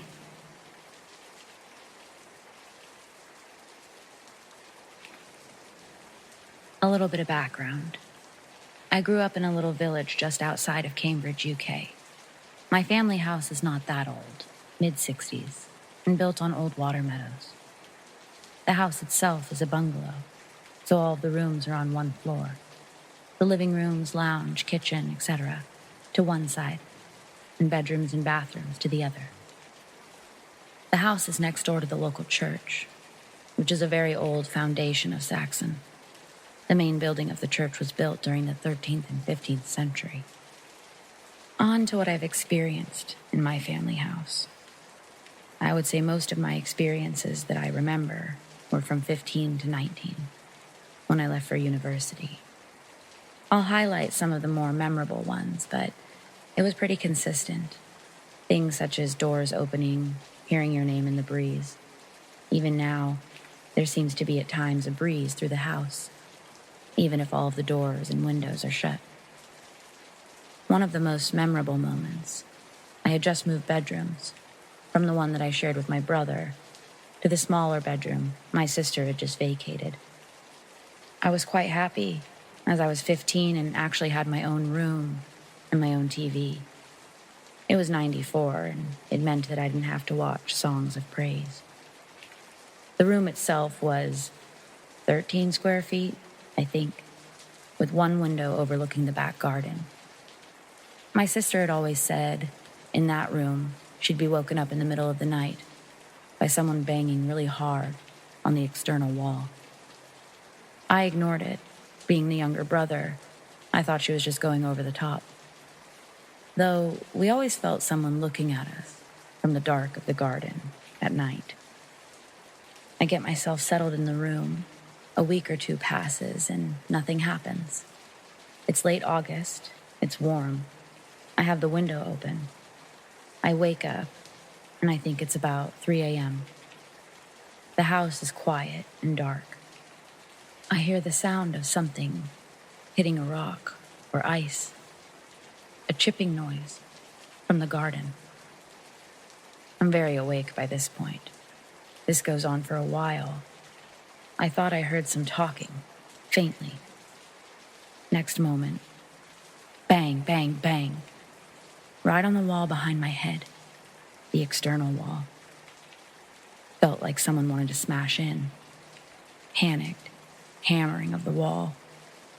This happened for a minute. Could have been longer. Felt like an eternity. Then silence. Nothing. Could not explain it. Heart pounding. I couldn't sleep that night, or the other times it happened. It happened about a dozen times, but it was not the most vivid thing that happened in that room. I think the most vivid thing that happened, only once from what I remember, was when I was about 17. I had gotten into the habit of leaving the radio playing in the background while I slept. I still sleep better with background noise. I woke up in the middle of the night.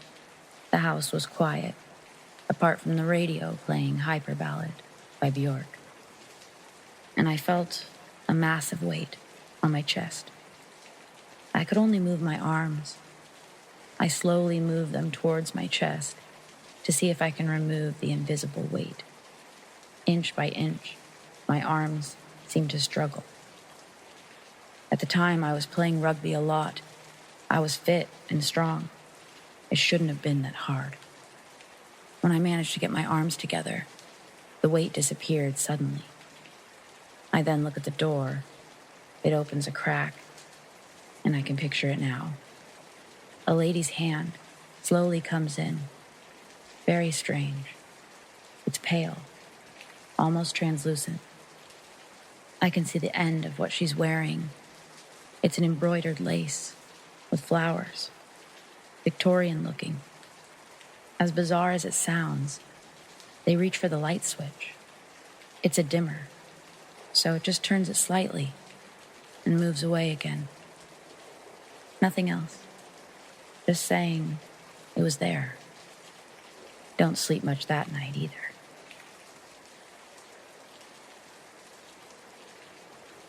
When I was 15, my uncle asked if I could help him clean the church that he went to. Saying yes, I went with him on a Saturday morning. Before entering the church, he told me that it was haunted. I thought that he was just trying to see if he could scare me. He told me to take off my shoes before entering. We entered through the kitchen door. Walking into the church, we stopped under the balcony. He then knocked on the wall 3 times. That was when I heard what sounded like someone jumping down from a high place above us. Then I heard 5 or 6 steps that stopped at the edge of the balcony. For about 10 seconds, I didn't hear anything. Then I heard what sounded like boots scuffing on the floor, like someone was turning around. And then I heard the same 5 or 6 steps going back in the direction of which they came.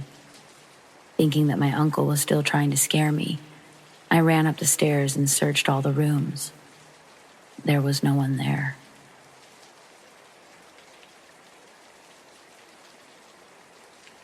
So this house my family lived in was supposedly built in the late 17 to early 1800s.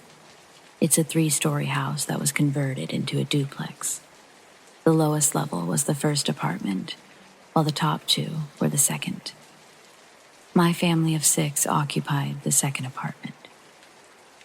The first floor of the second apartment had my parents' bedroom, the living room, kitchen, and restroom, while the next floor up had just 3 rooms. 2 on either side of what we called the middle room belonged to us kids. This is where it's going to get kind of confusing because of the layout of the second apartment.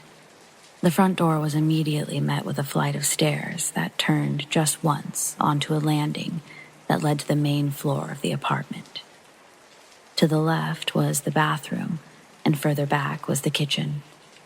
And if you were to keep walking, there would be a living room to your right, my parents' bedroom to your left. Then, there was the second flight of stairs that was closed off by a door that led up to the bedrooms that us kids stayed in. Anyway, since this was a very old house and poorly renovated over the years, it was horribly insulated and there wasn't central air or heat on the top floor. Summers were excruciatingly hot and winters were bone-chillingly cold. So my sister Sarah and I moved downstairs and slept in the living room. My brothers Ben and Andy were a few years older than us girls. I think they wanted to maintain a sense of independence, so they stayed upstairs, relying on fans and blankets. Andy moved into mine and Sarah's old room, but Ben stayed in his. Ben would experience things nearly every night in his room. He would hear things move and the door would creep open or slam shut. He'd hear low, indistinct speaking and feel an oppressive energy in his room. I think his room is where the most activity was. It wasn't always malicious, but Ben did feel unwelcomed quite often in his room. Andy, on the other hand, didn't seem to experience the same things in the room that he stayed in.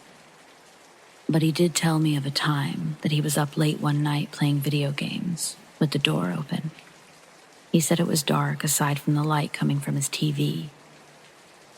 But when he looked into the doorway, he just felt something staring at him. Something felt wrong. He looked over at our cat.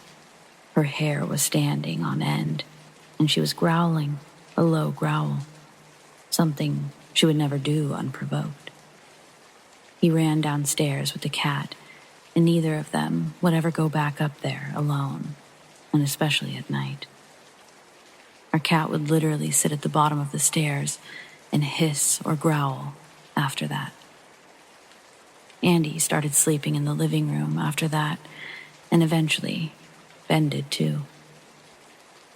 So the top 3 rooms were just converted into storage. We only went up there for decorations or VHS tapes that we stored on the shelf in the middle room. And that's when we started hearing walking, stomping, and the shutting of doors upstairs. It was unsettling, but we all just blamed it on the house settling to claim some peace of mind. Shortly after we'd all relocated to the living room, I developed seizure disorders, painful migraines, and these horrific, reoccurring night terrors. Nearly every night I'd have a night terror that no child should be having. I wasn't really exposed to horror or paranormal movies, yet I had these gory and demonic night terrors. One consisted of mutilated corpses, body parts strung up all around the house, and then another would be me running from an evil entity all around the house. It was horrible. The migraines and seizures were just as unexplainable. No medical history in my family with either. I began seeing shadow people around the house. The first one I saw was from the bathroom as I sat in the bath. Since I was having seizures fairly frequently, I wasn't allowed to be unsupervised in the house, especially in the shower or bath, so I would leave the door ajar just in case. Well, one night, I looked up to see a cloaked shadow pass by and head downstairs to the front door. My brothers weren't home and everyone else was in my parents' room. A few months after that, I was kneeled down in that same spot that the shadow passed by, and I heard a whisper in my ear. Nobody was around. I've even seen one with my sister as it rushed by the window in our front door.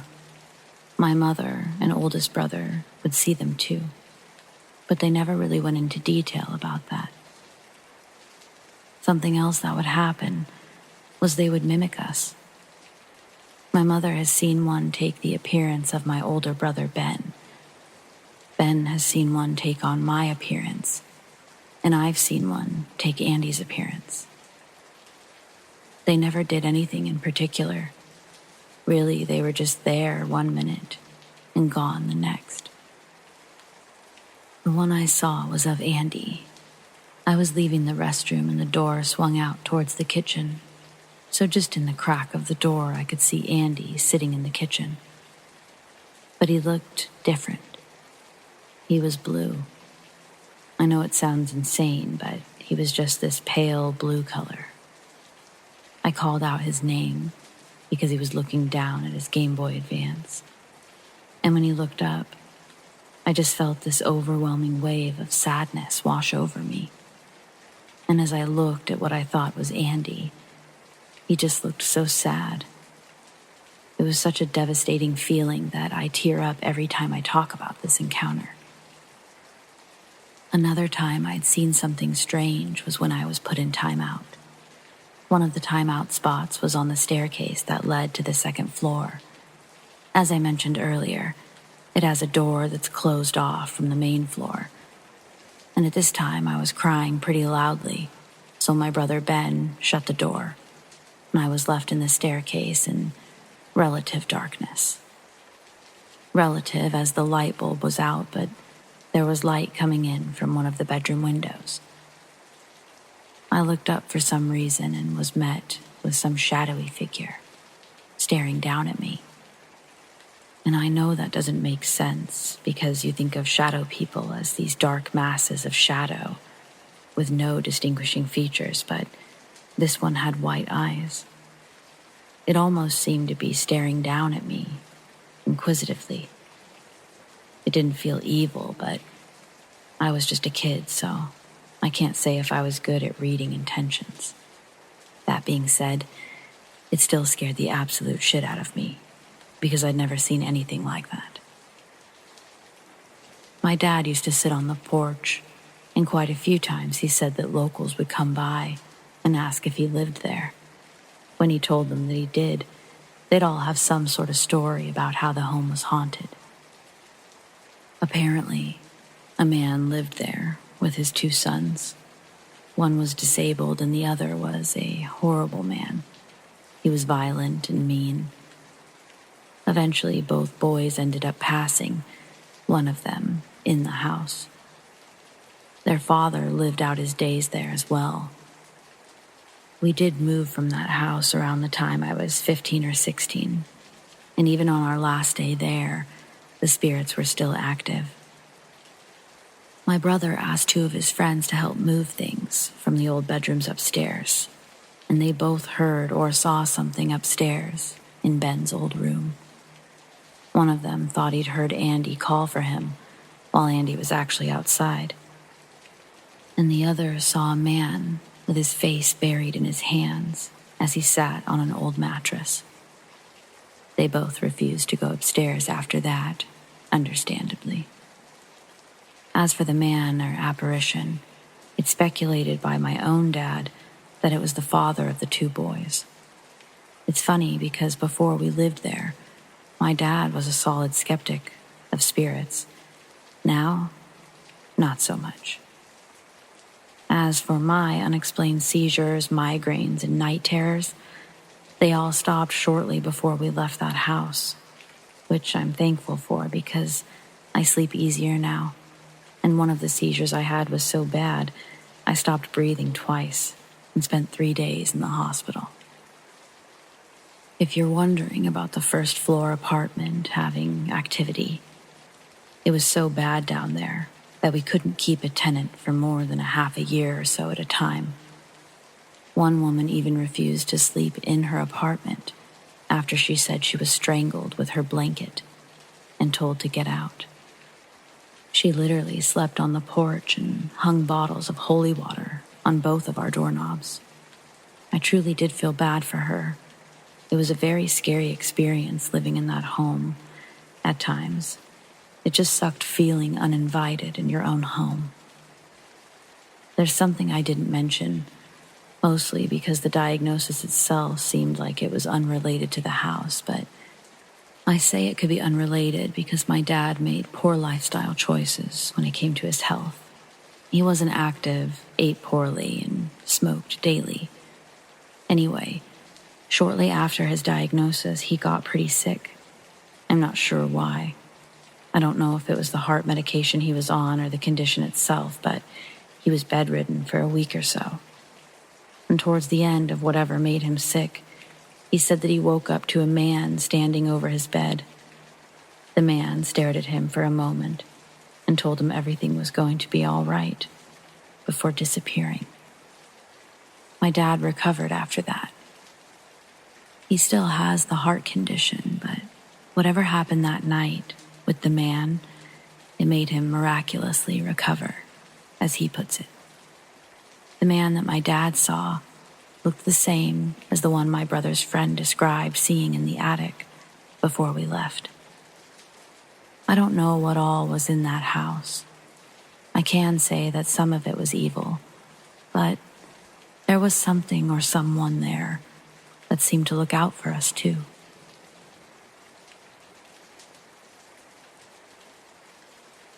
I grew up in the country. We had lots of strange, bizarre things happen to us during that time. Aliens, paranormal, etc. I lived in a house surrounded by fields and forests, no cable or internet. Not that those were really a big thing back then anyway. So I spent most of my time outdoors. This happened when I was in my early teens. My best friend and I were driving to go bring some food to my dad and his friend, who were working late at night on some scrap metal down the way from us. To get to where they were, there were two ways to go. One was the normal paved road, and the second was a long old dirt road that people didn't really go down. The dirt road was surrounded by trees on both sides, had some sketchy, older abandoned houses on either side, and a very old cemetery at the end. After we brought the food to them, we decided to take the old dirt road back as a joke. We used to walk that road every now and then during the day, even though it creeped us out. But we tried to stay away from it at night. We were both laughing about how the other one was too scared to go down it. She was driving, and we were both laughing, listening to music, when we made the turn onto the road. It was a right-hand turn, so in order to make the full turn, she had to sweep her headlights across the cemetery. I remember looking at the graves, and that's when I saw her. It was an all-white figure in the shape of a female, with a long dress and long hair. She was standing between the cemetery and the forest. I stared at her for what I felt was 5 to 10 seconds before she vanished, and then I continued to stare at that spot for a good 10 seconds longer. Once I kind of came out of it, I realized that the car was stopped. I have no idea for how long. My friend and I were both very quiet, and we both kind of looked at each other like, what the hell? Neither one of us really said anything for a while, but I finally asked her if she had seen something, and she said she did.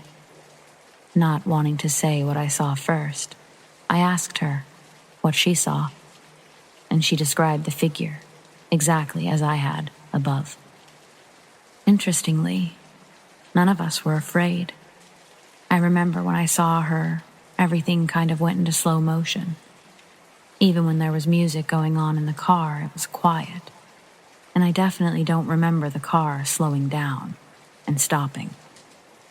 I remember being in awe and thinking she radiated beauty, and she still crosses my mind to this day. I've been back there many times during the night and day, and I haven't seen anything like it since. Anyways, thanks for reading if you're still with me. It's nice to be able to share these stories in a serious way without people looking at you like you've lost your mind.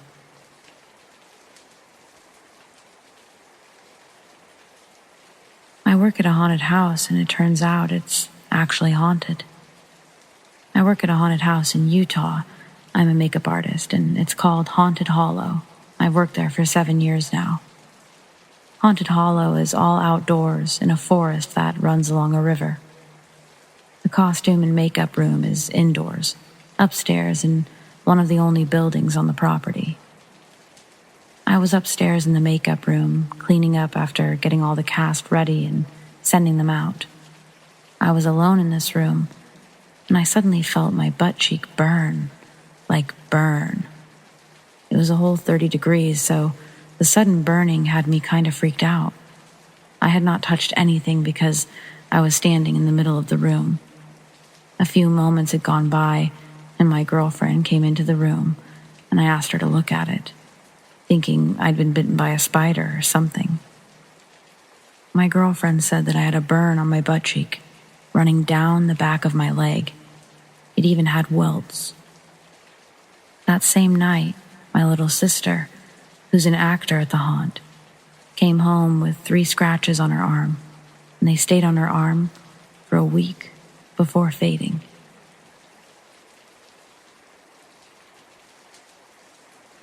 Back in 2014, when I was a teenager, I was still living in my small town in Europe, Bulgaria. Me and my childhood friends, 2 boys and 1 girl, would sometimes take walks along a highway, one which wasn't used very frequently.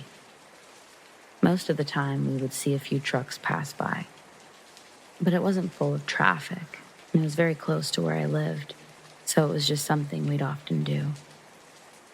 On the left side of it, there were houses. On the right side, there was a huge empty field with some hills here and there, but most of the land was empty, full of grass. On the right side where the field was, there was an old abandoned canal, which hadn't been used since the early 90s. It was full of trash and sticks, and it was also used to dispose of bones of farm animals such as goats and sheep. There weren't so many, and yeah, it's creepy, but we knew they were from animals. We visited before in the daytime. Nothing impressive, really. Just an empty hole. One ordinary night, we decided to go on another walk along the highway. We went to the end once and then came back. We got bored since we were always doing the same thing. Someone had the idea to go along the small dirt road, which is alongside the abandoned canal, and we did, without giving it much thought. Now, have in mind that on the highway, there are streetlights, but on the small dirt road alongside this canal, there's no light coming from anywhere. It was a full moon as far as I remember, since it wasn't pitch black, and we could see where we were going without using our phones. Anyways, we were walking, joking, laughing, just having a really good time. One of the boys went ahead of us, since he was walking faster. Me and the other boy and the other girl were behind him, walking a bit slower. At the middle of the dirt road, the 3 of us decide to go back to the well-lit area on the highway. And we called to the other guy to come back as well. A few minutes passed and the boy was ahead. He was almost at the end of the dirt road when he started running towards us, screaming. So instinctively, we all turned around to see what's going on, and we just froze. We saw him running very fast towards us, and there was something behind him, following him. Everyone managed to brush it off and run toward the highway, except for me. I stood there for a few more seconds, trying to figure out what we were witnessing. It's very hard to describe.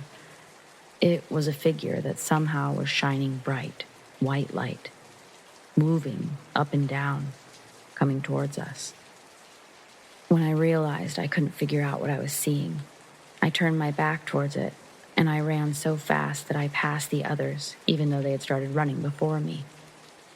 We didn't stop until we reached the streetlights, and when we did, we turned around. There was nothing behind us anymore. We were terrified at first, but then we just dropped the subject and never spoke of it again. None of us shared this with anybody outside of our childhood group, since we thought people would start rumors that we're taking drugs, etc. It was a very small town. A couple of years went by. We grew up and everyone started moving out to the bigger cities in the area. So at one point, I was the only person from our childhood group left in our hometown, since I was the youngest of us 4. In 2017, I was hanging outside in my hometown with some friends. A completely different group of people who were never friends with my old group of friends. We started talking about random stuff, and then it got dark outside, and one of the guys suggested that we should share spooky stories. Then he started talking, and he shared how recently he and 3 other boys were hanging out during the night alongside the dirt road next to the abandoned canal. At this point, I was all ears.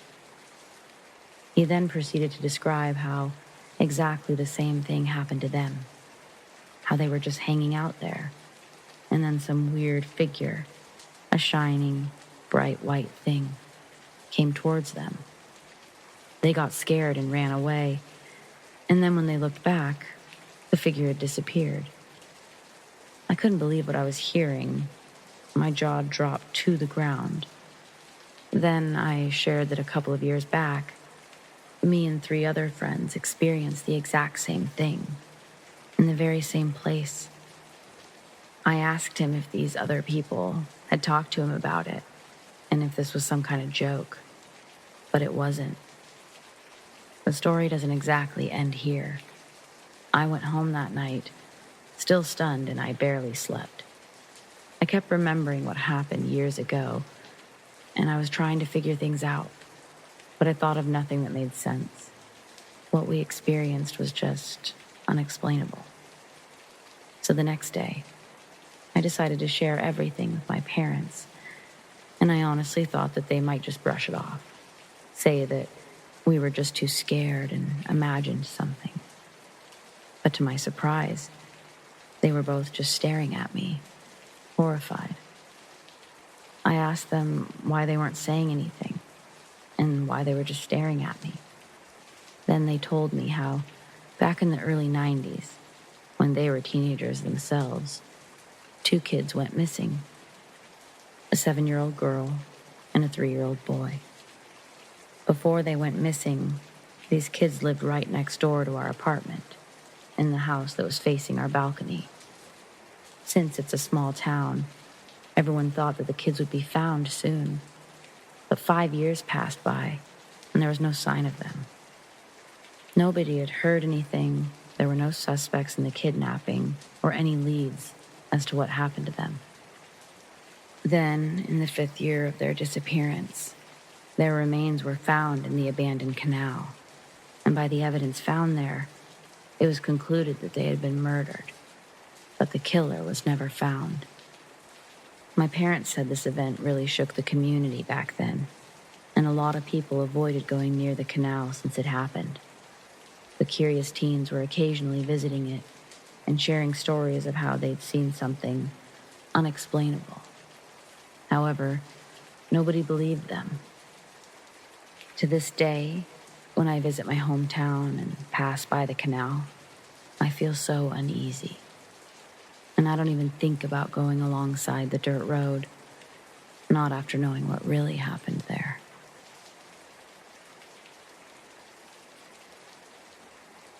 Okay, so a couple of months ago, middle of the night, our house alarm starts wailing. And then it made a sound I've never heard it make before. Almost like a record scratched to a stop.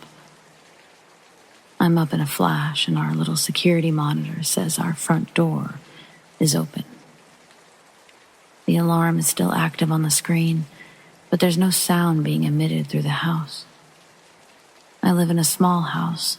The security panel's in my room, and the front door is located in the living room, right outside of it. I grab my pistol and I slowly lean my head out my bedroom doorway. The front door is indeed wide open. But my 3-year-old daughter is also standing on the porch in her blue Paw Patrol pajamas. I'm bewildered at what I'm seeing. I set the pistol down and I dash to get her inside. There's no way she's able to reach, let alone unlock 2 deadbolts, one being a slide chain. I knew this, and as I put her back to bed, I still pondered the idea of how did she manage to do that, rather than simply, how did this happen? I thought she was sleepwalking at first, because why else would she be walking around at this time? But she was wide awake. She told me she was playing. When I asked, how did she get outside, she says, door was open. I wanted to believe somehow, some way, she was able to accomplish this feat. I really did. So I ignored it. Now, last night at 2 o'clock in the morning, I walked into the living room and I saw my daughter playing peekaboo in the dark, by herself, just sitting there, laughing and doing the motions, saying peekaboo on the floor. I don't know how long she was out there. The only reason I woke up is because of how loud she was squealing with laughter. Call it mother's instincts, but once that specific tone and pitch of your child's voice hits your ears, you're instantly up and alert. When I get to the living room, I flip on the lights and I pick her up. First time I've ever felt weird in my house. I viewed the front door thing as a problem I could eventually solve, but this was just eerie. When I put her back to bed last night, she was instantly back to sleep. This has creeped me out so much that I'm reaching out for help. Any provided theories are welcome as to what the hell is actually happening and what I should do. Help ease my nerves, because all my theories are ending with me getting the house blessed or giving my daughter up for adoption if she keeps doing this, interacting with something I can't see stuff. It's so creepy.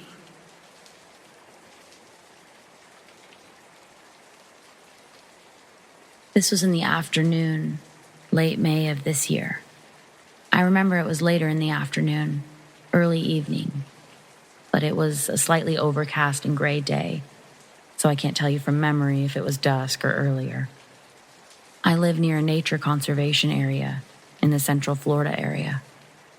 My husband and I were very fortunate to find our property, ample acreage, heavily wooded to the point where we cannot see our neighbors or any lights from their homes. We lovingly call our home the swamp. I was outside in our driveway, which is the only cleared space on our land, save for a natural circular clearing in our woods. I was walking back to our porch when, for some reason, I was compelled to turn and look back to the tree line, around 80 to 100 feet away from our house.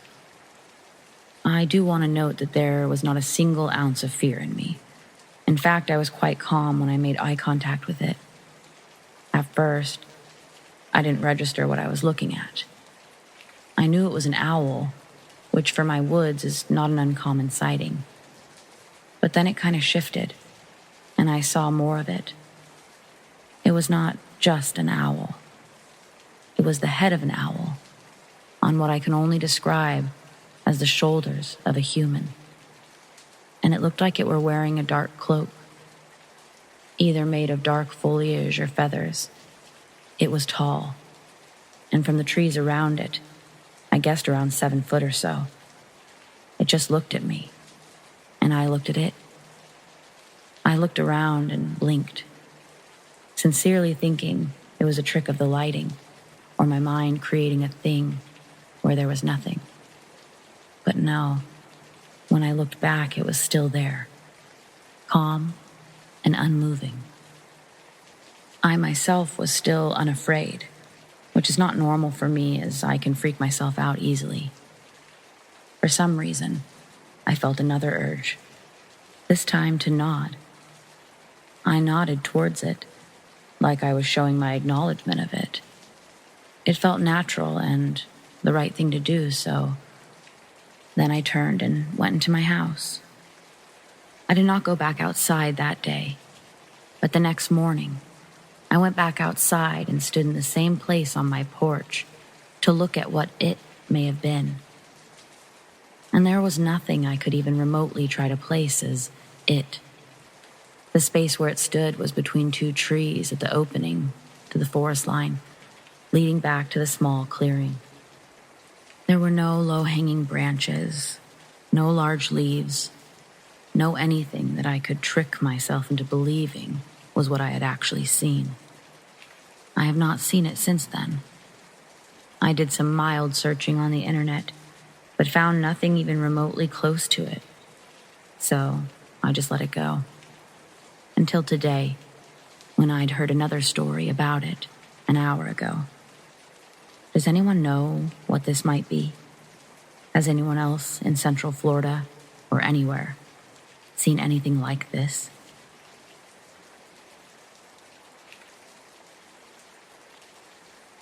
I saw a creature on my way back from church that made me lose faith.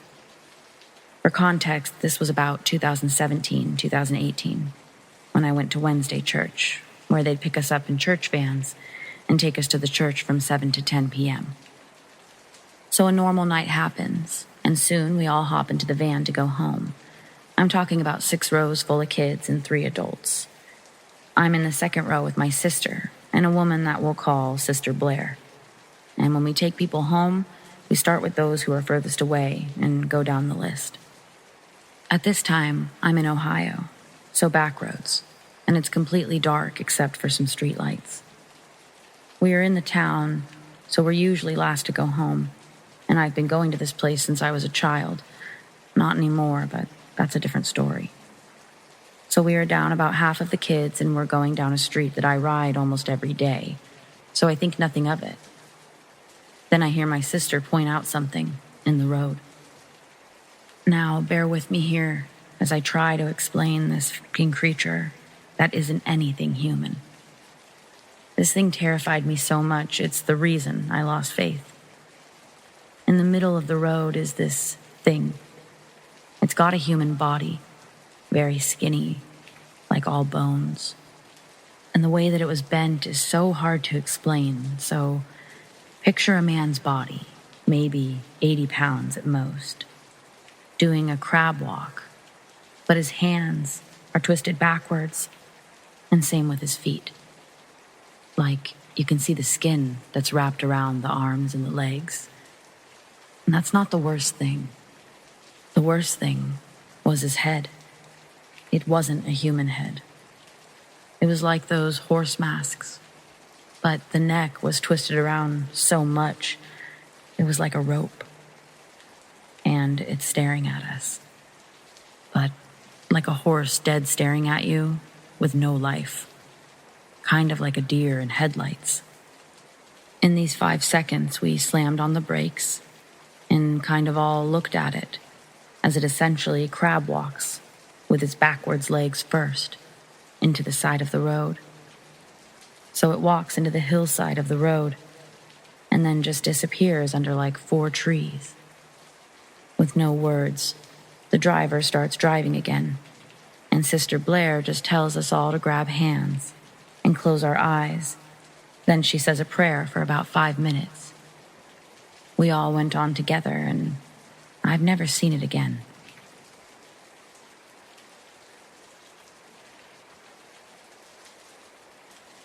I wouldn't classify this as a terrifying story. I would consider this more in the realm of unexplained, and at least for me and in my life, intriguing. To set the scene, I am 12 years old at the time. It's a family reunion, the month of December. It wasn't snowing where we were in California, but it was very cold. All my family were inside. They were going to start a fire, and then we'd begin our official family game night. I always loved coming out to my aunt and uncle's house because they were so much further away from the city than our home. We lived in LA. Their home was in Joshua Tree. Surrounding my family's house was only small trees, smooth, rocky hills, and the desert, essentially. There weren't any other houses immediately in view. There also just weren't many people out there. So I was still outside.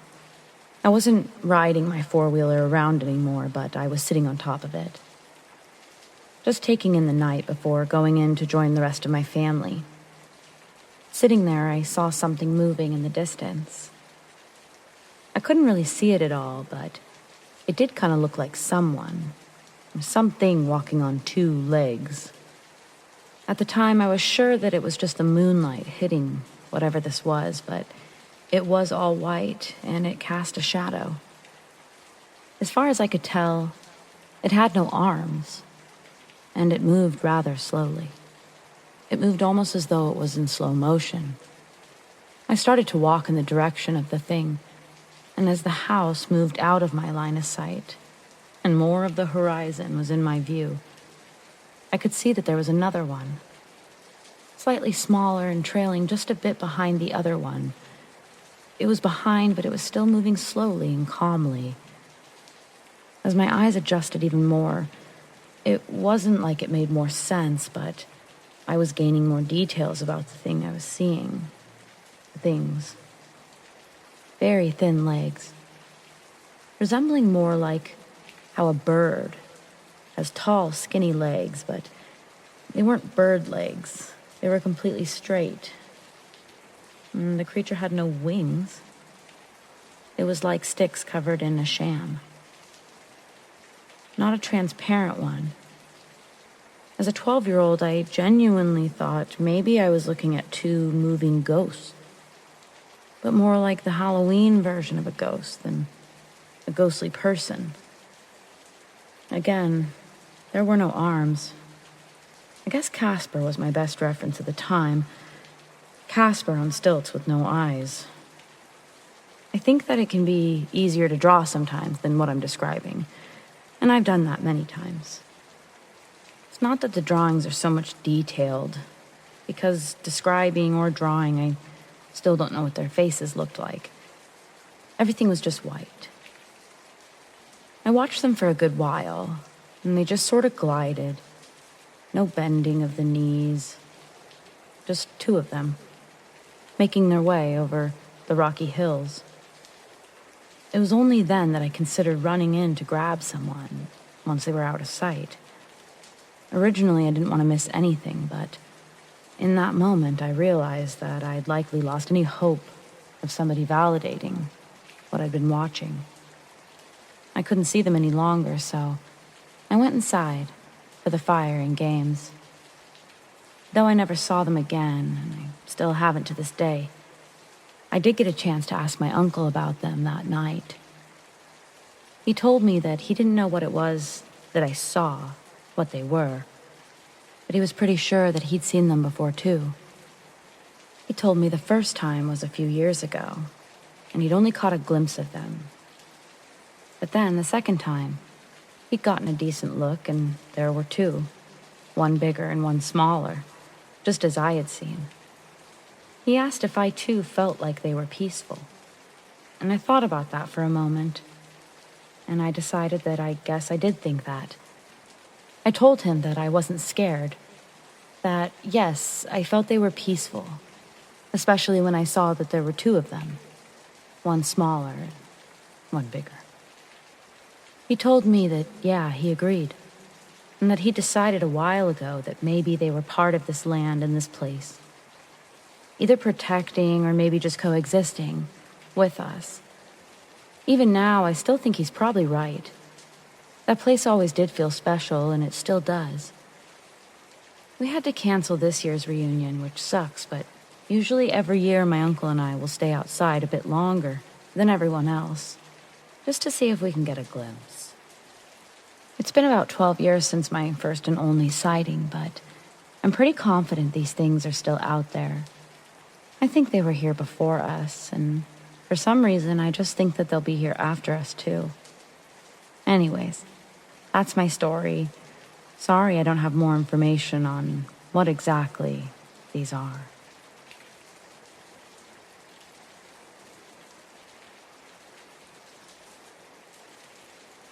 For context, I live with my girlfriend in a house that her dad owns, and living with us is her best friend and her best friend's boyfriend. Lately, some very strange things have been happening around the house. And by lately, I mean the last 4 months, at least once a week, every week. And for the last week, it seems almost daily. It started out small things like seeing shadows, each of us seeing them and assuming that they were from someone else, until we each experienced them when alone and had no rational explanation as to where it could have come from. Then, you'd hear the floors creaking and footsteps. The sounds were the same sounds you hear when someone like myself or anyone else was actually walking in the house. It's hard to explain this away to being just an old house because lately things have escalated, leading me at least to believe that these little things are all related somehow, connected, if you will.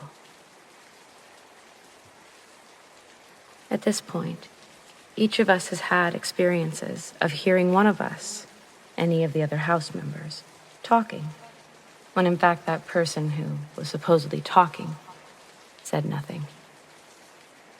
The best example I can give is we're constantly finding ourselves saying to one another, "That sounded just like you," if we're in the same room, or finding ourselves asking, "What did you say?"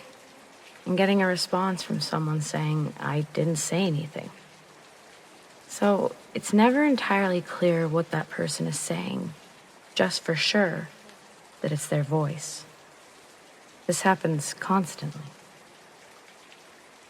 What I meant by escalated was that 2 nights ago, my girlfriend and I left to grab some food, and when we got home, we heard her best friend's boyfriend in their bedroom, loudly talking and laughing, on and off for about an hour.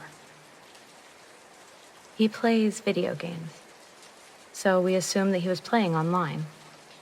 But at one point, while we were finishing eating, I thought he asked one of us to come here. So I said, "What's up?" But I heard nothing back. So I assumed he had his headphones on and forgot about it, and kept watching TV. Less than 20 minutes later, we hear my girlfriend's best friend pull into the driveway. And at the same time, we realize that the loud talking has stopped. In the front door walks my girlfriend's best friend and her boyfriend, who had been at work all day. I believe something is in this house with us. I'm not sure why it would want to mimic us, like, what's the purpose of all that? But my girlfriend swears nothing bad has happened in the house, that they actually lived here for several years and their family didn't experience anything strange, so I'm just at a loss. We aren't scheduled to move anytime soon, so I'll write as more happens. But I think some answers at this point would be really nice. Even as I write this now, I can hear what sounds like my girlfriend in the kitchen talking. And it could be her. She's not currently in our room. But it's gotten to the point where, unless we ask, how will we ever really know? I guess I want to know, when we are talking to someone who's not someone, who are we talking to? What is that voice?